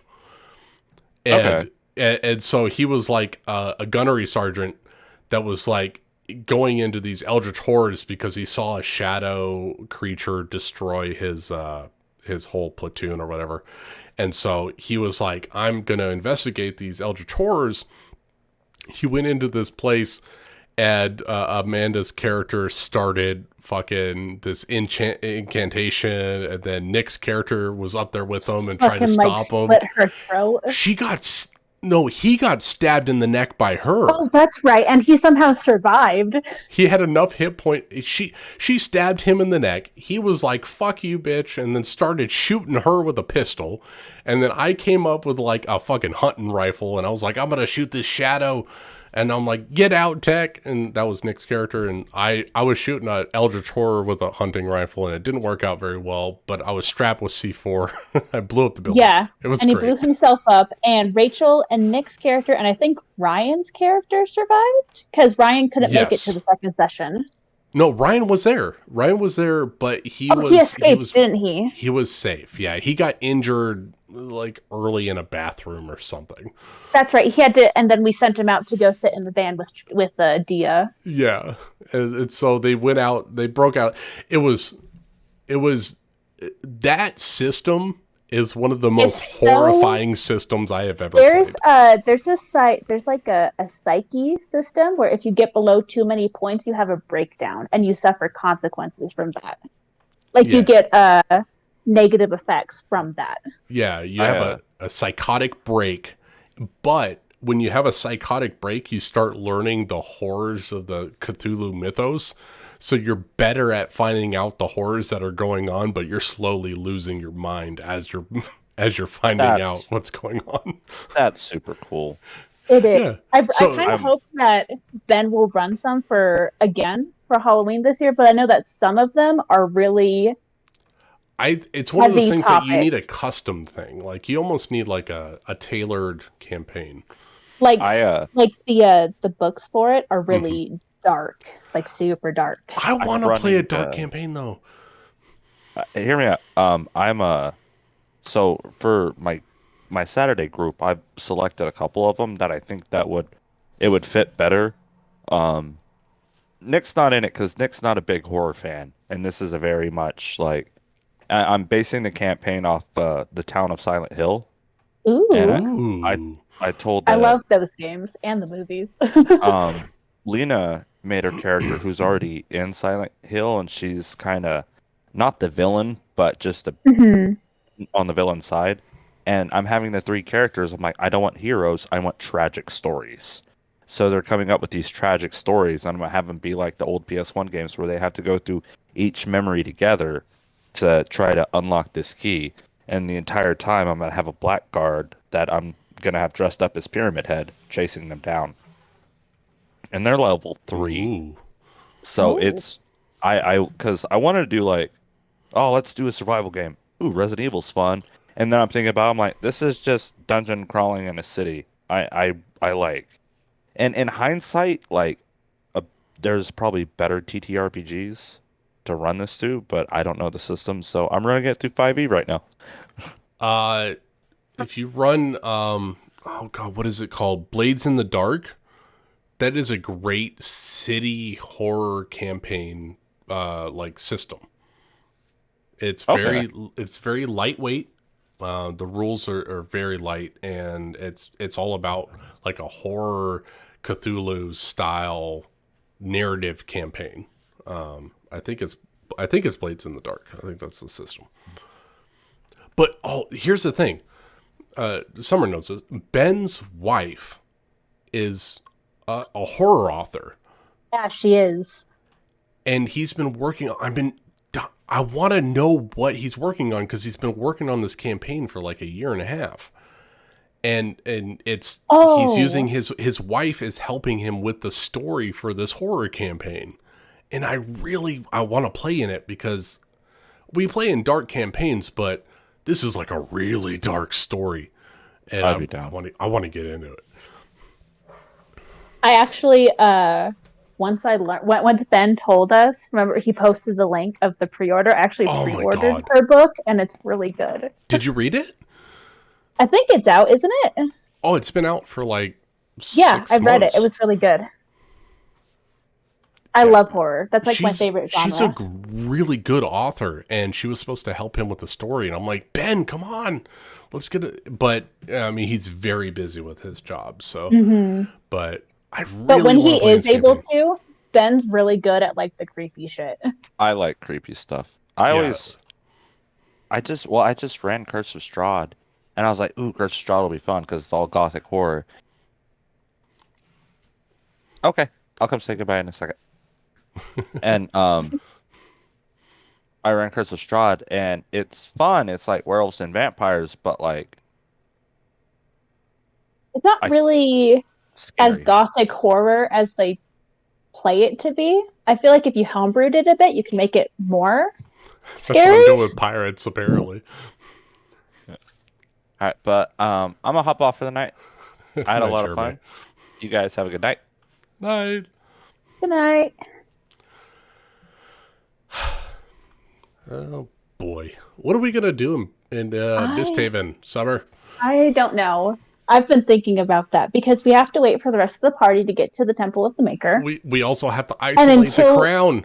Yeah, we have to isolate the crown. So that means probably Agrimar locking it into the forge and Thule distracting others to not go down there. And unfortunately, we're going to have to get Vale because he's down there. Yeah, we're going to have to get, I think, I mean, what do we know what save was it? Was it a charisma or wisdom? Let me check. I think it was a charisma save. We can just check the chat from Misthaven. Let's see. Content, chat archive. I want to say if it was charisma, Truly would have made that. I'm fairly sure it was wisdom. Yeah, it might be better for Agrimar to sit there with the body and the queen to make sure nobody gets it, and then you go upstairs with Thule and Vale just to ready people coming in. Yeah. I mean, we can't, the temple doesn't stop people from teleporting in, but if they're one of the non-designated, not species, types. So, like, if they're undead, they're allowed in because I allowed Nari in. But if they're fiend or fae or whatever the devil one is, but they're not. They take a lot of damage and they have disadvantage on all their stuff if they're within the temple. So we can protect the temple fairly easily until everyone else gets back. Yeah. I'm fairly sure it was a wisdom save. Yeah, it feels like it. I mean, if not, Agrimar can hold. I really don't want you to have to kill Vale. I really want him to be left away. Yeah, but if he tries to go for the crown, then like. Well, that's what I'm saying. If we can get you to get him away, I should be all right. That's why I suggested putting it into using Truly's channel divinity. Since she has that pocket dimension, at least it would be in there long enough to get it into the forge and get people away from it. But then also the thing of we don't know if it can be grabbed from a pocket dimension, if it can teleport. We don't know anything about it. I think Nick is really afraid since we put the body in the bag of corpse storing. Right, but you can't put things in bag of corpse storing. Items, right? You can only put bodies in there. And it'll strip all of the items from it. Yes. And you can't turn it inside out because it'll turn into like a vacuum. Right, but I think we have a pretty firm handle on bags of holding and extra dimensional spaces. I think that's safe. And I know that now Nick is worried about Bagman, but the Bagman doesn't steal things, he steals people. Yeah, he steals people, which is far worse. And he's already fucking gone because who knows how many interdimensional spaces there are. in the entirety of the material plane. I mean, how bad would it be if Agrimar actually was forced to wear that crown? Do we know how cursed it is? It's very cursed. But it does a lot of things that would help Agrimar, like mechanically. That's up to you, man. No, I don't want to do it. I'm just thinking like, oh, if he fails his save and he has to put that crown on. I mean, truly, it wouldn't be a smart idea, but the best way for us to secure the crown and for it to not affect people is somebody wear it. It can't be removed, right? Until they're dead. Be removed unless they're dead, or you remove it by, I think, remove wish curse, maybe, or a wish spell. Ben said it was a wish spell. So, and I don't think any of us know wish. No, that's 9th level. None of us have access to it. We're not even close to that yet. I mean, we are, but like... I was just looking here, I was like, oh, there's a lot of abilities that this crown has that Agrimar would love to have access to. I mean, my primary damage is necrotic. I told the dead. Mm-hmm. I could ignore resistance and just... Oh, that'd be so great. Yeah, we'd have to wait till Callum could cast 9th level spells, because we don't have a sorcerer. We only have a wizard. Or if we got a scroll. A scroll or a ring, a stone, or an item of some sort. Something that's enchanted with the wish spell. Yeah, exactly.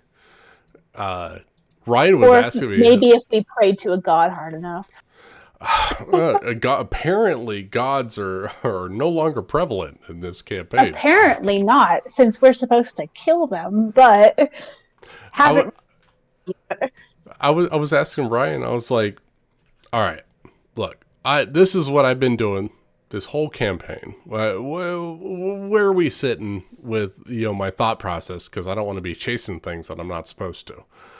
And he said, let's see here. I was actually asking him a lot of things, but the whole god aspect of it seems like they're not going to do anything. So it seems like it's just in our hands to, one, like, stop the void, stop the whole lich problem that we have in Misthaven. Right, which go hand in hand. Which go hand in hand. But I asked him, I was like, I was thinking of reaching out to the dragon, and we kind of got confused about, you weren't there, but there's a blue dragon that is supposedly in the desert, right? He's in the desert, but it's supposedly his domain is this part of the world, which is now under attack. And so I brought it up. I was like, we need to talk to this dragon because he's powerful, and perhaps he has magic that will help us with the void, and with this ancient lich problem. But I think that with all that, and that kind of goes into Agrimar's thinking, and it took me a lot of time to talk to Ryan about that I think that it might be like a concentration on a spell situation for Misthaven. I think that the lich, or someone that the lich is in control of, set off the void, and that it's a concentration spell, and it's an active effect that they're focusing on. So we have to find that person and break that concentration. That's what I think. I think it, because I went back and rewatched the streams, and I was trying to find the specific point, and Ryan, right after the last body was there, he didn't say anything, but he started growing the void at the bottom of the map while we were facing the 4 liches. And I was like, they didn't start growing until one of the liches did something. So we have to, because I've been talking to Ryan for, I don't know, however many months we were facing that. It was like 3 months or whatever it was. And I've been talking to him like at least once a week. And I don't think that Agrimar has been trying to figure out a way to handle this by himself. And I don't think that he has the ability to. I would honestly agree. I don't think any of us would have the ability to do that. Me and my nihilistic attitude when it comes to characters was like, well, I have a lot of ability and I can sacrifice myself. And then he asked me the crucial question after I said, well, I've got two options. Either I sacrifice myself and I save everybody, or Agrimar lives and these other options happen. And he's like, well, you have to make the choice. And I was like, oh, Ryan, you son of a bitch. Like, why you do that to me? But I think at the end of the day that we have to like actually work as a team to stop it, like we did the mist, the plague mist that was happening through the airship. I think we have to do that. I think we have to like solve it as a team. But Agrimar is like, this is something that's in his control, and that's the tough part, is like trying to, like, nobody else is thinking about the void right now but Agrimar, right? Everybody's thinking political, and Agrimar is thinking far above like a city aspect, and he's thinking globally and interstellarly. I don't know, whatever that was. He's thinking cosmically, like he's thinking far above just what happens within the city, and it's hard to get people on the same page. And I'm having a hard time like explaining in character, like, this is what he's thinking about, you know. I feel like I just rambled for 20 minutes. Oh no, it actually was not that long. Okay. But yeah, like, that's what I've been thinking about. It's like Agrimar has always thought of the biggest picture. Like, he wants to get Rafal to the crown, and that's about to happen. And then he wants to save Misthaven as a whole, but this void and this Titan is the void ultimately is the highest priority. Because if this is like the blob or the thing where it just consumes everything, it's not going to stop, right? It's not going to stop at this planet. Agrimar is going to lose his powers if Atriox cuts off the planet. Agrimar will be nothing. Isn't Atriox cutting off the entire plane? He hasn't done it yet, but he's going to. He's going to. He's going to lock off the planet. But we just don't know when. Yeah, exactly. And if we can't get this figured out, Agrimar is nothing. He's nobody. He has no power. He has no extended life. He is a commoner if this planet gets cut off.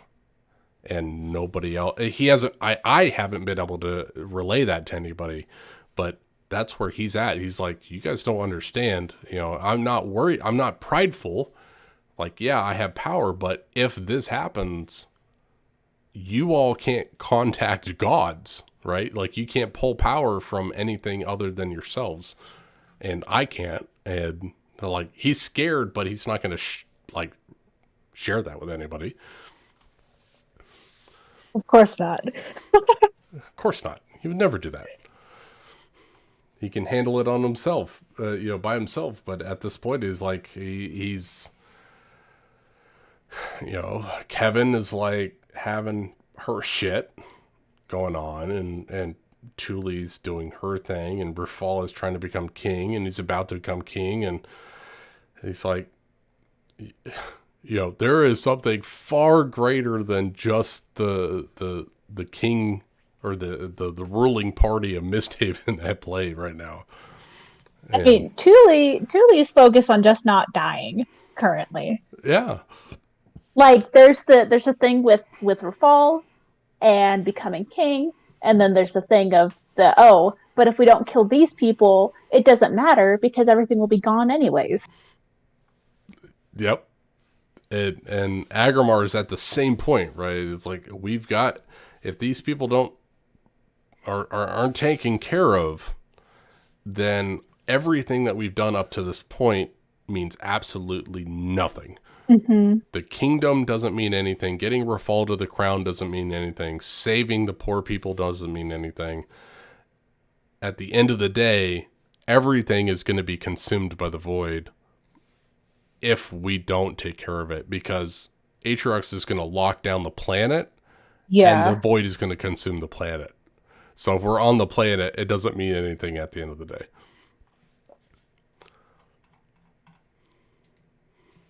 Honestly, though, it was a pretty good decision for Agamar not to just take everybody that he cares about and yeet them out of the plane and just close it out. Because Thule would have done that. I really Thule would have I done really that. wanted to. If she was in Agamar's shoes, right? And Atriox told her either, well, Atriox basically gave you have a little limited amount of absolute. time, get off the planet. Yeah, especially with the way Atriox worded it as an absolute, that if you don't leave here, you will die. She would take everyone she cares about and get the fuck out of there. Because she doesn't care about Misthaven. She cares about Rafal. Agrimar, I was thinking about this. Agrimar he's been condensing his power since the beginning of the campaign. It's only been a little bit of time. So it's been like, I don't know, like 14, 16 months since he transformed the first time, but he's been condensing power towards an ultimate goal. And I think I don't know where it's going to go. I think there's two ways that it'll happen. Either he uses all of his spent power to save everyone because he genuinely loves everyone, or he is selfish and he just saves a handful of people and retains, like, there's the ability, like, there's one side where he's gonna lose his ability, his specialness, and only have Thule and the city of Misthaven and those close to him, Kevin and Callum, maybe Nari, and live a normal life, or he has the possibility of trying to pull those people from the city and living in eternity with the people that he loves. And that's such a tough decision, but I feel it's weird for a character to have that kind of weight, such a sway. Yeah, and I know such a sway in the fate of everyone's existence. And the thing is I put it on myself. Like, I don't think that he has the ability to do it, but he thinks he does. But Agrimar thinks he does, and damn it, he would try. Yeah, exactly. And so that's where I'm like, how do you ask someone for help when you think that you can carry the entire world on your shoulders? Mm-hmm. Or are you selfish? And me as a person could never be that selfish. I could never take 5 people to a random island and save them from a nuclear holocaust. Like, I couldn't do it. I would save as many people as I can. And that's hard for me as a character because he loves Thule so much, and he loves Rafal so much, and he loves now this city of Misthaven that he's built a temple in, and with Kevin, he's trying to mend these terrible things that have happened to her, and he's made these promises that he has never once lied, and he's never gone back on any of his promises, but he wants to save these people now, no matter what. It's like, oh my God, what do I do? Ryan has put me in such a predicament with these things, so I'm like, I don't know. Such a good story. Ryan does so good with, like, the personal character stuff. this doesn't even involve any of like my personal stuff that I wrote, right? Like this is all about his world that he built. And but it still kind of is, because whatever Agrimar does progresses him as a character, whether he lives or dies. That's true. It still affects how people, if he dies, it still affects how people will remember him, even if they didn't know him well. Yeah. If he saves the entire plane, material plane, then people, hear about, oh, he's the one that, saved everybody. But the people that knew him were like, yeah, that was Agrimar. He saved everybody. Yeah. I have one more transformation plan for Agrimar. Do you? I do. And I thought this one was going to be the last one. I can't think of how else he could change. it's one more, and it really does depend on if he has to sacrifice everything, it's one way. And if he survives at the end of all things, but he has what he wants, it's a separate thing. But both are going to change Agrimar forever. And yeah. I know it's weird, and I know that it's a joke now at this point that, he's transformed 2 times, but at this point it means something to me for him to physically show his changes. He went from the purple form, which was just plain person, and then he crushed those soul gems that he had, the red soul gem, the blood gems or whatever, at the pier, and that was him doing the extreme to save who he cared about. And that was at his darkest time, when he held person those 5 people for Nari to eat. He killed the rat folk in the red form. He did his darkest deeds for the cause in his red form. And then Thule... Did he? I thought you didn't turn into the red form until you removed that curse from Kevin and Nari. Oh, maybe. Okay. He killed the people in the purple form. Yeah. But it was I should say, that led to the red form. That led to his darkest times. And Thule, after this last thing, that's when he turned his porcelain form, is that resolved him of what he had done before. He had felt love. He reciprocated love. He knew that there was more to do than his selfish desire to save one person above all else. And his next form is going to be kind of interesting, because it's whether he takes the burden on and nearly kills himself, or he survives and has bliss and eternity with the ones he loves. And I think it's going to be interesting. That does sound interesting. You said something, and it kind of made me think how you were saying how, you were thinking of going, your decision of what Agrimar wants, right? Not what needs to be done, but what he wants. And it made me think how Rafal, right, is has all these people in his party. He's our leader, and everyone is so selfish. Yep. And even despite that, he keeps them around. He tries to steer us the right way, and he doesn't give up. Yeah, and it's I find it very interesting, because we're all selfish, except for maybe Callum, and that's a maybe. Yeah, except for maybe Callum. I mean, he has his goals of, having his empire of businesses, but we're all thinking of the people that we love at the end of the day. So we're selfish in a way that we all want the best for the person that we love. Rafal loves his city more than any of us, and he wants the city to succeed. Callum really wants Kevin to just be happy.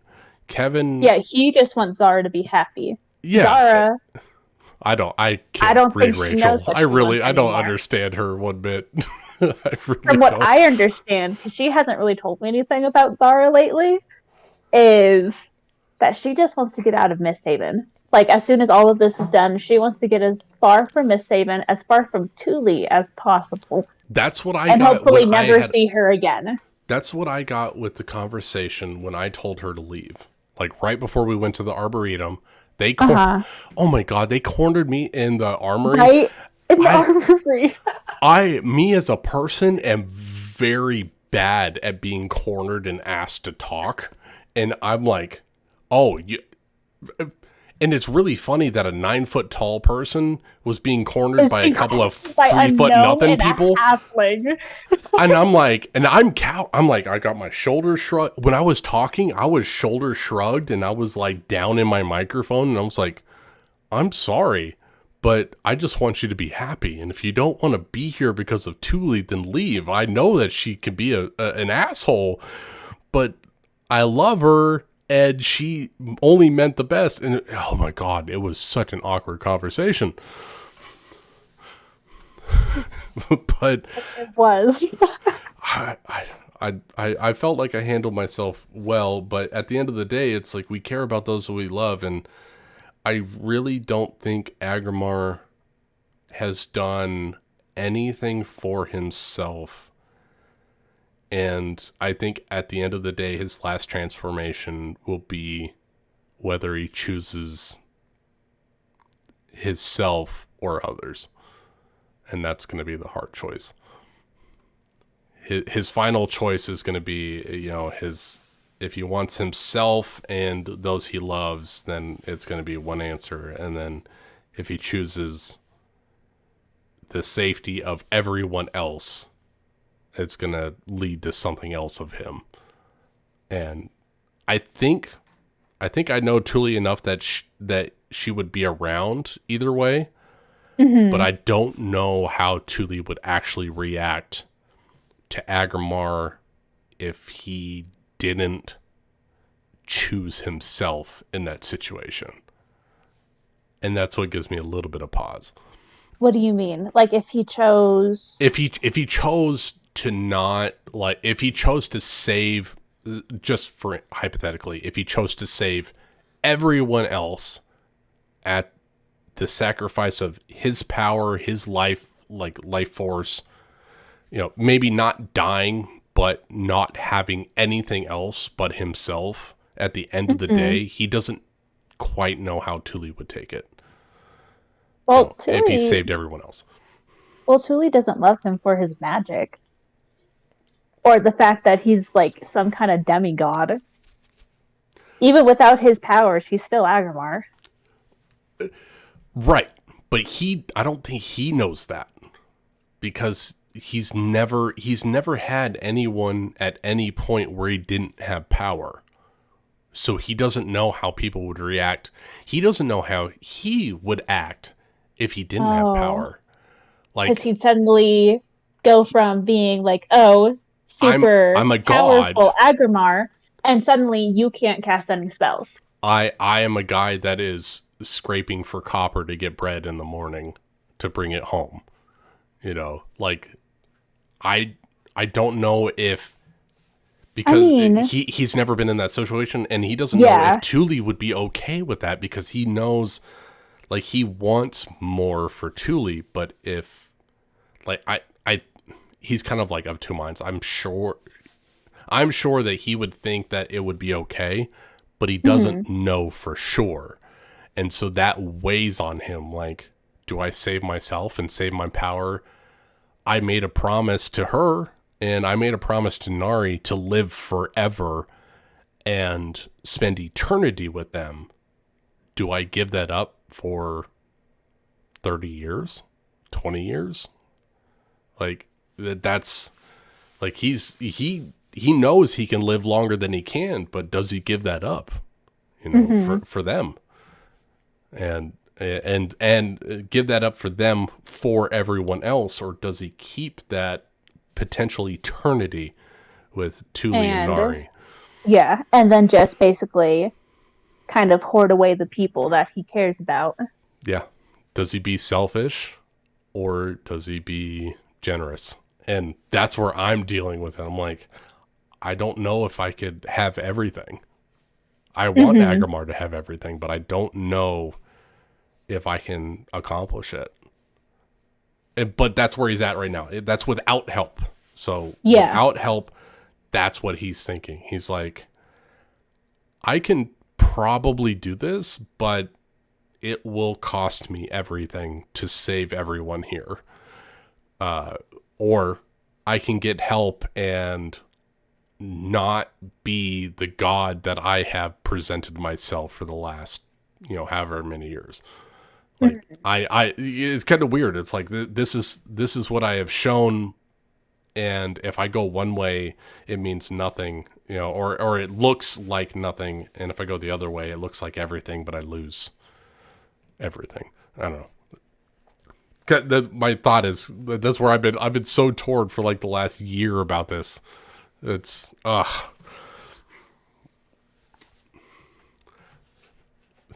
been thinking about the cosmos, and everybody else has been thinking about little stuff, and I'm like, Agamar is gonna lose, and I don't think Ryan would actually do that to me. I think that's more me putting it on myself. But that's where my mind goes. I'm like, this is it. I think of the end of a show, right? Like a long running, 6 or 7 season TV show. At the end, what happens? Do you save the world, or are you selfish for a little bit of time? And like that's where I've been thinking of Agamar for such a long time.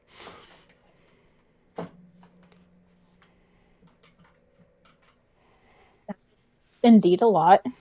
Damn Ryan and his moral situations.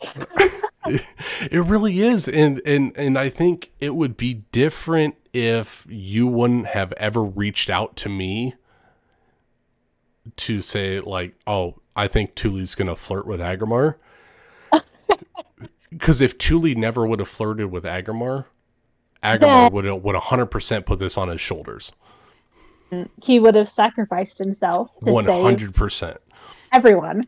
Exactly. He and I mean, mechanically, not even mechanically, but part of me is like trying to figure out which of those paths gets Agamar to godhood, because I really want Agamar to be a god in Ryan's campaigns. So I'm trying to figure out. I set up the church. I'm trying to set up a following. Is the sacrifice the way to go, but not be able to give anybody power? Like I wanted Agamar to be Nari's patron, so that way she could live forever, and be her warlock patron and take over from Travosh. But if he sacrifices everything, he can't do that. And so I'm stuck between like trying to save Nari, trying to save Thule, and trying to save the world, and then trying to save what he loves. And it's been such an emotional roller coaster that Ryan has laid out. And it's all on myself. It's not on really Ryan. It's what I want for this character, and it's so awesome.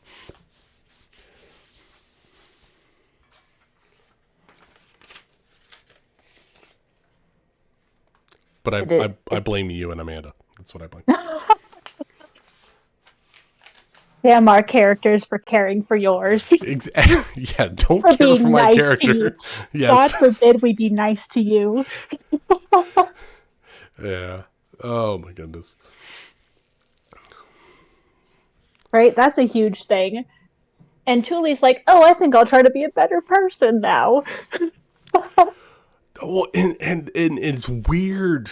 I was looking back at it, and it's so weird that you decided to be a paladin of fate, of change, paladin of change. And Agramar's been changing this whole time, and I'm like, they really are made for each other. And because Thule has been has quite literally been making waves since she showed up in Fisthaven. Yeah, she saved the future king, and then she caused trouble, and then she saved them, and then she caused trouble, and then she saved them. She is the epitome of chaos and change. She is. She's the embodiment of chaos, and I think it's awesome that you brought that. It really is. I truly did not mean to make her so chaotic. It just kind of played out that way. It really did, but at the same point, it was like, it was kind of good timing because Amanda was there for a little bit, and Amanda has a tendency to be the chaotic person. Yeah, I noticed, like, first with Phelan. Yeah, and you kind of filled that gap perfectly. Yeah, you filled that gap perfectly, which I think it's funny because I think Rachel tries to make Kevin chaotic. But Zara is she's very, even though it doesn't seem like it, she's very calculated. She's very cold. She's not... There's a plan, and it usually doesn't go according to plan. She always has a plan for everything, even if she doesn't think so. Because, well, with how Rachel buys things for Kevin, she always buys things that she can use as, like, traps or to find something. Like with the cinnamon or the flour that she does. That's genius. How did she come up with that? I don't know. She literally messaged it to me. She's like, Summer, I have a brilliant idea. I'm like, okay, hit it. Hit me with it. She's like, I'm going to use this. So if we ever have enemies that are invisible, I can see their footsteps. I'm like, you're a fucking genius. I mean, I came up with, like, I'm going to have 50 pounds of raw iron so I can make anything I want ever. Like, how do you come up with that? Rachel's shopping lists are like, this much flour, this much cinnamon, this much gunpowder, this much, like, glass bottles, rags, alcohol, oil. God, I love Rachel. She's so awesome. Zara literally makes her own, like, Molotovs and, like, grenades and stuff. That's awesome. Wish she'd come to me for help. I'd make them better. I mean, to be fair, though, why would she go to somebody else when she's been doing it for years? I know. Union rules. I work in... No. Yeah. Oh, no. It's hard to wrap my head around it, though. It's... At the end of the day, it's like we're trying to save Misthaven. Agramar is trying to save everyone. And I think I want to say, from what I get, is that Thule's just trying to keep people from dying. Yeah, trying to keep people from dying, trying to make heads or tails from things. She thought she had shit figured out, and then suddenly, 10 new things jump out, and she doesn't know what's going on anymore. Yeah. So. And that's how Summer feels too, because I had so many notes that I thought were important, and they're not. None of it is important. That's, you know what? I took notes. I wonder how Amanda feels. Oh, like, how many of her notes were actually like I know Amanda takes a lot of notes, and I wonder how many of her notes were, like, dead on, or how many of them, like, aren't useful anymore. I think most of them are useful and most of them are dead on, but I don't think the rest of us are intelligent enough to like move around the pieces that she lays out to form the picture. And not even that, but she has things in languages we can't even read. Well, I think she has. I mean, as mechanically as a character, she's got the rune keeper. Oh, that's right. She gave whatever. it. We have that. We have the rune thing. Like the cheat sheet. Yeah, we got the cheat sheet, but she also is a warlock that can read all writing, right? Like she can. Yeah. She could do that, and it's like she left, and she speaks Draconic. Well, guess what? All the secret messages in the city are Draconic, and none of us can read it. So, except for Callum, if he casts comprehend languages. Yeah, I think I could do spoken languages. I think I have tongues. But I think I grabbed comprehend languages when we leveled up, since there's so many languages that we come across. Yeah. I was talking to Brian. But then again, most of us speak. I think Draconic is the one. Draconic and I think Undercommon. Draconic and Undercommon are the two that we're missing. That are most common that we see. And Nari spoke both of those. Mm-hmm. And I've been able to scrape by with some Elvish replacing Sylvan. Oh my god, yes. And then Infernal, coincidentally, with that tiefling, that one time. Yes, definitely. Thule's been so clutch with talking to people.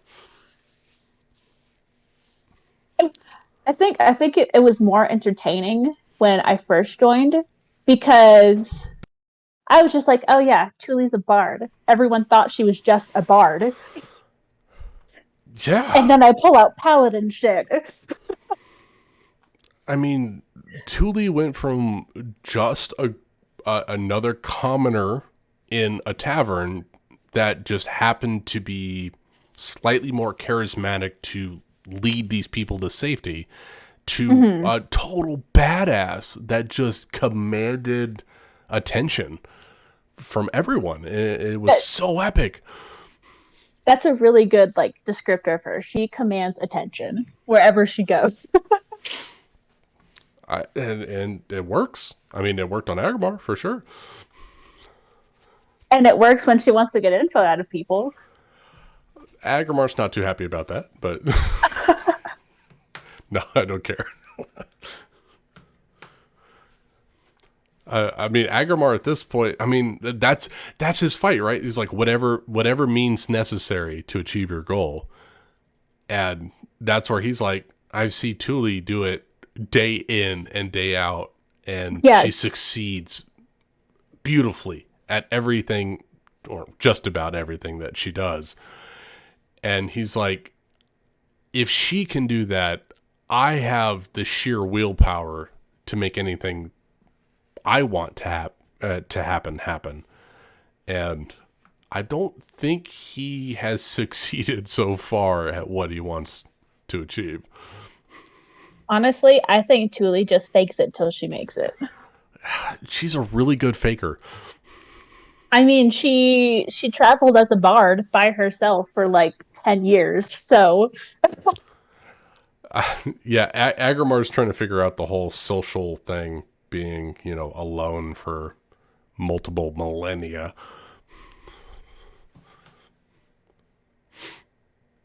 And then Delamar showing up. Right?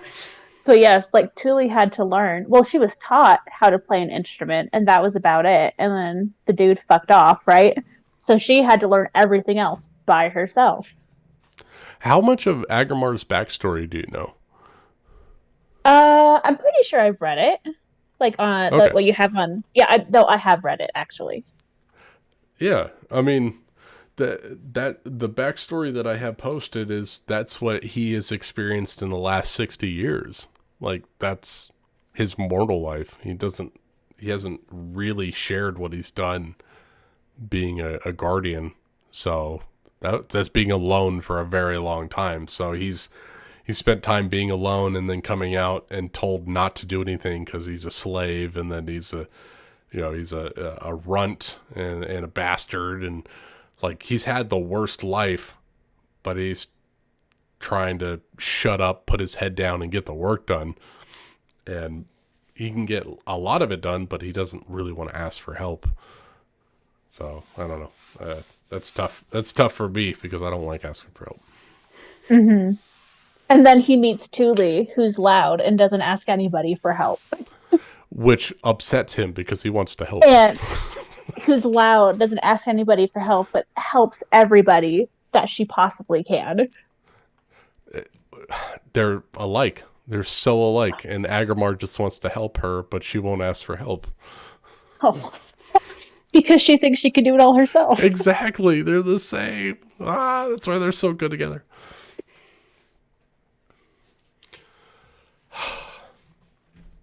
So, with that revelation, what's Thule going to do with the end of the world? Oh, God.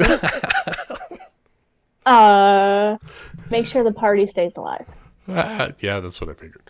I still have quite a few spell slots. I have quite a bit. I have like 8 still, I'm pretty sure. Oh, I'm not worried about the day. I mean, that's going to be fine.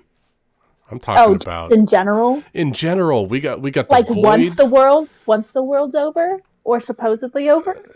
Yeah, I mean, we got there's a potential that we get Rafal on the throne and we have to destroy the liches, which presumably they are the cause of the void.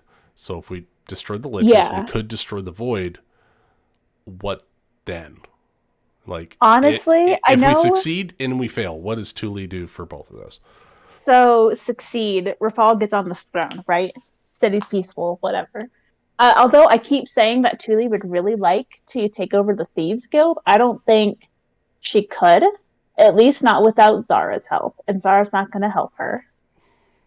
Not unless something miraculous happens where Thule like legit saves Callum's life. Like, I think he has to be dying and she has to like do something crazy to save him. Yeah. So I think, honestly, I feel like she might try to worm her way in as Rafal's advisor. That's small, huh? Just Miss David? That's all Thule's got? We saved the world and you just want to be advisor to a king to one kingdom? I don't know. Well, where else would she go? She's not going to go back to Averston. Go with Agrimar. We could do anything. True. I mean... Well, then, what would Agrimar do if we succeeded? If he lived? What would he do? First thought in my mind would be to take Thule and Nari and take them to the temple and get them inducted as guardians, and there would be protection within the temple that would give them extended life, and then we could explore all manner of legends and histories from planes far off, go on explorations and find information and stuff like that. I think just like adventures for all time. The three of them. That's his first thought. Is like, because he has dedicated his whole life to protecting this item that is 3 pieces of an item that could destroy the world, and if he could still protect that while learning things and still share in stories and ultimately turn those stories into legends that potentially their children could read about in the library, is something that he would love to pass on, because as of right now, he has nothing to pass on to anybody.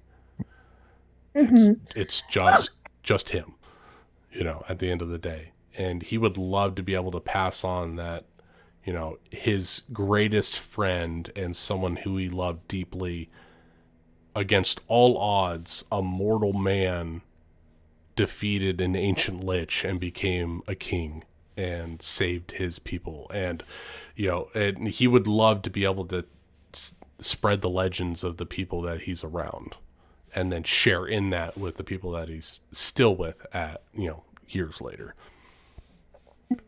Actually, now that you said that, there's a lot of things that Thule would do. Oh, she's made quite a few promises to people. Has Thule really?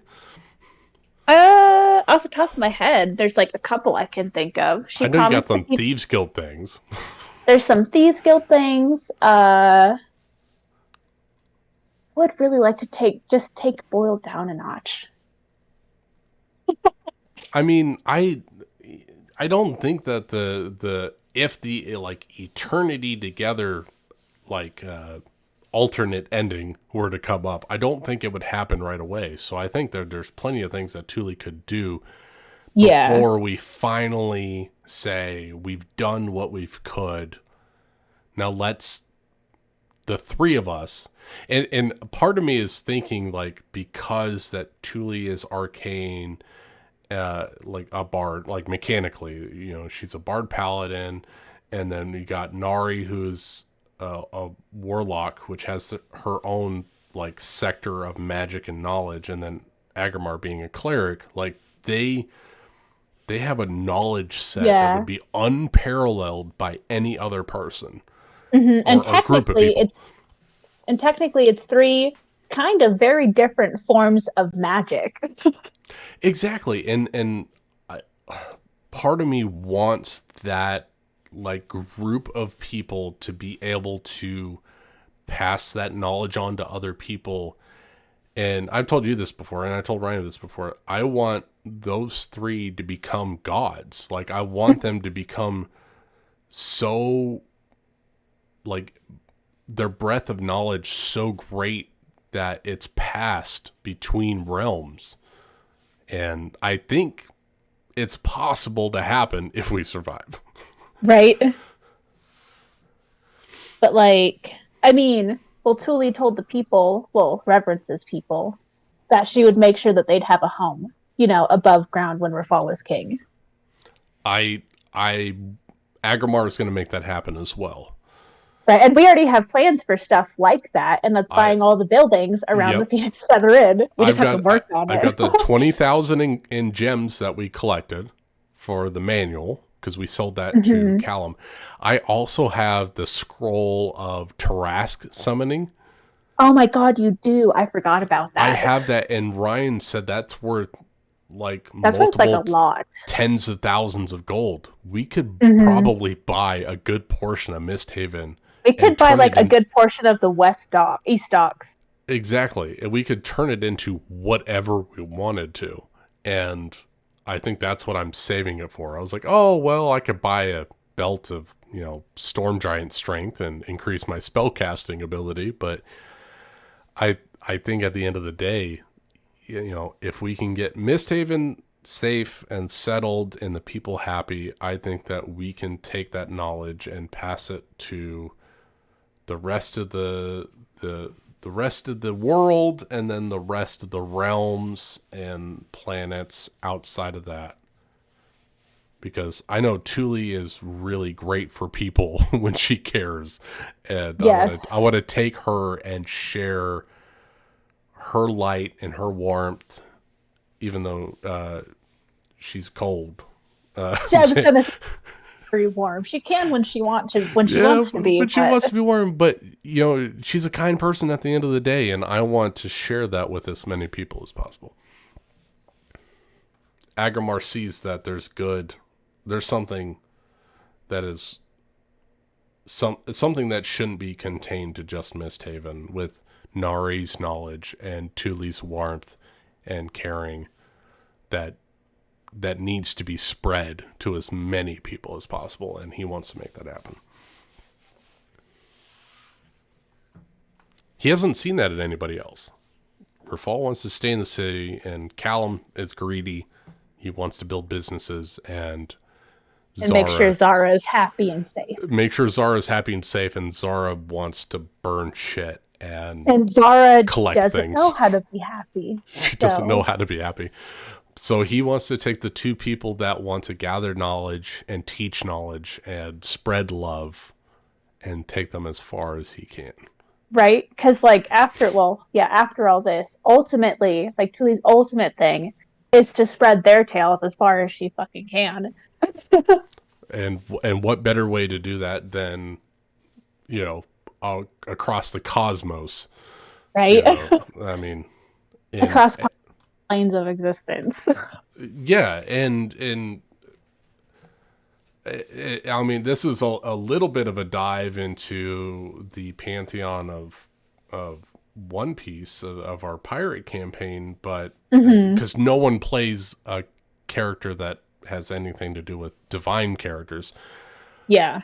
But I made a pantheon that is derived from Agramar, Thule, and Nari. Really? Yeah, 100%. There are 3 gods, and if it might not come up now, but if you guys would have went to the moon, you would have learned of Thule with her teleportation magic. She is very fond of, Dimension Door and things of that nature. She teleported Agramar and Nari to the moon to get away from Misthaven. And Misthaven would have been a smaller part of the ancient lore of the One Piece world. And they would have teleported up and learned a ritual to become gods. And they would have came back down to the world of Misthaven after Rafal had long been dead, and came back down as 3 legendary warriors that saved them from some tyrannical something or other, and they would have been gods and worshipped as gods. So they as of right now, unless one of the 3 of them die, they are gods in One Piece. I asked Ryan about that. I was like, hey, can I share some stuff with you? Because I know you got the 3 deities, Sin, Favor, and Nala. Can I build off that for One Piece? And he said, yeah. So I took his pantheon and I said, well, we got 3 people that are strength, knowledge, and power. Or strength, knowledge, or power, strength, what was it? Power, courage, and knowledge. And I was like, well, that's 3 characters in our campaign. Well, they're the gods of of One Piece. That's actually really cool, kind of like alternate reality type thing. I wanted to make it combined, that Misthaven and One Piece are technically in the same universe. Nice. That's actually really cool. Yeah, and nobody knows this, and I don't think you had joined at this point in the Pirates game, but when they first looted their first cavern, all of there was like gold and silver and electrum and copper coins that were stamped with unique faces. They were the 4 main party members of our first campaign that we played, and nobody picked up on it. Oh, wow. Yeah, so there was like a dragon head for Ben's character. There was a shadowy fist for Nick's character. There was, I think there was like a flame for Amanda's character because she was a sorcerer. And there was something for, I think, one of my characters. I don't remember what it was. But there was a stamp on each one of the coins, and nobody picked up on it. But it was a stamp from each one of their characters. And so technically all of their characters had lived as an ancient civilization that had coins stamped in their image. So I'm all about like multi-universe stuff, and I fully plan on, if our characters live, for them to be fully in-tuned and entwined in our campaigns. That's actually really cool. I mean, why not? I have a plan for the end of the campaign, if you guys ever make it to the end, that it will technically tie all of our campaigns together, but nobody else knows that.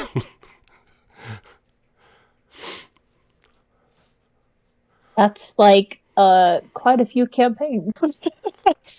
Yeah, I mean, it's kind of like it's almost like a Men in Black, like the locker situation where, it's like, oh, the whole Men in Black universe is one locker, and a giant a giant alien universe is a series of lockers, and Earth is one of them.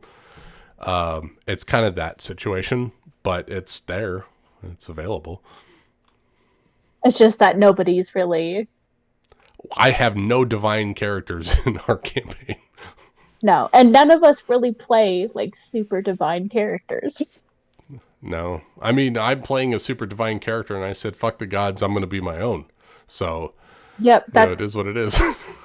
That's what Julie did. Yep. She was like, wait a damn minute.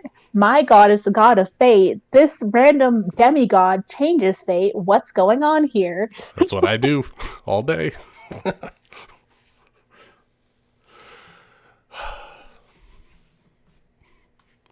So anyway, it's a bunch of nonsense, and we're having fun with it.